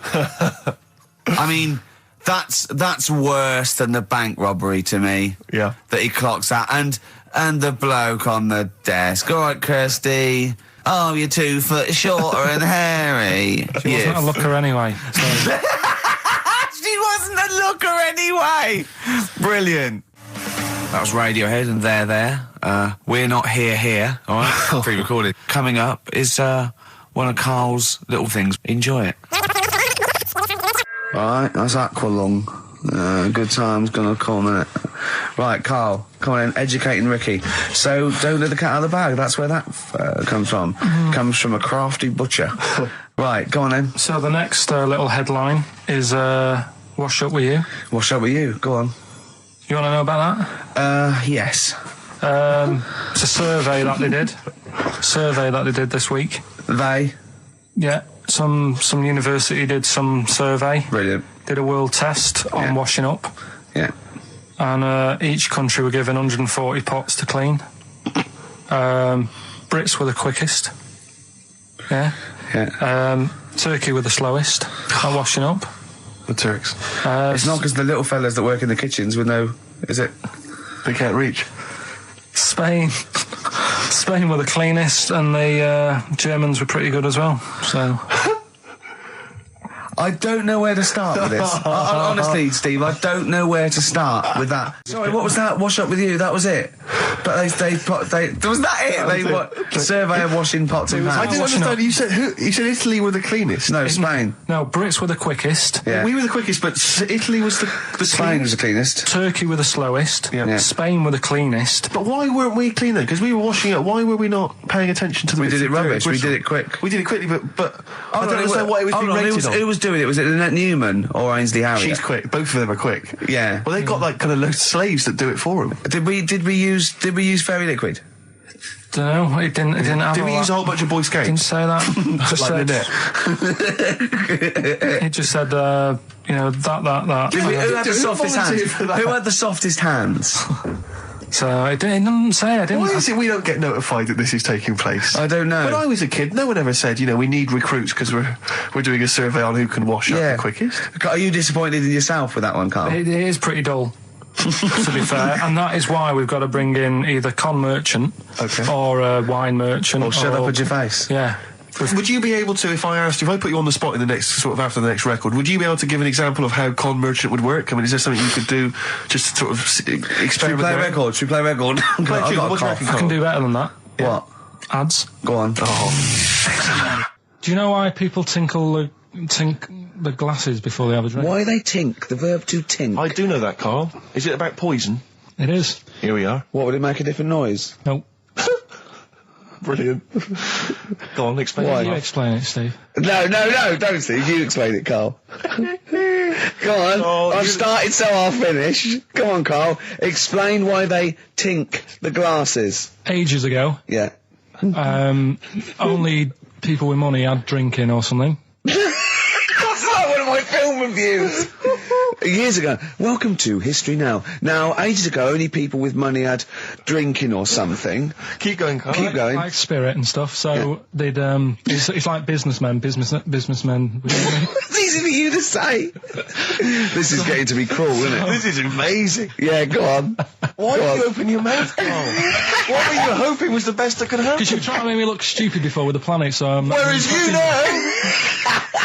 Yeah, go on, no, come on. Businessmen with money have got to drink and ching. Okay, so then with all the drink... So they'd nip round to have a chat about the whatever they're earning money with. And they'd say, right, do you want a drink then? And they'd go, oh, yeah, that'd be all right. Yeah. So rather than, like, just pouring it out of a bottle into a glass and saying, there you go, it could be going, hang on a minute, it could be poisoning me here and trying to, like, nick my business idea. Yeah. So what they'd do, it sort of pour a bit of his drink into the other person's glass and you get that tink noise. And that's like cheers, No, Carl, I just have a slight amendment there. I think what it was you're absolutely right that they would then test each other's drinks to show that it wasn't poison. But over the years, that was reduced to just chinking the glasses by way of saying, let's not actually bother going through the whole rigmarole. They just did the chinking of the glasses. Yeah, that's good. It was exhausting though, wasn't it? I know. Was it worth it, do you think? Well, I like that, because people carry that with them now. When they do that, they'll think, oh, that bloke's definitely not trying to poison me. Yeah. So the horrible thing is that now, when I do the glasses, I can laugh and go, they don't know I've poisoned them. Exactly. You should always do the pouring back and forth. It's a shortcut, it's a slippery slope. Just be careful. His homework was to come up with those stupid lateral thinking problems. We maybe should give an example of the Romeo and Juliet, right? Romeo's asleep on the bed, Juliet's on the floor covered in water and broken glass. What happened? And you ask all these stupid questions, and it's Romeo's a cat and Juliet's a goldfish. Again, awful. What am I thinking? Yeah. Yeah, come on then, Carl. Right, Yeah. there's a bloke lying on the floor, right? He's cut his head, blood's coming out of his head, and all his mates come running up, and they're all stood round him. Yeah. And they don't take their hats off as a mark of respect. That is outrageous. Why didn't they take their hats off? I'm laughing, but it's probably as good as the real absolutely. ones. A bloke's fallen with his... Yeah. He's lying on the floor. Yeah. He's dead. Yeah. His mates come running up. Was it important that his head was cut? I don't know. I mean, Would it have been okay if he'd have been wearing a hat? He wouldn't have been dead if he was wearing a hat. What's your answer? No, you're meant to answer a question. You don't just go, what's your answer? You say, where's the turn? So you go, no, and I have to guess. It's obviously like sort of motorcycle stunt team or a parachute. Why didn't they take their hats off? Because they're probably still on the motorbikes or something, or... Well, yeah, but if you mark a respect to someone, you could take your helmet off. Getting angry. What? They're parachutists. Why couldn't they take their helmets off? Because they're coming down from the sky. But he's on the floor dead. Well, but they can look down and see him on the floor. Are they on the floor, Carl? They're on the floor as well. They're walking, are they? Yeah, well, they sort of stood there looking at him. They're stood there. Yeah. They're stood on the floor looking at him. They're soldiers. Why? But why? Because it might be in a battle zone. They might have their helmets on, and he's been shot in the head. No. Well, that does work. You see, this is my point. That one works. That one works. Unless you've given us a piece of information where that doesn't work. What's the difference? Why is yours different to he's been shot in the head in the trenches and they're looking at him and they keep their helmets on? I just don't think it matters as much. If they're in the trench, they're already guarded a little bit, so they could take their hats off. It's the best mate, for God's sake. Okay, he's dwelling on this. Are they normal hats? What kind of hats are they? The answer. No, don't get ratty. What kind of hats are they? Baseball hats? If I told you what sort of hats they are, you'd have the answer. Oh, okay. I've got to guess what sort of a hat it is then, have I? Right. Is it a trilby? No. Is it a bowler? I know what it is. What? They're spacemen. No. Oh, that's a good that one. That works as well. This is my point. I like that one a lot. It works. He's fallen on the moon, and not that the moon happened. It was set up, wasn't it, in the studio? We know that, yeah. Okay, Carl, what's your answer?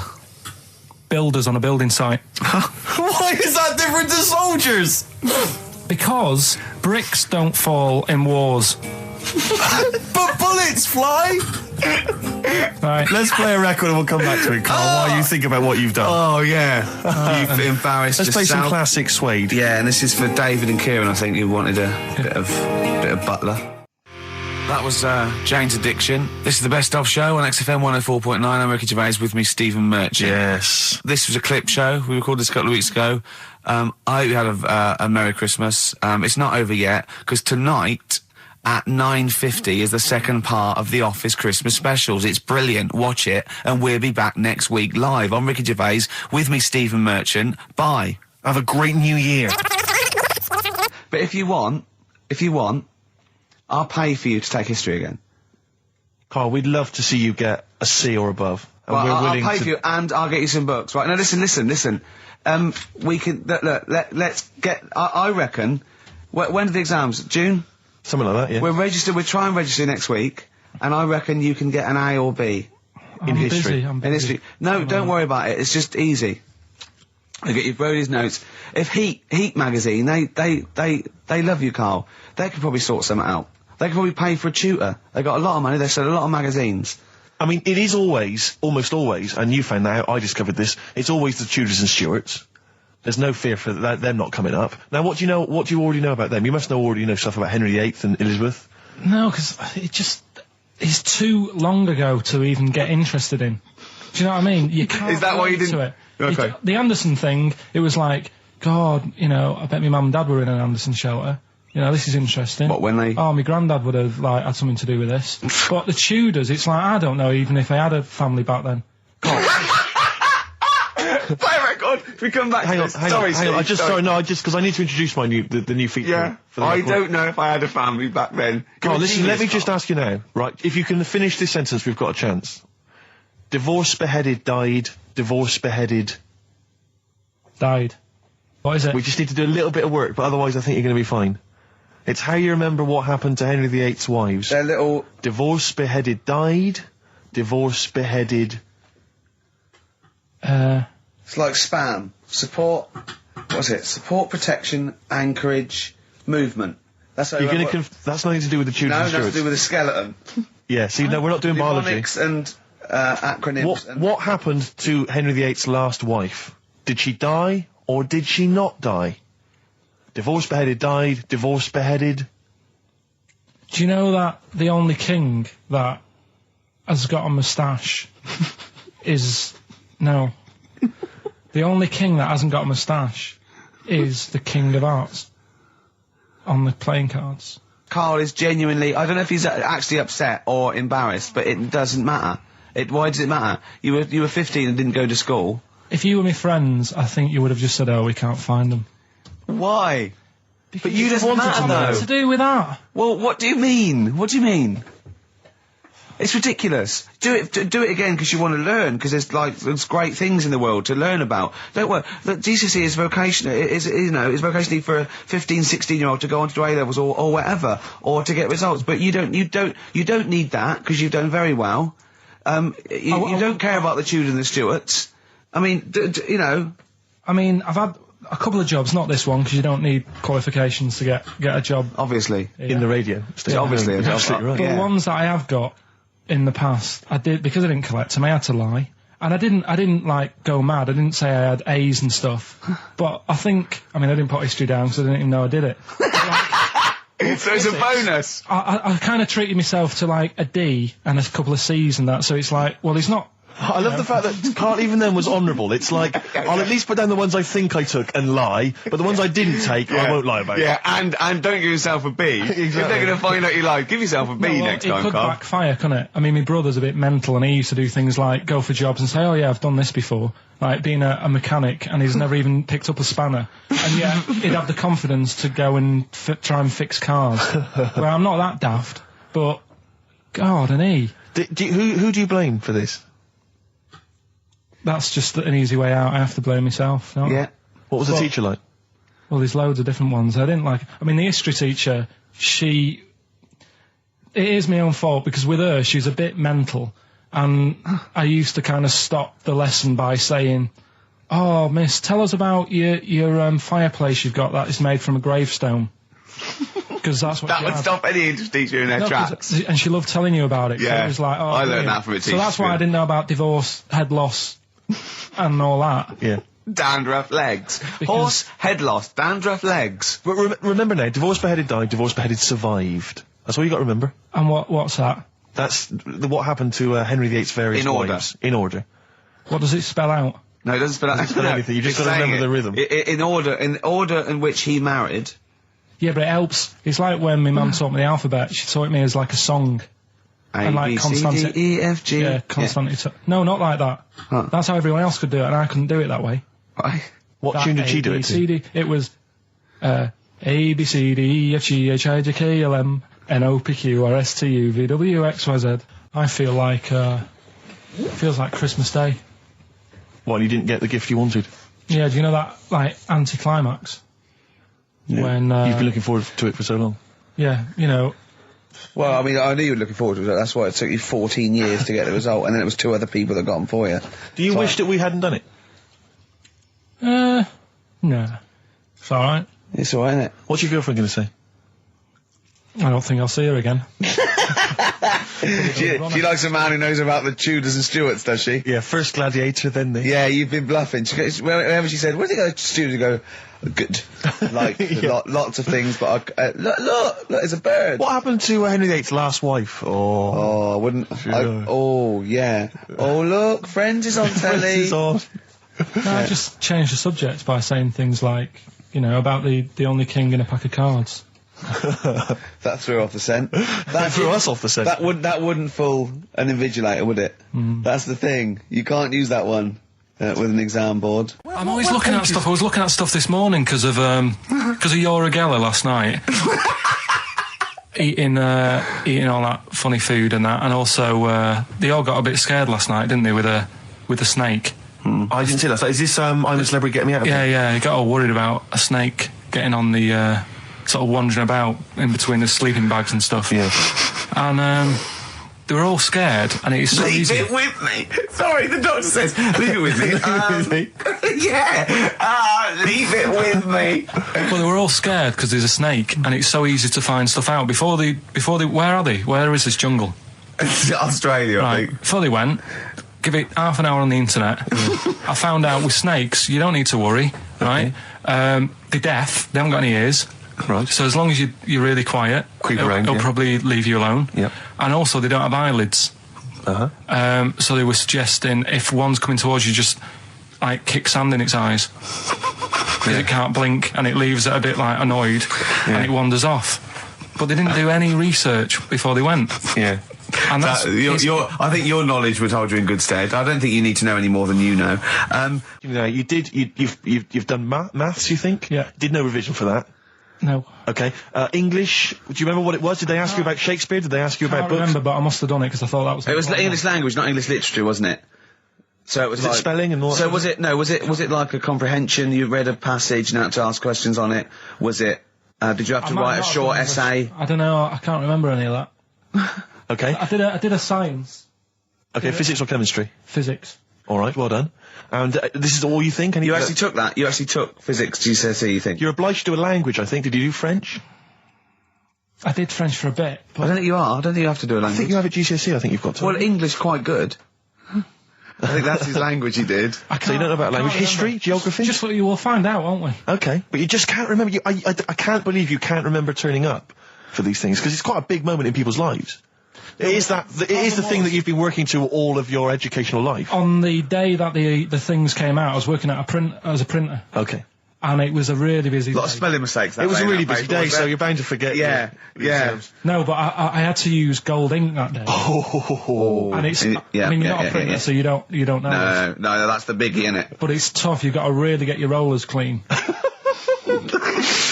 Carl, play a record, mate, and good luck with the exam results. Hopefully we'll have them for you by next week. It's time to give Carl... You're actually nervous, aren't you? I'm a little bit nervous. Just to recap, Carl is 30 this year. He never went to get his results of his GCSEs. So myself and Steve took it upon ourselves to phone his school, track them down, and we actually got your results. What did you think you took?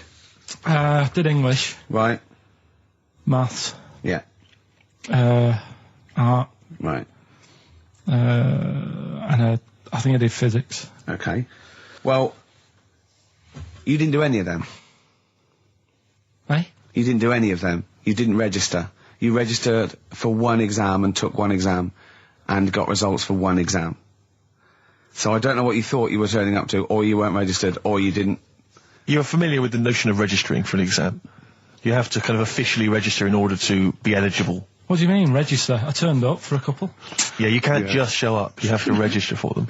You have to pay this because it costs the school money, so they have had to have paid for you if they thought you were going to pass. You can't just turn up on the day and ask for some paper at the front. I never got a letter telling me that. Well, that's because you were never at school. But you did somehow register or registered for one exam. You registered for history. It's a topic that you've always been interested in. I was saying to Ricky before, World War II, I loved it. Not the actual event. No, the study of it. all the stuff like, about the Anderson shelters and stuff like that. Yep. And the bombs and that. Mm-hmm. And then when I took it, it had nothing to do with that. It was more about the Tudors. So the Second World War didn't come up? You mean there were no questions about the Anderson shelters? Nothing. That's devastating. So what are you expecting the result to be? Is that seriously? Is that it? Yeah, it's the only one you took and registered. As far as the school is concerned, or certainly in it's the only one that counts. us. It's the only result. It's the only one that counts. Yeah, you've got. I don't. Did you register for yours? Yeah. Yes. I've got certificates and everything. So what? Do you do that before the exam? Do you have to go somewhere and sign something, or? Yeah, you don't check your results and then decide if you want to register. It's not like Millionaire when you look at the question and go, I think I'll take the money. Yeah. You go. No. But anyway, you must have registered for one, or maybe your teacher put you in for it. Well, I didn't do it. They must have been confident. They must have been confident. They must have thought your best bet was history. Right, so what did they get? You got an E, which I think, technically, is a pass. E? It's a bad pass, but there's F, and there's You're not going to be doing a PhD. You can get an F, right, which is fail, and then a U, which is ungraded. Now, I don't know why the U exists, because F means you failed. U is like them going, you not only failed, but you wasted my time. So we're annoyed that you took this exam. So you thought they'd register me to get an E? Well, they didn't. I think they were hoping. It was rather like you with the lottery. They were hoping for something better than You nothing. see, I assume that the man who registered for that thought he can scrape an E if Anderson shouters come up. Yeah. Well, that's it. You've got... Now, what I'd like to do, Carl, is... I've started your re-education. You've read a book on Rasputin. I'll be asking you a few questions about that later. I've got another book for you to read next week. Next week, I'm not in the mood. What? Not in the mood. Oh, come on. Look, what's that? What does that say? It's that fella, it's the picture of the bloke that he used to use for Citizen Smith. Yeah? Che Guevara. Yeah. Yeah. He was quite happy, I think, when he found out that Robert Lindsay was involved. He went, yeah, of course you can. No worries, yeah. What are your feelings, Carl? What do you think? Are you depressed? I'm just a bit annoyed because I'm sure I turned up for more, so it just wasted me time. Listen, they don't matter. I'm sure you're doing very well. You can educate yourself. GCSEs are merely a step on the ladder to help you, not just for education, but they're more vocational than anything else. You're doing very well, and you're reading books. Don't worry about it. 104.9 XFM. You all right? This is Carl, producer of Ricky Gervais and Steve Merchant. They're not about today. Ricky's on holiday. Steve couldn't be bothered. So I'm left here with all the DATs. That's a digital audio tape of all the shows they've done since they've been here over the last, I don't know, year and a half or something. So we'll play you some of the best bits. All right, so here's the first bit. Like, that got a load of attention in the press, but the Trisha programme got nothing. Okay. Which, I know, Steve called me up in the week, right? Like 10 o'clock in the morning, I was at work, and he goes, She thinks so at 10 o'clock. She think preparing this show. Most people go to work about 8, 9. Are you watching Trisha and that? I said, no, what is it? He goes, oh, you'll be loving it, right? Freaks, was it, Help Me, My Mum's a Freak? Siamese twins. Right, so I couldn't watch it, but he said, it might be on again because they repeat stuff on ITV2. Right. So I had my dinner late, right, instead of having it at like 1 o'clock like I normally do. Yeah. I had it at like 2:30. Yeah. Sat in the office, put the telly on, ITV2. These Siamese twins. Did it blow your mind? It was amazing. You know, we talk about a lot of things on the show quite a lot. The Airy Kids crop up a lot. I was waiting. It's been 10 minutes and you haven't mentioned the Airy Kid. Right, and last week we were talking about Siamese twins, weren't we? So it was weird that this programme was on, but it was amazing. I mean, what I think you can't refer to them as Siamese twins. I think they're known as conjoined twins. Why? I think Siamese is maybe considered derogatory or as an old antiquated phrase. Yeah, I think it's because the first famous ones were actually from Siam. Right. And that doesn't exist anymore. No, it's conjoined, Carl. Yeah. Get the phrase right. But you'd think that if that's happened to you, that wouldn't be that sort of offensive. The names that you must get called. Right. You think that's the least of your worries? Siamese twins, I'd say, well, that's, yeah. Now, were you stunned by where they were connected? Just live with it, we'd say. Because they were connected, of course, at the forehead. Oh. Sort of, which was quite extraordinary. Well, there was one set of Siamese twins. One had a job and the other one didn't. That's ludicrous. Yeah. The other one was unemployed. The other one had a job. She had to go to work. She had to get up at 6 o'clock on her day I'm off. supporting you, literally. Yeah. Then they get done off the social for sort of... Yeah, because the other one was signing on. That wasn't a question that Trisha asked. Annoyingly, because I know that much of the audience was thinking that. There's a few things that didn't crop up. What questions would you have asked of them? Because what things did you feel weren't mentioned? I'd love to just watch Carl watching amazing things. Exactly. Do you know what I mean? It's like early learning thing. Mouth slightly open. Yeah, mouth open and dribble, looking round to see if anyone else has seen it. You know, I hate that. Like when a cat sees a bird land on the balcony. Exactly. It can't believe it's luck. I'd probably say, how do you buy her like a birthday present? A surprise gift, yeah. Because everything's ruined. Sure. Right? I'd probably ask... yeah. Well, did you not think it was interesting that one of them had a boyfriend? Well, that was a bit weird, wasn't it? Uh-huh. But what was the other thing that I was thinking when I was watching it? I was thinking if one got into crime and that was sent to prison... Right. What would happen? How would you handle that? It's brilliant. It is brilliant. If a chimp could talk. And what was the other one? The other thing was, what did he talk about? Because it's not as if you can say, oh... Well, guess what I did today? Do you know what I mean? Yeah.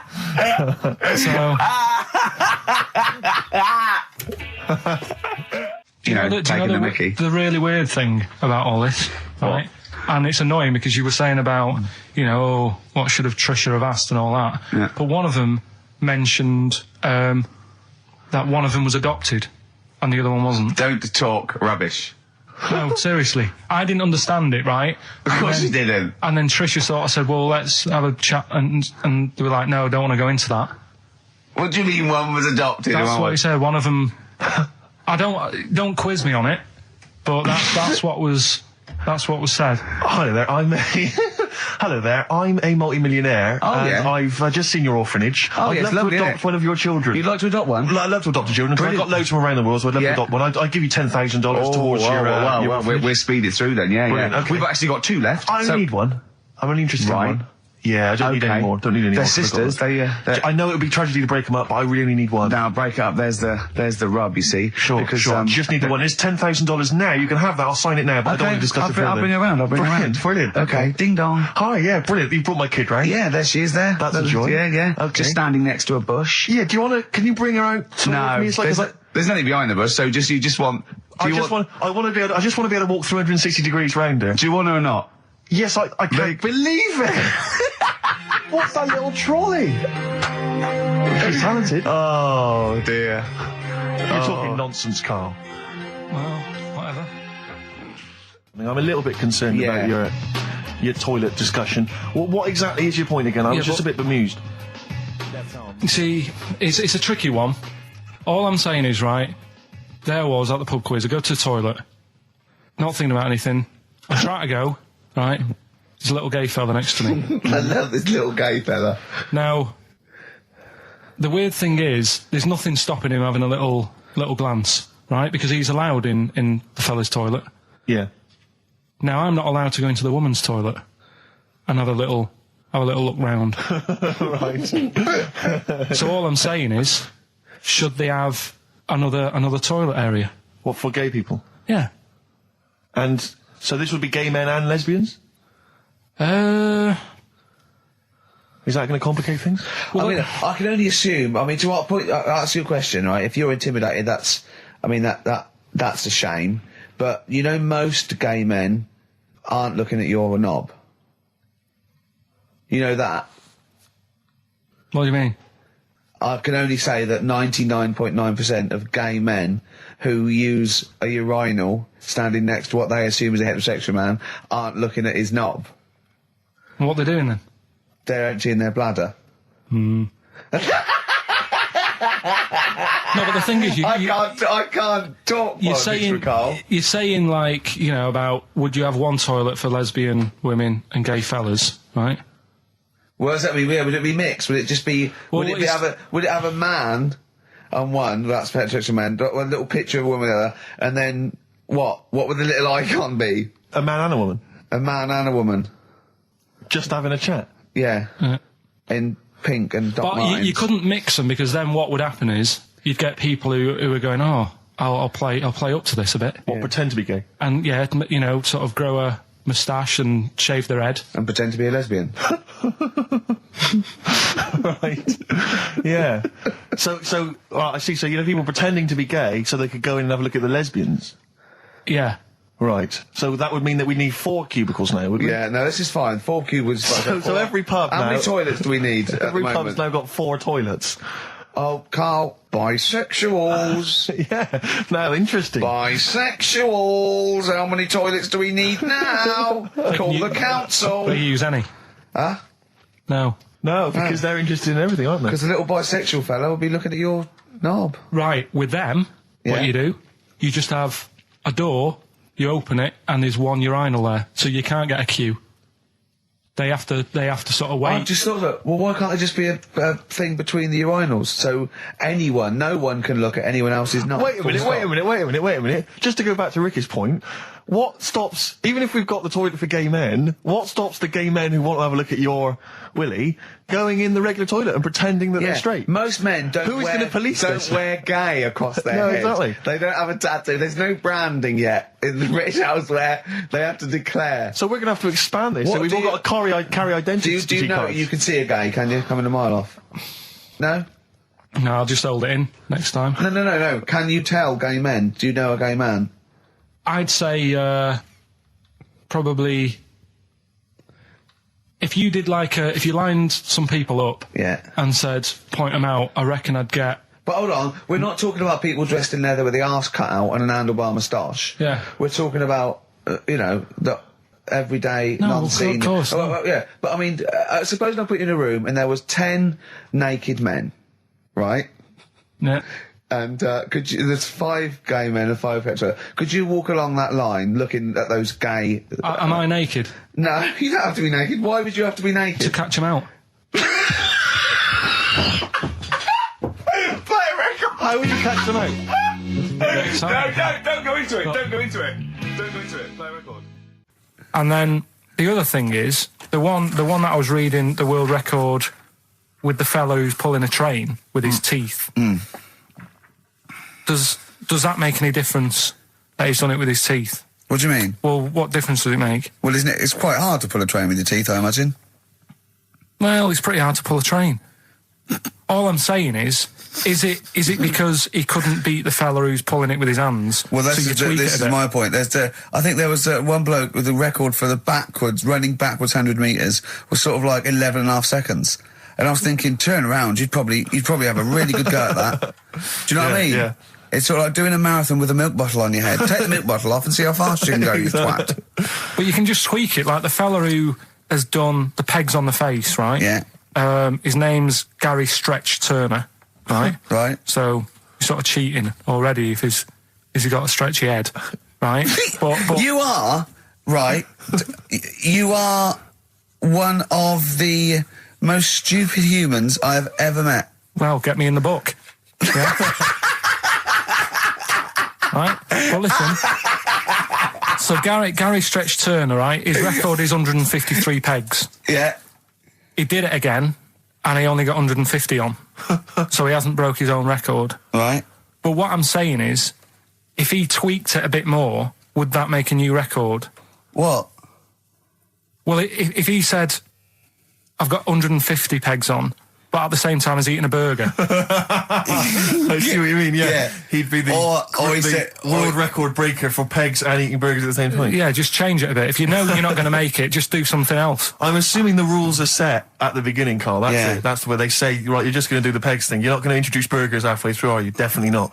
And then they have a go. I was on one leg, not interested. How many pegs? 150. Can I just ask very briefly, I was quite interested by the family had to move because they lived on Butthole Road. Yeah, I quite like that one. I don't know if I've told you before, Rick, where I used to live. I'm not going to tell you the name of the street that I used to live on, not on air, because my parents still live there and I don't want, But I'm going to write it for you now. This is the genuine name of the street I used to live on. Just imagine when you're at school. Yeah. And like in class, for instance, in French, you've got to say, you've got to answer where you live. Yeah. J'habite, wherever. Yeah. That's the name. This is actually the name of the street we lived on.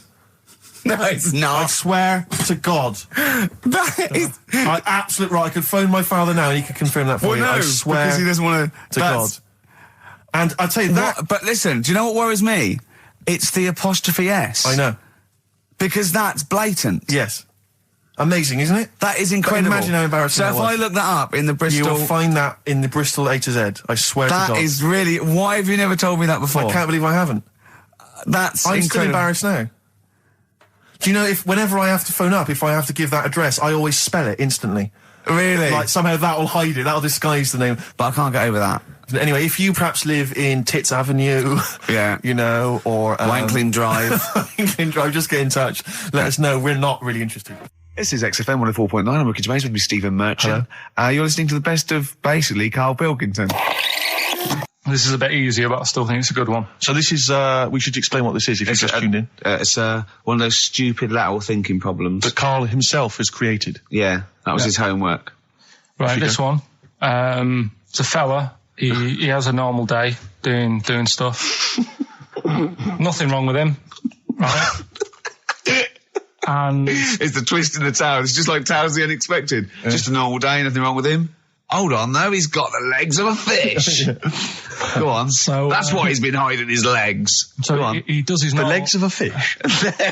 Sorry, can't carry on. He has his working day and that, and then he gets a bit tired. Goes to bed. He puts the light on, leaves it on, goes to bed. Oh. That's crazy.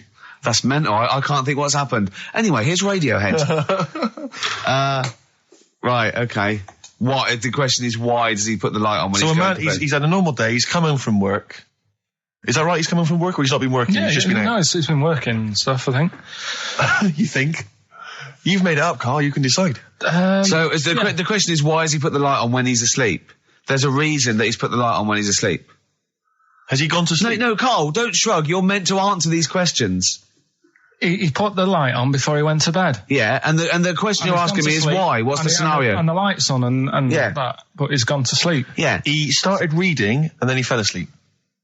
No. Did he intentionally, for some reason, put the light on? Every night. It's mad. Sounds mad. That's Carl, doesn't it? Every night he does it. Yeah. He puts the light on. Carl, is the point of this that he puts the light on for a very good reason? Not for us, but for some people. He's blind and it's always been on, and he thinks he's turning it off, but it was on in the day, and he thinks he's turning it off, but he's turning it on because he's blind. That'd be stupid. That works. No, that works great, Rick. Yeah. Thank you, Carl. So you've got to come up with... Hang on. If you're blind, why would you put a light on? No, he thinks it's off. Yeah. But why would he turn it on anyway? Just think so he doesn't get burgled, so people know he's in because he can't see him. So he just he puts the light on when he's there, then he turns the light off when he goes to bed, so people think it's fine. But he's got it out of kilter, and actually he's walking around in the dark all day. I don't believe that if you're blind, you turn your light on. I don't think you'd be living on your own, would you? I'm not having that for a second. Do blind people live on their own? I'm not having that for a second. Well, some people do. Lonely blind people live on their own. No, if you got bad eyes. And even women? Are there any blind women who are living on their own? No, I mean, if you know of some blind women. 08700 800 1234. We've gone through this. If you are a blind woman with no standards and you don't care annoying voices and smell, yeah, then get in touch with you. Yeah, I mean, you've got to be within the ages of, say, 25 to 65. You know, right. Well, call it 75. You fussy all of a sudden. I know. Yeah, go on. If you were blind, would you live in London? Because someone said yesterday there was one struggling outside in Leicester Square, and I don't understand. If you would, I mean, you know, might have been a tourist. But why come to London if you're blind? It's the worst place in the world to come if you're blind. To hear the sights. To hear the sights. It's a bit mad, isn't it? They do the same job. They have tourist needs like anyone else. Yeah. No, but it sort of stinks, and you'd go away going, "Oh, it's not that good." I just thought that I thought it was a bit weird. Well, never mind your concern for the partially sighted or sight impaired people coming to London. Get on with this. Yeah. So there he is. Yeah. It's like, a bit tired. Yeah. Just put the light on. Get to bed. Yeah. So he turns the light on and he goes to bed. Yeah. Oh. Should we play a track? He's not sleeping on the job. He's a lighthouse keeper. Well done. Is he a lighthouse That's keeper? not it, Carl. He's a lighthouse keeper. Right. Why wasn't the light on all the time? Because it's light in the day.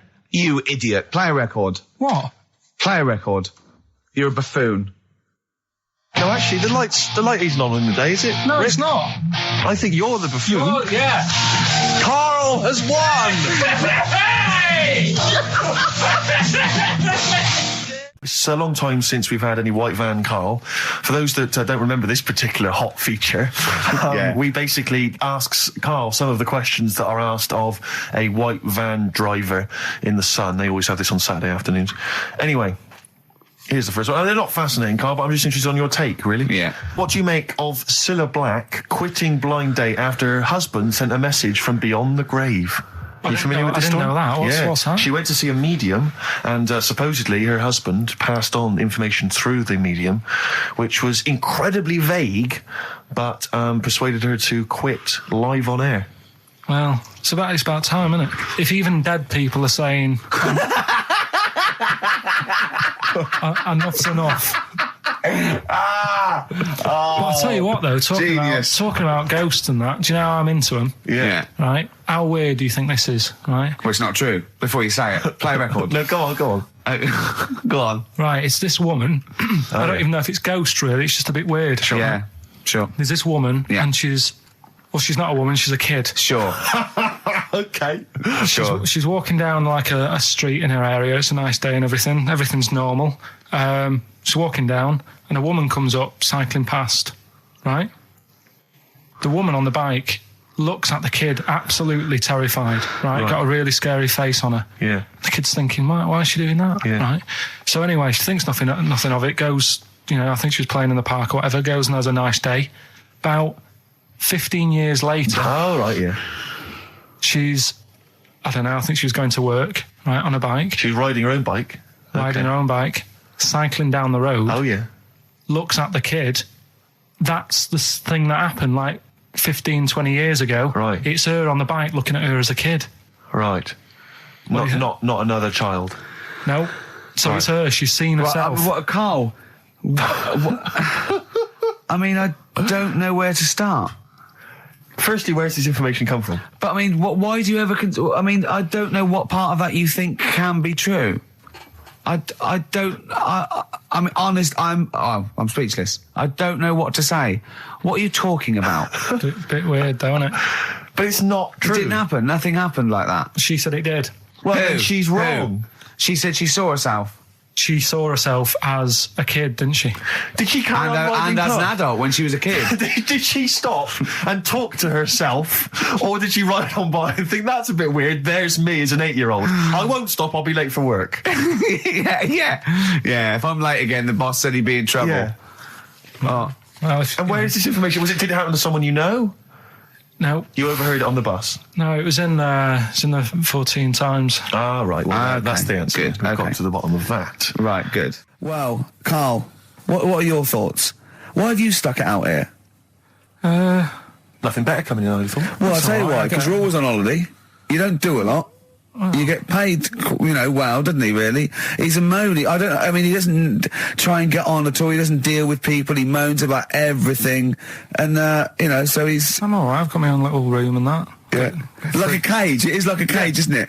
And he can shut the door. If people walk past, he goes, shut the door. He doesn't want them looking in. He's like a miserable old chimp. We noticed today how much he's simian, isn't It's he? very strange, actually. We maybe should try and get a picture on the website, because Carl's arms are particularly chimp-like. It's very, very strange. Because he's got that he's got long downy hair. It's And not the like... long extended knuckles. Yeah, and his totally round face that sort of the chin goes back and the dome of his cranium. I think, quite seriously, I know we sort of share about 98.5% of our genetic material with bonobos and chimpanzees, but I think he's got a little bit more. Yeah. I honestly think he's a little bit of a throwback. Just his line, they just kept to this sort of really the ugliest one in the cave and the tree, and he really didn't. He didn't come out of it. I'm not saying you are, I don't think you'd... Well, you are. Yeah, you're chimp-like. No, it does annoy me. My hair annoys me on my body and that. Because I've got like hair on me little toes and that. Have you? Then on the legs. Would you see your little toes? Can you pick things up with them? No, it's tried. Okay. Well, that's the finale of this week's show. We're going to see if he can play a record and put the fader up From a tyre, while swinging in a tyre. just using his hairy toes. Yeah. I've sort of got hair all the way, but then it just runs out where it should be. On the top of your head. Top of your head. It's And just- is this part of the reason why you're always uncomfortable about, being nude or around naked people? Is that partly the reason, do you think, because you look so grotesque? Well, when I'm on holiday, I don't really like wandering about without a top on unless, like, it's a quiet beach or whatever. Sure. So what would you normally wear? Need. Shirt I just and have tie? like a nice sort of light, summery, sort of linen shirt, maybe, just a few top buttons open. Yeah. But I don't like... The naked body isn't that nice anyway, is it? You know what I mean? Whatever it is, if you're a cat and you're shaved, you don't look that nice. Do you know what I mean? But with I think you'll find a cat is naked even with its fur on. Cats don't wear clothes. No, but what I mean is, a bald cat isn't that good. You know, it does me head in that I'm bald. I'm not, I wish if I could have hair, it would be nice, but that's life. Would you innit? prefer animals to wear clothes like Mickey Mouse does? Or Goofy? You know that I don't like nudist and all that. We've done it. But don't you think sometimes you could sort of like maybe fancify a little bit, like if there was such a thing as an ape salon, and there isn't, Carl. There isn't, right? Would you give a orangutan a trim, maybe sort of his hair? Because some of those look like they're going bald, but they've got a comb over, They don't should they? just have a shave. When it's like that. That's what I did. Just take it back. And the underarms as well. Yeah, they've really got a lot of underarm hair. Even the women ones. Really? Yeah. It's disgusting. I know. I don't know. I don't even know why they breed. I don't know how they get they laid, some of those horrible old hairy ginger orangutans. Yeah, they are particularly grim, some of those. I know, yeah. The big ones. I know. Ginger ones. Yeah. They can't be happy, can they? What is that? Where did that happen, the ginger thing? Why do people give them, like, a hard time and that? Well, you just gave them a hard time then, so why did you do it? You were just buying in, were you, to people do sort of give... I don't understand why, but ginger people get quite a bit of stick, and I've never understood it. No, it's just, I don't know why. I They don't do, know. though, don't they? I don't know. It might be historical. It might have been because... I'm sure they don't everywhere in the world. I'm sure it's probably... No, they are. They're always... I've said to you about even, like, ginger cats, they're always fat, because they... You're sort of sick of it, probably. Wait. What do you mean? Ginger cats, what do you mean? Well, when you see a ginger cat... They've been eating, like, because they're upset. Fed up and they've been bullied. You never and things. see, like, a thin, happy ginger cat running about. It's always overweight and looking a bit fed up. It's just a good point, isn't it? I wouldn't say it's a good point, Carl. It's a point. So last week, the Chinese don't age well. Now, anything ginger, including cats, are sick of it. No, but I'm just saying... Are you ginger? Would you like to take issue with any of Carl's points? 83 XFM is the text. You can text us. Maybe you've seen a thin ginger cat. I'm not having a go, though. That's what I'm saying. I'm just saying it's weird how people give them a hard time. And it's if I could have hair, I'd go for ginger hair rather than being bald. Really? No. XFM 104.9 of a Saturday. Ricky Gervais with me, Steve Merchant. Hello there. But we're not here. No, we're away. So this is the best of, and I hope you're enjoying it. We certainly are. I woke up this morning, Feeling fine. It's not a blues song. And I turned my phone on, and it was from Karl, and it went, "Forget it, I've made my mind up." And I thought, wow. What is that? And I Forget phoned him. it, I've made my mind. I went, "Karl, what is it?" He went, "Oh no, it's about the text I sent you last night." I went, "Well, what was it? I just got this text." He went, I was just wondering, I was thinking last night." He said, "Supposing you had to have your hands removed." Sure. Right? And the doctor said, "Well, you can either have them stay like that with stumps, or I can sew feet there. What would you have?" And I was bleary-eyed, and I went, "The stumps?" He went, "Yeah." I went, "All right." He went, "Yeah." And then what was his follow-up text to that? And then I got the text, it was obviously before it, and it went, and it was like quite serious. What would you do if surgery don't remove your hands? Would you have stumps or the feet? Right? Now the way, when I said he's made his mind up, and I went the stumps, he went, "Yeah." I think secretly he decided on the feet, but was too embarrassed to tell me. There's a little bit of what would you do? Because But why did you think of this? Why did you think of this? Girlfriend's away, right? Yeah, no, that's not why you start thinking bizarre I'll tell you devices. Now, right? I'll let you into my little mind, right? Last night, I had some beans on toast, right? She was away. It's good already. She was away, she had some beans on toast, she went wild. Yeah. Right? Now, I was stood up, I live on on a high street, right? So I'm washing up, I'm looking out the window. First thing that had my attention is, I can look into other people's flats, right? Yeah. And it was weird how all these different lives were going on, I was watching them, and everybody had the telly on and was watching Volcano, right? Which was on last night. Right. And I thought, that's weird, right? I can see them all watching it. And it was like a little Chinese lad who was dancing around in some underpants. And then there's a little old woman who lives downstairs who was reading a book, and she's always reading a book every night. And it's like, I have a better life than her. And then there's like some sort of bouncer who's always getting ready to go out late at night with all the black on. He looks like a bouncer. So I was watching all this life going on. I thought, did you witness a murder while you were doing this? Yeah. It was like that sort of Sliver film where that bloke had loads of tellies watching people's lives. So that was going on in my mind. And then I was washing up, and I picked up the plate, and I thought, it's amazing, isn't it?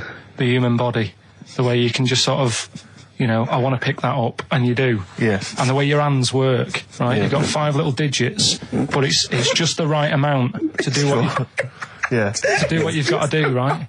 So I'm cleaning the plate. Sorry, Karl, stop. It's just the right amount. Might be one of the most genius things I've ever heard said. I would love David Attenborough to phone you up and say, "Karl, how do I word this about the evolution of the mammalian front limb?" Just go, we'll just say it's the right amount. But it is. One of course extra it is. would get in the way. Yeah. And one less would just make it that little bit more tricky when picking up a bit of a slippery dish. Sure, or buying gloves. Yeah. A slippery dish. Couple of emails. Monkey Matt's emailed us. Who? Monkey Matt. Oh, Matty, yeah, go on. Yeah. He says... How's the Monster? He's all right. He says, Karl has missed a cracking headline from The Sport. Hide-and-seek champion found dead in cupboard. I hope it's real. I don't know if it is. I doubt it. Just looking through some of the news stories that Karl did make it into Karl's news roundup. Yeah. This one you might be interested in. Headline, woman says partner ran off to become vampire. Yeah. And it says a young mother says her partner has dumped her to become a vampire. Rebecca Roberts from Somerset says Matthew Barrett fell for a blood-worshipping woman in a US cult. The 23-year-old mother says he began shaving all his body hair, dressed in black, and used Rebecca's lipstick to redden his eyes. Rebecca caught him performing weird blood rituals in front of his computer at night, cutting himself to prove commitment. She said, I thought it was just a hobby. Everyone's got a right to one. I was pleased he'd found an interest. Brilliant. This is apparently from The Sun. Apparently he's left. He's gone to America. He's living in this Ohio-based cult. But it's the last bit where she's been asked whether or not, if he came back, would she take him back? Sure. And this is where I wonder if the journalist, you know how journalists are supposed to just report the news, be objective. Yeah. I wonder if maybe the journalist here has maybe had some interference. Made the quote better for them than go on. Because it says, I never thought this would take over his life. Now, if he came back, I'd say fangs, but no fangs. Oh dear! I can't believe. Imagine you're the woman, Rick. Okay. And I've come round. You're the to you. journalist. I'm the journalist, and I've come in and I've said, okay, I read about this. All I have to do is not say that thing. You've come. I understand you're obviously quite upset. Your husband's gone gutted. off. If he came back, would you take him back? Definitely not. Right. What would you say to him then if he came back? Just get lost. Right, but I'm really pissed off with you. Would you perhaps say something a bit more pithy? Not in this situation, no. You're upset? He cuts himself, he drinks blood, he's left me. Sod off. I'm not interested, mate. Because I tell you what. Go on. I mean, I like what you said there, but I wonder if we could condense that a bit more. If he came back, would you say... Go away. Would you ever say something like, thanks, but no thanks? No, because it makes it flippant, because I'm really angry. I know you're annoyed. And I'm upset, so I wouldn't say... I certainly wouldn't say thanks. I might say no thanks. But what if you sort of said it like aggressively, like you were giving him the finger, thanks, but no thanks? Like you didn't really mean sort it. of sarcastically? Sarcastically, would you possibly say I might say thanks, but no thanks, and that'll be it. And that's and I'd leave it there. I'd never change that. Sure. I'd never change those words. Can I ask you a question? Go on. Do you like puns? Hate them. Right. I don't like Countdown. I don't like QI. I don't like any of those posh Cambridge, Oxford types. I hate puns. If you had to say thanks but no thanks in the form of a pun, what would you maybe say? I wouldn't. I never would. Right. I'd say thanks but no thanks. I would. I mean, I feel embarrassed that I'd even say that because I don't think I would even say thanks but no thanks. Okay. But if I did go that far, I'd leave it there. Sure.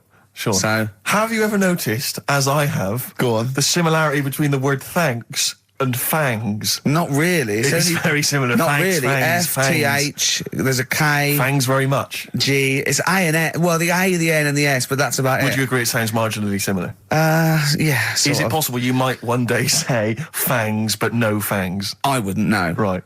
I could put that though, could I? But don't say I said it. Right. I mean, yeah.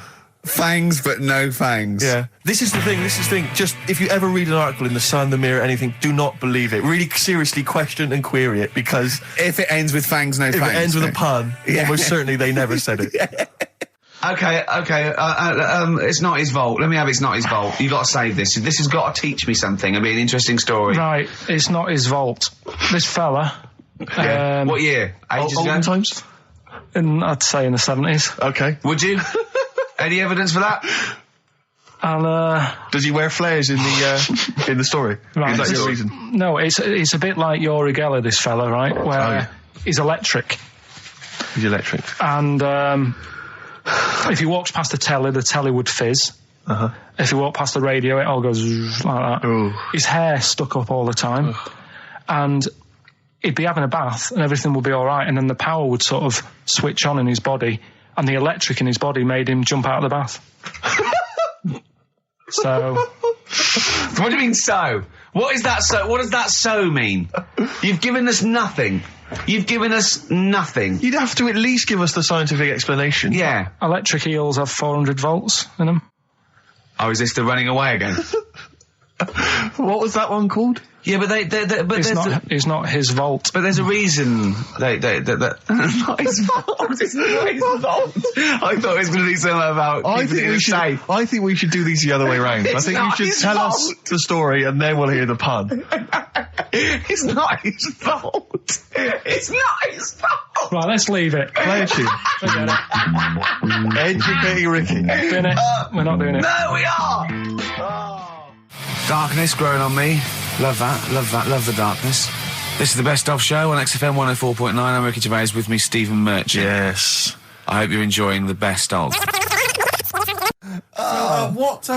what exactly is there then? Is it just a kind of moon-like kind of surround with just kind of dust and rock? That's exactly what you see. I was there when the Mars thing all went wrong. Yeah. I would have just sent a camera crew there, filmed a bit of that, right, and say, here we are, this is it. Ignore the little coffee shop in the background. Right? This is Mars, because that's where it's like just loads of dust, holes everywhere. Tidy it up. Little round-headed aliens complaining, whinging, just like Mars. Yeah. So, is there what's the best bit about the holiday? Come on, pretend you're Judith Chalmers. I have been doing. I would have done all. I would have said that. Don't bother. Right. I mean, the hotel was good. Yeah. That was all right. What was that like? It's all right. Just, clean. That's all you want, isn't it? See, that's not quite what Judith Chalmers does. She doesn't go, what's the hotel like? All right, yeah, clean, isn't it? All right. What was it like? What was it? 3-star, 4-star? Did that have a swimming pool? What was the room like? Yeah, had a swimming pool and that. Yeah.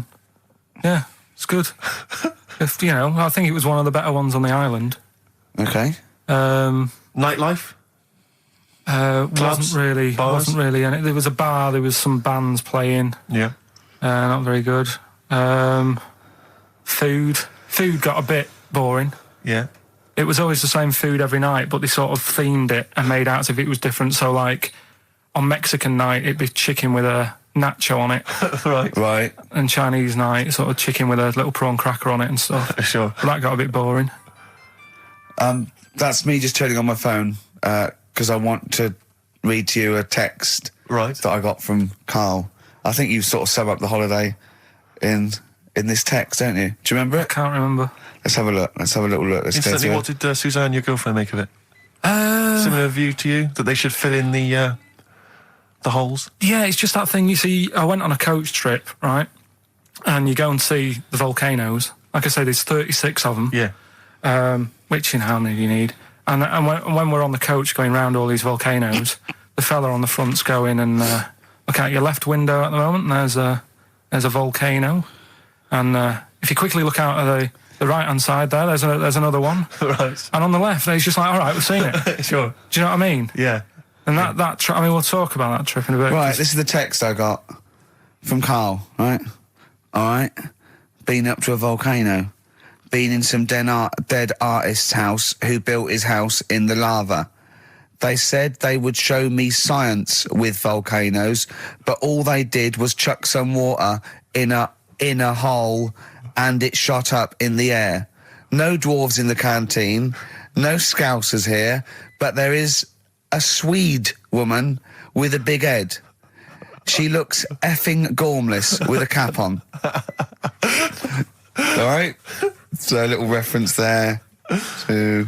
A Swede woman? What's that mean? Do you mean Swedish? Yeah. Or she looked like a vegetable? No, a Swedish woman. But they've all got sort of quite big bill, aren't they? And I sent him a text. Oh, well, it's just good to be on holiday because, I'm working. He sent back, so am I. Just been watching Sky News. There is a school for monkeys who want to get a band together. Is that monkey news for later?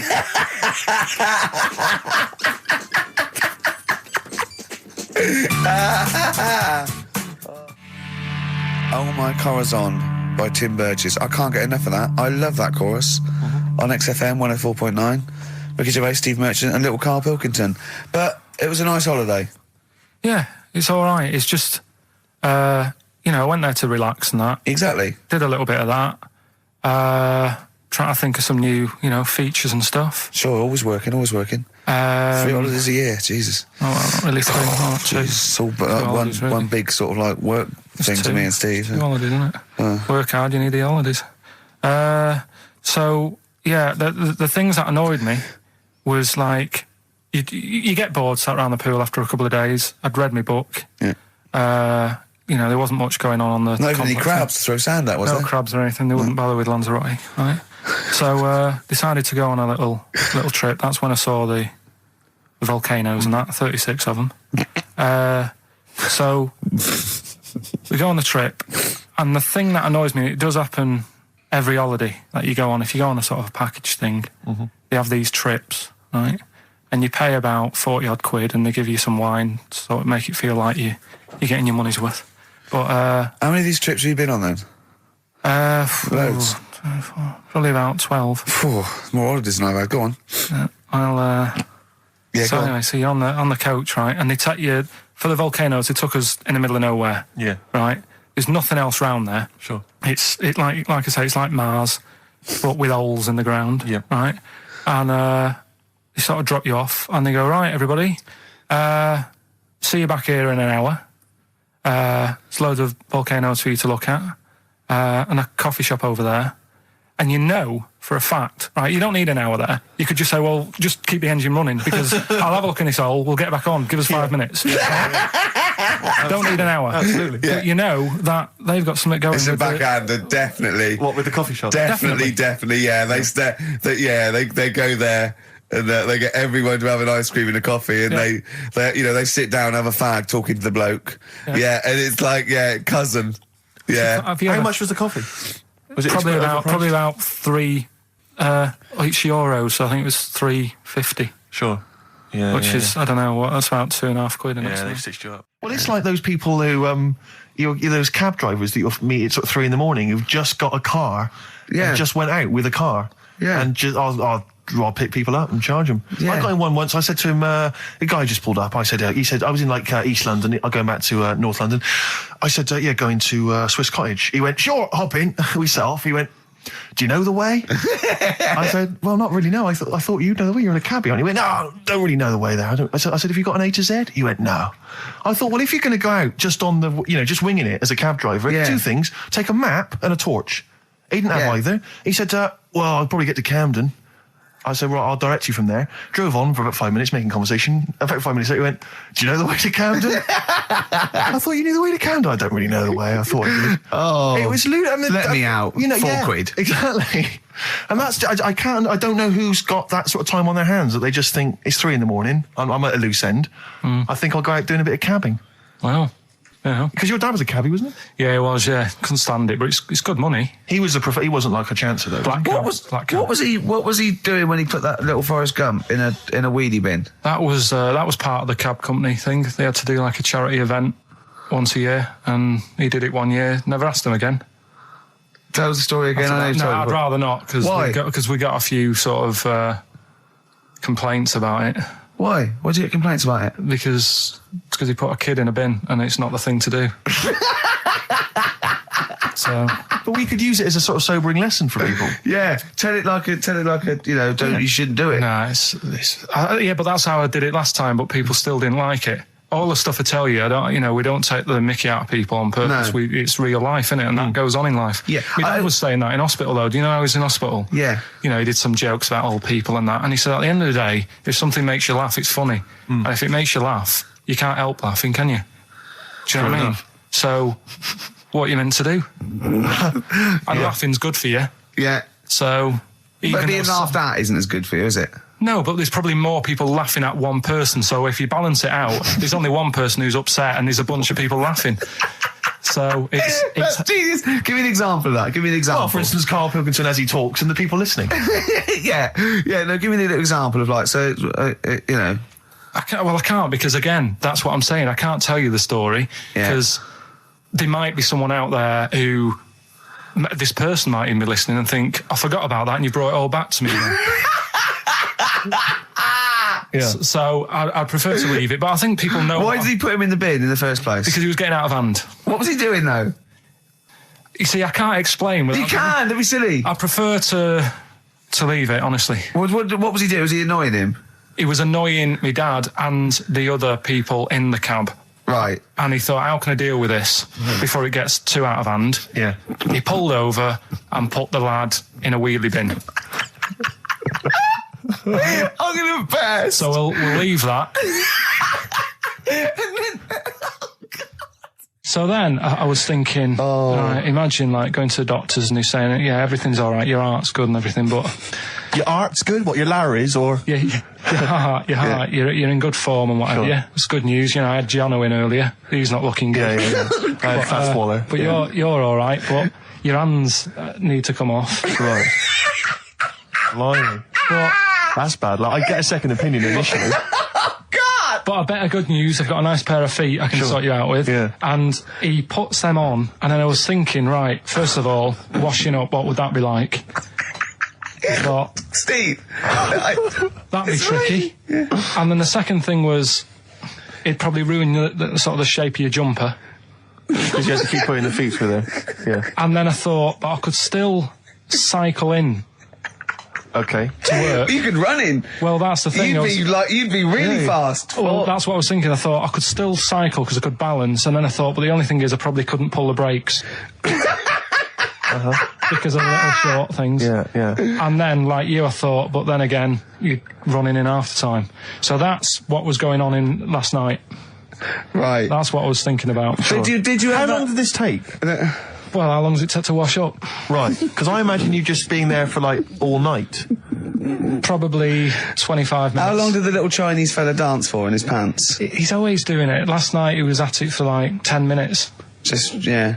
And his girlfriend never sits in the same room as him. She's always sat in the bedroom. She's going, you dance in pants again, I go in next door. Well, she was in the bedroom. She's always in the bedroom, sat on the floor, on the mobile phone. Right. All the time, yeah. It's weird how people's lives are just like, it's like that Groundhog Day thing. It's like, he's jumping about in his underpants. The old woman's sat there reading a book. Yeah. And that's what got me thinking about my life. Do you think she ever goes... Are you sure she's not dead? Every time you look down there, she's just flicking through it. She's just reading this book. The pages never turn. She never seems to finish it. She never moves from her chair. Are you sure the Chinese her girl's cats going... are dead around her. I'm going into next door again. That little round-headed fella's looking in. He's looking in at me. The bouncer goes, "Don't worry, love, I'll go and beat him up." But he's always getting ready. That's true. They see you staring at him, washing up, going, "I could have feet here," and they get scared. The old woman's dead. Oh, Carl, dear. can you tell us roughly which neighbourhood you live in, so that we know? It's central. Central, is it? Yeah.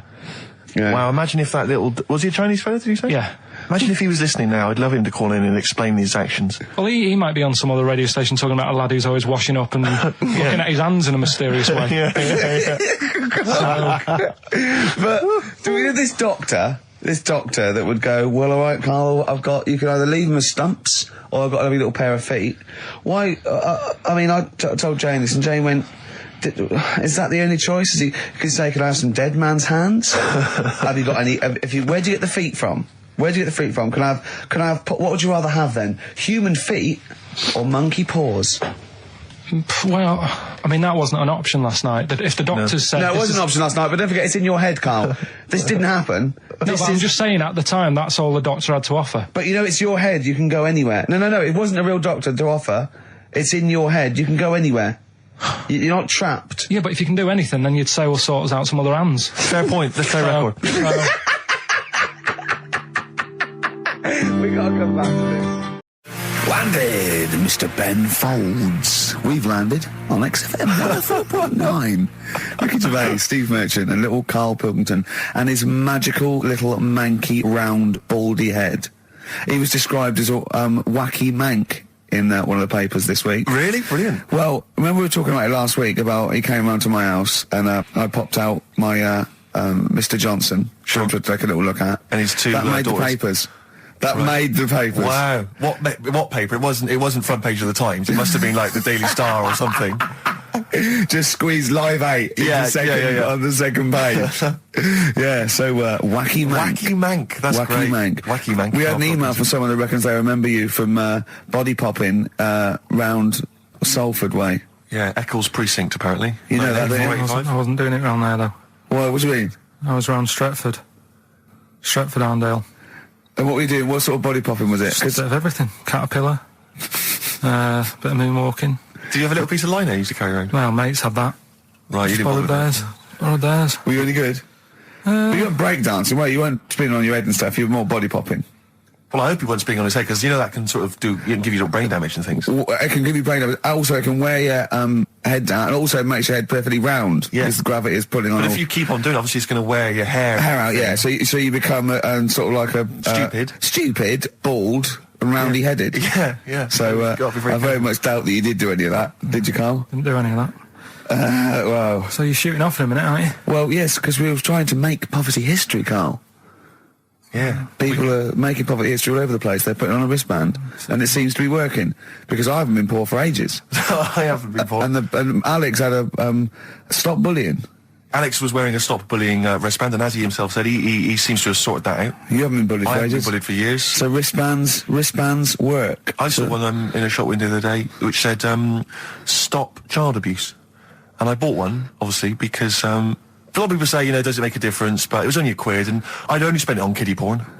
So, I think I've made a little difference there, in a small way. On a serious note, though, I like the idea that stop child abuse. If you're a paedophile and you're walking along the street in your Mac, right, you got a puppy in one hand, a bag of sweets in the other, and you see this wristband, and you go, oh, stop it. Oh, okay then. Yeah, I hadn't thought before. That's what I think. Okay, fair enough. Yeah. I won't be doing that again. Yeah, he was hanging around in Topshop for unsavoury reasons. He saw them in there for only £1. Carl, we haven't got long, have we? We've got an hour and a half because we've got to shoot off. I've got to shoot off down to Live 8 and introduce Rem. So we got a lot to pack in. We got the Rockbusters, and then we give away. I just saw those. I'll finish the sentence in a minute. I look forward to it. I'm getting excited. Yeah. I'm getting excited. So we got so much to pack in. Yeah. I haven't got time to finish all my. So listen, right? You know the things we're giving away. The signed little Homer. The Nigel Tufnell thing and the Flanimals, right? Looks brilliant. They've done a brilliant job, the people here at XFM. So take back all you were saying about them, Carl. And also we should say as well, you've still got a chance to win that, because if you get today's Rockbusters, you go straight into the hat for the big draw, so you've still got a chance to win all those top prizes. Play a record. Bit of Monkeys. Yeah. Monkeys, Pleasant Valley Sunday. Right, do you like that, Carl? It's alright, yeah. What's it about? Well, if you heard, it was a sort of description of, typical suburbia, isn't it? Here in status symbol land. It's a sly dig. When the monkeys get a bee in their bonnet about something, you better not. You do not want to be on the receiving end of that. Yeah. We've got a good song with a story later. Go on, what we got? Don't want to tell you yet. All right. Now, is it as pitiful as last week's, where you somehow misheard that Eric Clapton song? What was the Eric Clapton song? Well, Wonderful Tonight, and he was convinced it was about a bloke in a wheelchair for no reason, no evidence at all, other than she's walking around with me. Yeah. Well, yeah, walking around with me. No. I walk into a room and everyone's head turns to look at her, which you didn't seem to Helps hear. him to bed. Is he drunk? He's had a few. Never mind. Yeah, well, you're totally wrong. Big day, Carl, though, isn't it? Because there's lots going on, and I know Carl's it's very, very important for him that he champions Live 8. I don't know what's going on. I don't know what. I am sick of it, to be honest. Sick of what? Just sick of reading about it. Sick of this Live 8 thing. Sick of it all. Brilliant. Fed up with it. What annoys you particularly? It's not only that today, though, is it? On the way in today, right, saw a gay fella on a bike. Weird? On a bike, rushing. What time did the gay march start? What time did they have to be? Why are you looking at me? I don't know. No, but he was rushing, left it late, so he'd had a late night again. So my point's right about him. What right? was your point about, just to people who've just tuned in? Well, the fact that they go out late, so they sort of have a nice night out from about 11:30. They're riding in the jeans at like 10:30. In their jeans. They're leather trousers. But anyway, right, so They're cutting the back out of their leather trousers about 10:30 at night. I'm on the way in, right, and I see one stressed out, rushing, right, on a racer, wearing high heels. Oh, I love you. He's 50s dad, isn't he? He's angry. He's just angry. If you're a gay fella and you're proud to be gay, but you also want to make poverty history, you don't know what to do today, do you? You're all racing all over the place. Must be murder. It seems a bit unfortunate that they've put them on the same day. Yeah. Well, you can get little leather studded wristbands that say make poverty history. Yeah. So you can join in on both You could parts. kill two birds with one stone. Yeah. Yeah. But why is Live 8 stressing you out? It's for a good cause. You must have, I know we've discussed this in the past, and you don't really know what you're talking about. But I mean, maybe that's the problem. I'm just, I don't know. I mean, I could have told them ages ago that there was no way that they were going to pay it back. I knew that was going to happen. I love that. But they didn't consult you, did they? When they were handing out this money willy-nilly to people who were dying, you could have had a quiet word with them. All I'm saying is, you could have said to Harold Wilson, Harold, you're not going to get this back, mate. You are not going to get this back, mate. When I wanted a mortgage, I had to supply 3 wage slips. is what I'm saying. I was double checked out loads of times. I'd like to see, have you ever seen that guy Alvin Hall, who gives financial advice to perhaps teenagers who don't know how to spend their money wisely? All right. Perhaps like send him over there. He's the guy with the bow tie. Oh, yeah, You know yeah. what I mean? Yeah. Like, send him over there and just sort of have a chat with him and say, make a list of what you're spending it on. So he's basically, will you be annoyed if they drop all debt and double aid and everything? No, because I mean, you know, people sometimes need help and that, don't they? You've got to help people out, but Yeah. it's how many times is the thing. Do you know what I mean? Let them off. But do I? I've got this monthly payment at the moment, haven't I? Yeah. I'm paying for tools for people out there who need a drill to build a house or whatever. Yeah. Am I now in my right to say, well, you can't have it all? Do you want the drill or do you want the debt cancelled? This is what I'm saying. I'm just, you know, I'm all happy to help people out. Do you think they're I've got taking us loads for a of mug? charges. Is that what you think you might be taking? We'll see, won't we? Time will tell, won't we? You know what I mean? If next year at the same time Geldof's putting on another gig, I'll go, what's going on now? Geldof putting on another gig and the mean fiddler. What's going on now? I think you're missing out on the true meaning of today, Carl, which is an opportunity to see Keane for free. I think that's the problem. I don't want to go. I don't like crowds and that, do I? Right. Can't be dealing with that. Don't like big crowds. People, because I was talking to people at work about it, and they were saying, oh, you know, it's a big occasion, it's one of them events, like, you've got to be down there, because in years to come, when they say, you know, were you there, I don't see what's good about having a memory being stuck in a crowd of 150,000 people. I prefer to do something nice. Say if I have like a nice cake and a cup of tea, right? In years to come, when they go, do you remember that day when we were all cramped and what have you? I'll go, no, I was having a nice cake and a cup of tea. So I've got a nicer memory than them. So I believe in doing something nice on a big occasion. Do you know what I mean? On a special day. Do something nice, remember that. The thing is, you have got a nicer memory than them, because when you look back and they say what you're doing 20 years ago, your memory will tell you you were actually having a cup of tea and a cake, but with a chimpanzee that could talk English. That's what your memory will tell you. You're thinking, I was out with my mate. I was out with my mate Marty. He's a chimp, and it just you'll be in cuckoo land by the time you're 50. You'll be just going, oh, it was great that day. I remember Suzanne. I don't know. I'm talking to Suzanne. She's left you. She's left you. She's had enough of you waking up. Well, she's down in Hyde Park watching Bed Shaped live. She's not worried about cake and a cup of tea.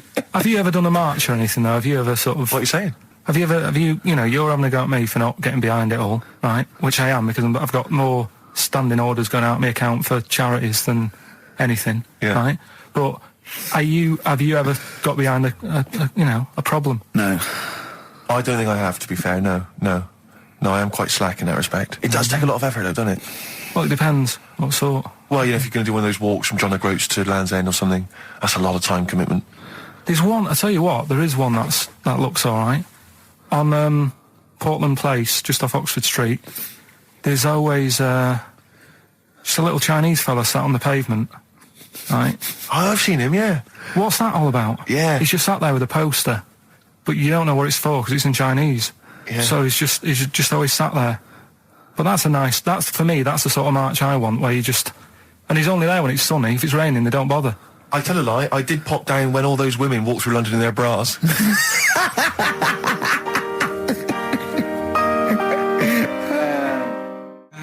Embrace and Gravity on XFM 104.9.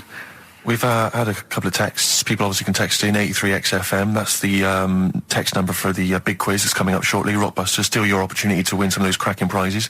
Enter your name in the draw if you can unravel the, I don't know what you call them, conundrums that Carl set. Sort of. We've had a couple of texts. Obviously, we're leaving early today. This is a shortened show and our last show of this run. But we've got to leave early. We've got to go down and try and make poverty history. But Rob's texted and he says, only an hour and a half today. Well, poverty does have some benefits then. He's a fan. He understands the show. Who was that little fella that used to write in who hated the show? I forget his name. I haven't heard from him for a while, actually. I don't know what happened. No. Maybe he realised that if he hated the show so much, the obvious thing to do was to switch off. Maybe that finally dawned That's on him. annoying. What's his name? Someone remind us of his I name. like people who hate us to carry on listening. Yeah. It just gives it an edge, doesn't it? Yeah. It's the fact that, you know, that you're annoying someone. I mean, I love annoying people. I know you do. I know. So You're like a kind of walking Chinese water torch. Yeah, exactly. Yeah. Have we got Ladder 49 today? Rick, there's a number of cracking DVDs as ever on Rockbusters. We've got The Life Aquatic with Bill Murray. We've got Howard and Kumar Get the Munchies, hilarious stoner comedy, and Batman the Animated Series. And Ladder 49, there it is. Joaquin Phoenix, John Travolta. If you've ever seen Ladder 49, then you can give us a quick text review on 83 XFM. I'd be interested to know if it's actually Why are you worth giving watching. away one a week for the last 6 weeks? Yeah. Well, we better do them then. Let's do Rockbusters for the last time. You can win those amazing prizes. All right. As always, just a little cryptic clue, some initials of a band or an artist. Work it out, email in or text in. That's it, isn't it? Mm-hmm. Right, the first one. Richard's kid. Yeah. Cuts hair for a living. Right? Richard's kid cuts hair for a living. Right? Initials ED. Right? BD. Richard's kid cuts hair for a living. Second one. I have a problem saying the French word for well. Right? I think that's the right word anyway. Wow. I have a problem saying the French word for well. So what's that? That initial there is K. Right, band or artist.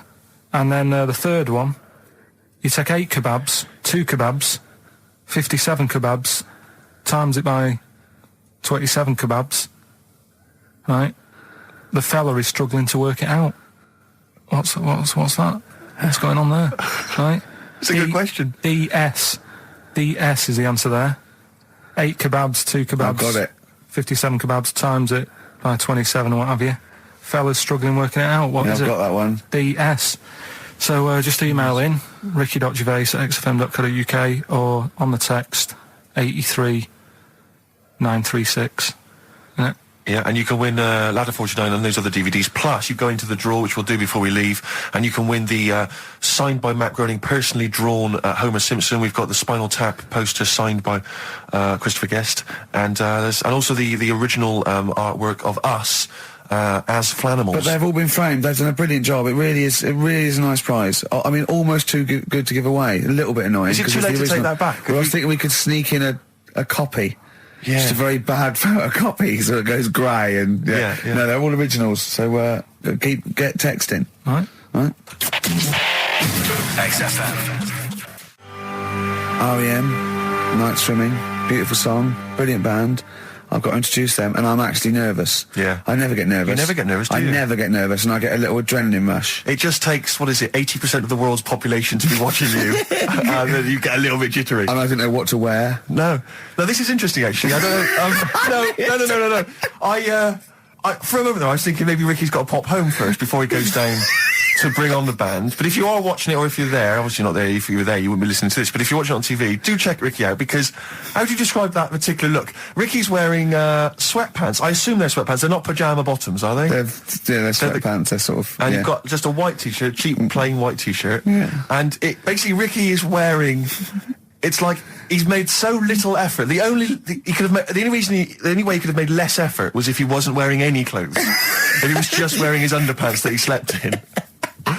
But he's actually bothered to put on a t-shirt and a pair of sweatpants and some trainers. Yeah, well... Jonathan Ross is going to probably be wearing a suit, one of his, expensive suits or whatever. And, but he won't be as comfortable as me. Well, true. Did it not occur to you for a moment to maybe make slightly more of an effort? Perhaps put on a jacket? A jacket looks silly with tracksuit bottoms. Well, again, you could have changed the tracksuit bottoms. I mean, they're a mainstay of the outfit, are they? It's like they're not changing for anything. Yeah. I've got very little things that I haven't got a drawstring or elasticated waistband. No, sure. I don't want to be bothering with buttons and zips and hooks. There's going to come a point, isn't there, where you're just going to wear, I don't know, smocks. A baby grow. Baby grow. A baby grow with a flap. That'd be great, wouldn't it? Those little mittens. Yeah, all in. Yeah, that'd be great. And then an oven glove, so I can just get stuff out of the oven, eat it, let it drop everywhere. Yeah. Right, and then just get out of the baby grow, put a new one on, a clean one on. Or those kind of red flannel things with the which cowboys wear. With the kind of buttoned up bit at the back. The old cowboys. Yeah. Grandpa, he comes out with the shotgun. Exactly. And yeah, the long johns. Well, how's it going with Rockbusters? Anyone got the answers? Actually, one guy has texted in, James in Deptford, he's offered some answers, and he says here, the guy that hated us, famously, of course, we should have remembered, Dickie Anderson. Dickie Anderson? Richard Anderson, of course. I don't know if Dickie's still listening. If he is, obviously email in ricky.gervais@xfm.co.uk and Tell us what you've been doing, how you been keeping busy and stuff. Yeah. Nice to hear from him. Chris Campling hasn't called, has he, either? Yeah, The one that thinks that not only is this whole show scripted, imagine that, right? But that Carl is a character created by us. Yeah. He's actually an actor. Oh, if only we Look could at take credit that. for A that. shaved monkey we got. I'll tell you, you're going to go along later to the Live 8 gig and you're probably going to see some bands that are going to make an effort to entertain you. But if you want entertainment, Rick, you know it. Go on. There's only one person to book. Go on. Me. If you know, perhaps I'm going to do, because I'm obviously a top DJ on the radio, but where I really come into my own is DJing in any kind of club environment. Well, you told me you were DJing, I didn't go to it, DJing at a party, and you said the place was rocking. The place was roaring. And I loved it. Carl just said he was there and they weren't. Well, that's nonsense, Carl, They because weren't, you know so- very well that when I'd put on a tune, they'd cheer. Yeah, but it was late on in the night. They would have done that, whatever you put on. That's nonsense. No, they were happy and everything. I'm not saying they weren't having a good time. It was your party. It was all right, but they weren't going mental like you're sort of making up. They were definitely going mental. When I put on the Proclaimers, they could not believe their luck. They would have walked 1,000 miles. Was it good though? Were they really? What were they doing? They were dancing, were they? It's dancing and that, but they weren't sort of cheering, going, more and all that at the end. What are you talking about? Oh, Take wow. On Me came on. The big cheer went up. Oh, I don't know who to believe. I've been there, done it, Steve. I've been the DJ as well. Oh, it might be jealousy. It might I think be there's like professional jealousy there. yeah. I think it's because my fortunes are on the up and these are on the down. You know, we all know famously that he had Pilkington making music. his Didn't DJ happen. outfit. Didn't happen. I did enough. I just wanted to do enough to pay for the equipment. And I did. And that was that. But I don't like crowds, do I? But you're safe, aren't you? You're behind the little thing with the flashing But lights. there's still a lot of people and that. Forced fun. Don't like that. Forced It's fun. not forced fun. They haven't got to It dance is. if they don't want to dance. Yeah. Don't like it. What do you mean your fortunes are on the up? Anyway, DJing. Where were Well, you? I'll tell you, I was hired. Well, I say hired. I did it as a favour to a friend. His wedding the other week, and I got there. I was thinking, because everyone had their little role to play, and then people were doing a good job. I love you taking it seriously. And I going did. I to a spent wedding. ages putting together some CDs, special selection I CDs. love that. Because what I did is I burned them on iTunes. Did you turn up with your own headphones round your neck? Own headphones, wearing a suit, but headphones. Metal case. Didn't need it. Just had them all in one small box. Brilliant. Boom. I thought this is good stuff. I got some classics here. Give me an example. Give me an example of that, like the first hour, the warm-up hour. Rick, I'm coming straight in with Frankie Valli. Oh, what a night! Brilliant track. I mean, when those beats start at the beginning, who's not getting on the dance floor? Wait a minute, what's this following up? Go on. It's the Jacksons. Well, I Want You Back. I Want You Back. Brilliant. It sounds good at the moment, Carl. Yeah. So I'm thinking, at least I'm gonna roar this, because they laid on a good spread. The ceremony was nice, food was nice. I'm thinking this is going to be the piece de resistance. Yeah. Alarm bell started ringing. Why? When I realised there was a marquee outside. Of course, it's a balmy summer evening. I'm stuck inside on the dance floor. So I'm thinking I'm going to be struggling here to get them in.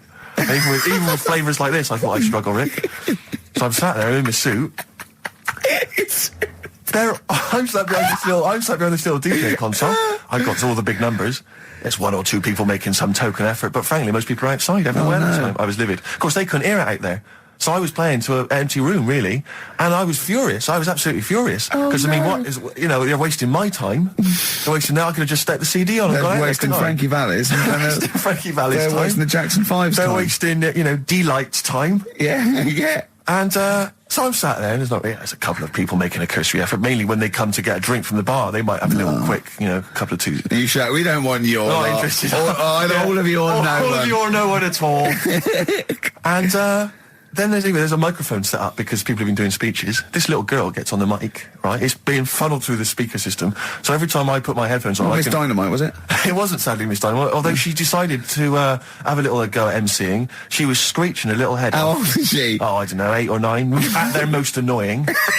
when children are at their most annoying, because they got a bit of confidence there. They're a bit cocky. They're not shy anymore. They're a bit arrogant. Yeah. She's screeching her head off, so I'm playing, and she doesn't know it. your face! I'm playing into the groove. No one's getting into the groove because she's going mental. She's just going, what's this? What's this? I don't know what this is. Play something I know.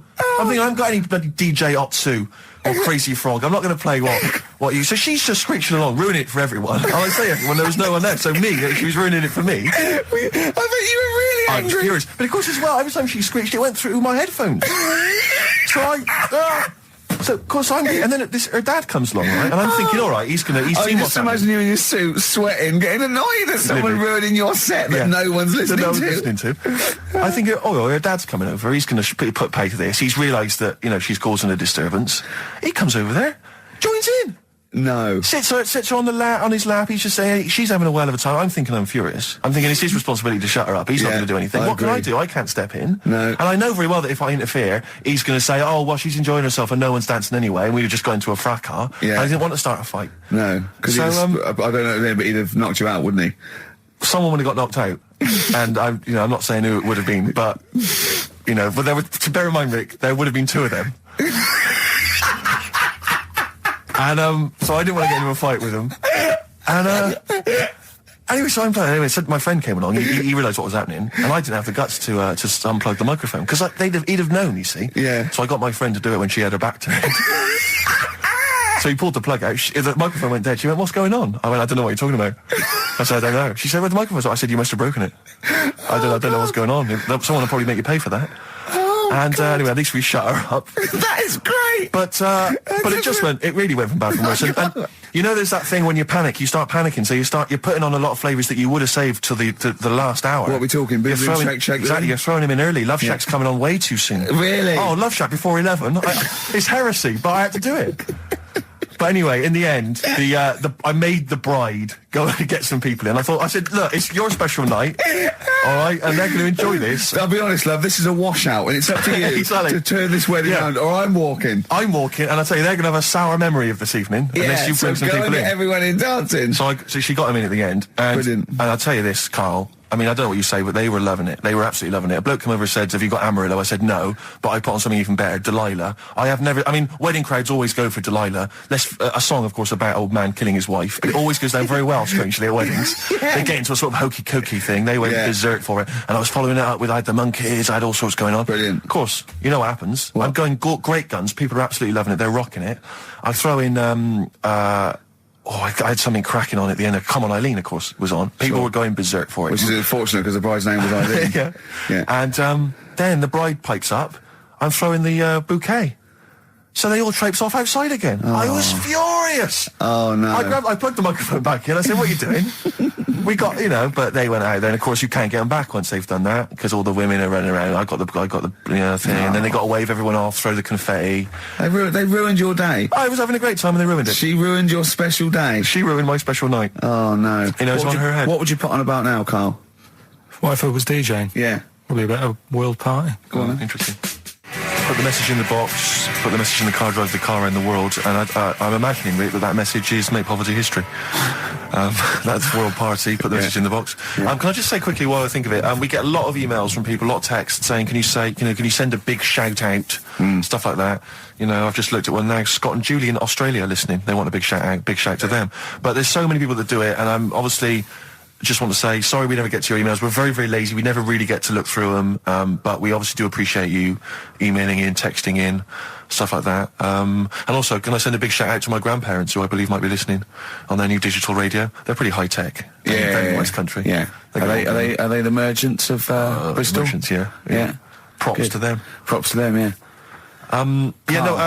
It's a slightly truncated show, isn't it, today, Carl? We've got Monkey News I Would Trust. I don't like change, and that's what's happened. I'm not. You don't, do you? You're like Rain Man. Yeah. He really is like Rain Man. Anything change, it's got to get in a little routine. You can't. I don't like to. I'm not like Suzanne's mum and dad and what have you, where routine cannot change no matter what. Like what? Well, we've talked about it where if it's a Tuesday, I'm having sausage, egg and chips no matter where I am. That's what they're like. Right. That's what they'll remember, actually. When I'm saying about stuff about Live 8 and all that, people will remember. If people said to a dad, you remember Live 8? Okay, what day was it on? Tuesday. Well, I had sausage and chips. Nothing changes. But the thing is, today, normally we have a bit of a, I know what we're doing where and all that, and it's all sort of messed up. We don't usually know what we're doing where. We say, what should we do next? No, but I know, like, Rockbusters has been done early. Right. So that's normally done at about... That's really throwing you. I think, I just don't... I don't like all this change and that. It's messing about, isn't it? Rain Man. So what do you want now? Well, what about Song with the Story? See, Right, well, last week... Look at him, he's in a genuinely foul mood. No, he's actually rocking. Yeah. He's actually rocking like Rain Man as well. Last week we did, like you say, Eric Clapton. This is the section where we play a song with a story. I think every song, if it's a good song, it's got a story. You've got to listen to it, sort of, you know, from the start. You get in the middle, you're going, oh, how's it going to end and all that. Yeah. You wait another minute, you know the ending, you're happy. But the thing is, as Steve said, you know, sometimes you're disappointed with it, so it's not a good story. And as Steve said, I'm not sure you're finding what you need in a song for a story. Why don't you read a book, a novel? If you want a really good story that engrosses you, why don't you read a book? You're not going to get it from a pop song. I haven't got time for a book. Song's 3.5 minutes. And that's it, is it? And that satisfied you? Well, yeah, it gets you thinking for a few minutes, then you move on. Then you stop thinking. 2 minutes 50, this one, right? And it's brilliant. Go on, Ed. It's about, last week we talked about the little crippled fella, right? This one... as I say, I don't think we say cripple anymore, but go on. All right, this one, someone emailed in saying, if you want a song about that, this is a song you ought to listen to, right? Right. It's about this fella who, basically something happened. I think he's in a wheelchair, right, for some reason. You thought that last time. His wife, you know, likes going out. She doesn't take him with her when she goes out. Right. Is it weird we don't take your love to town? Yeah. Brilliant song. We'll just play it then? Yeah, great song. All right. What do you mean? Oh, it's just, it's a good story. It starts off well and that, you're feeling sorry for him, but then he says, where's my gun? Yeah. Because she's a slut. Why? Because she's going off. Yeah, but what does he expect her to do?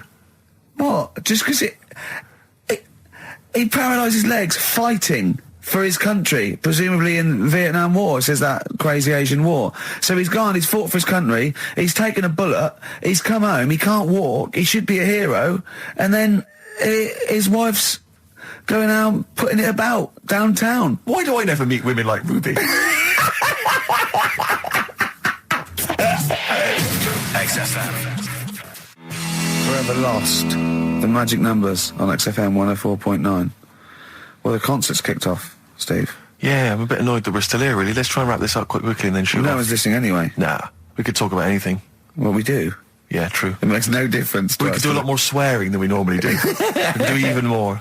I was talking to Carl the other night, because I've been rewatching for some reason that film Witness with Harrison Ford, where he's a policeman that has to protect a little boy who's part of an Amish community. Amish? Yeah.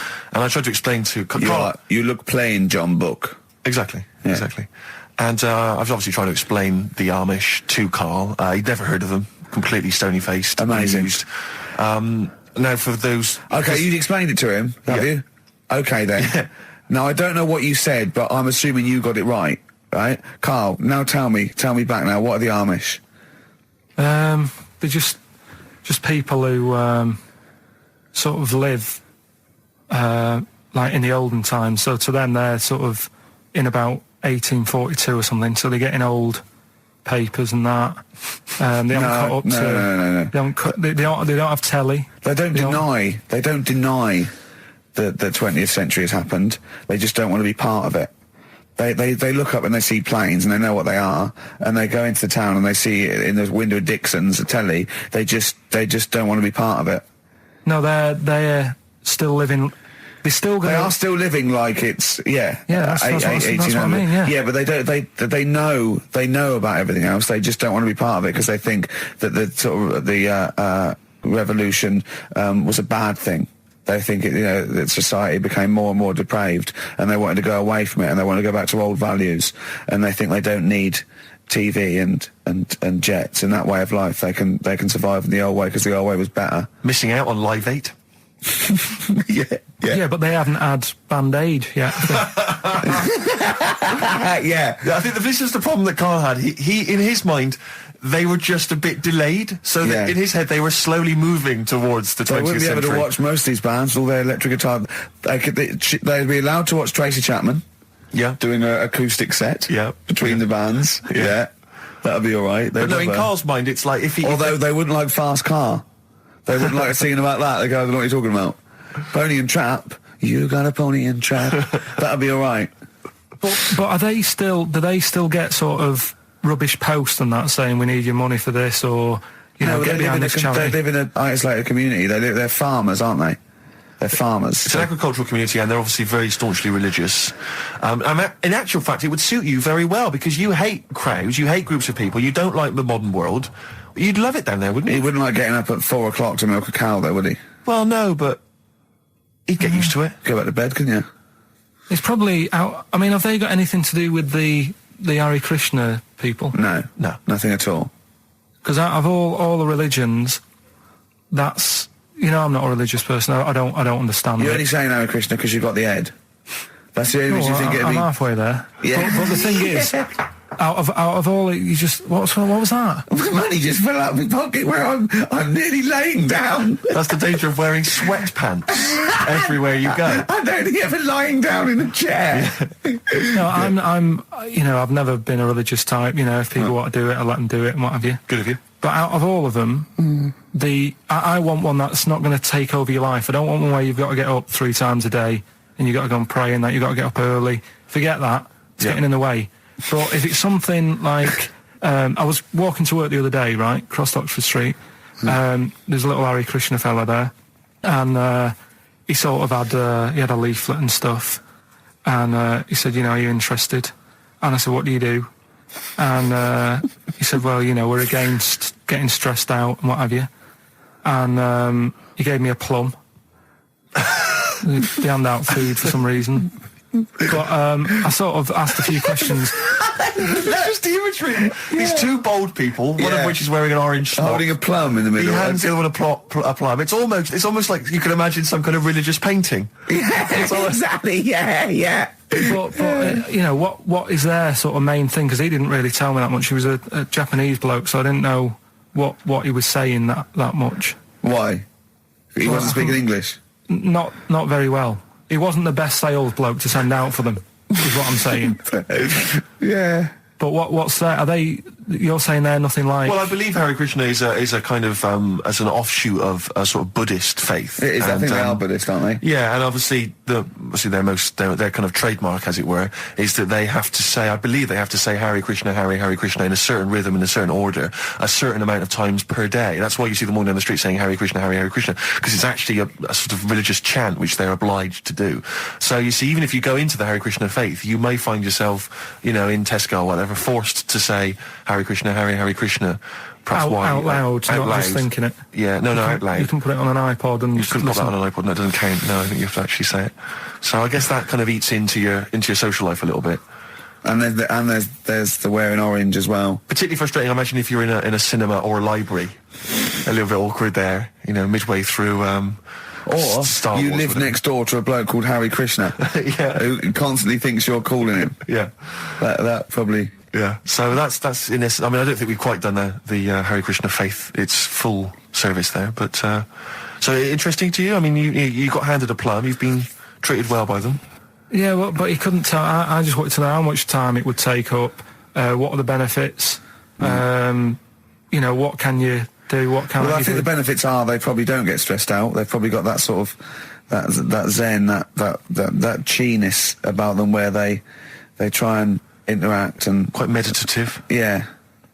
I've got some nice trainers as well, don't they, with their orange. What are you looking for then in a faith, Carl? You say what are the benefits? I mean, obviously Catholicism, you get the communion wine and bread, so...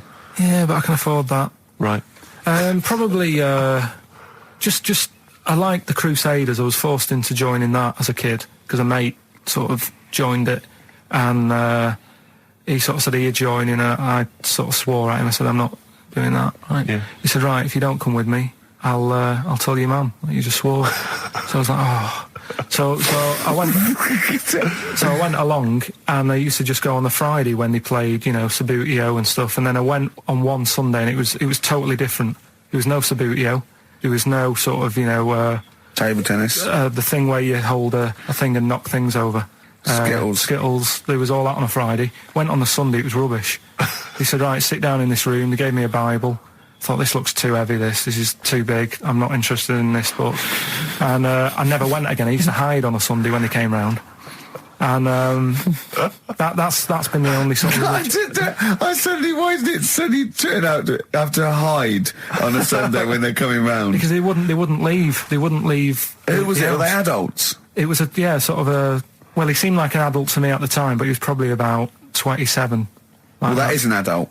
Yeah, but do you know what I mean? He seemed a lot older when I was a kid. Yeah. And he came knocking and that, and he used to say to me, Mum, I'll just tell him I'm ill or something. And he used to hang around to see if I'd eventually come out to play and that. And if I did, I think they would have grabbed me and took me there. I love the idea that for you, religion has to bring with it some kind of gift. It's like, join our faith and you get an alarm clock radio. It's like something like I think religion does bring a gift. Usually, it's the gift of the Lord. Well, the gift of everlasting life, isn't it? And that's the problem with it, A lot of people believe in it because they think. But for Karl, his feeling is like that should be a given. That's safe. I'm definitely going home with eternal life. But what else can I have? Is there an iPod? Do you have to have a religion? Because obviously I don't have a religion. I don't miss it, and I wouldn't want one. I'm an atheist, and that's out of belief. That's out of logic, and we don't get into the politics or the morality of it. Why do you feel you need a religion? Why don't you just get a hobby? Well, I didn't want one. I don't want one. I just was saying that, if I was to get one, which one would I go for? Is what I'm saying. I'd like to see you perhaps as a Jew. I think Judaism would suit you well, I think. What are the hours like for that? Tough. Can be tricky. That's what I mean. I don't want anything that's, And they have a day where they don't eat and stuff. I couldn't be doing that. So then they have days when they eat too much. Yeah, but what happens if I'm not that hungry that day? Like I say, I don't like change. No. I like my Cheerios in the morning. I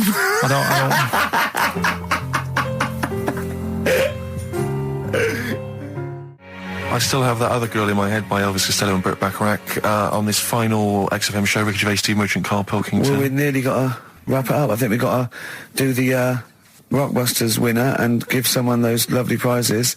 Monkey News, then we're out of here. We'll maybe come back, maybe do some Christmas specials. I don't want to make any promises. Right then, first one was Richard's kids. He cuts hair for a living. Yeah, what's that?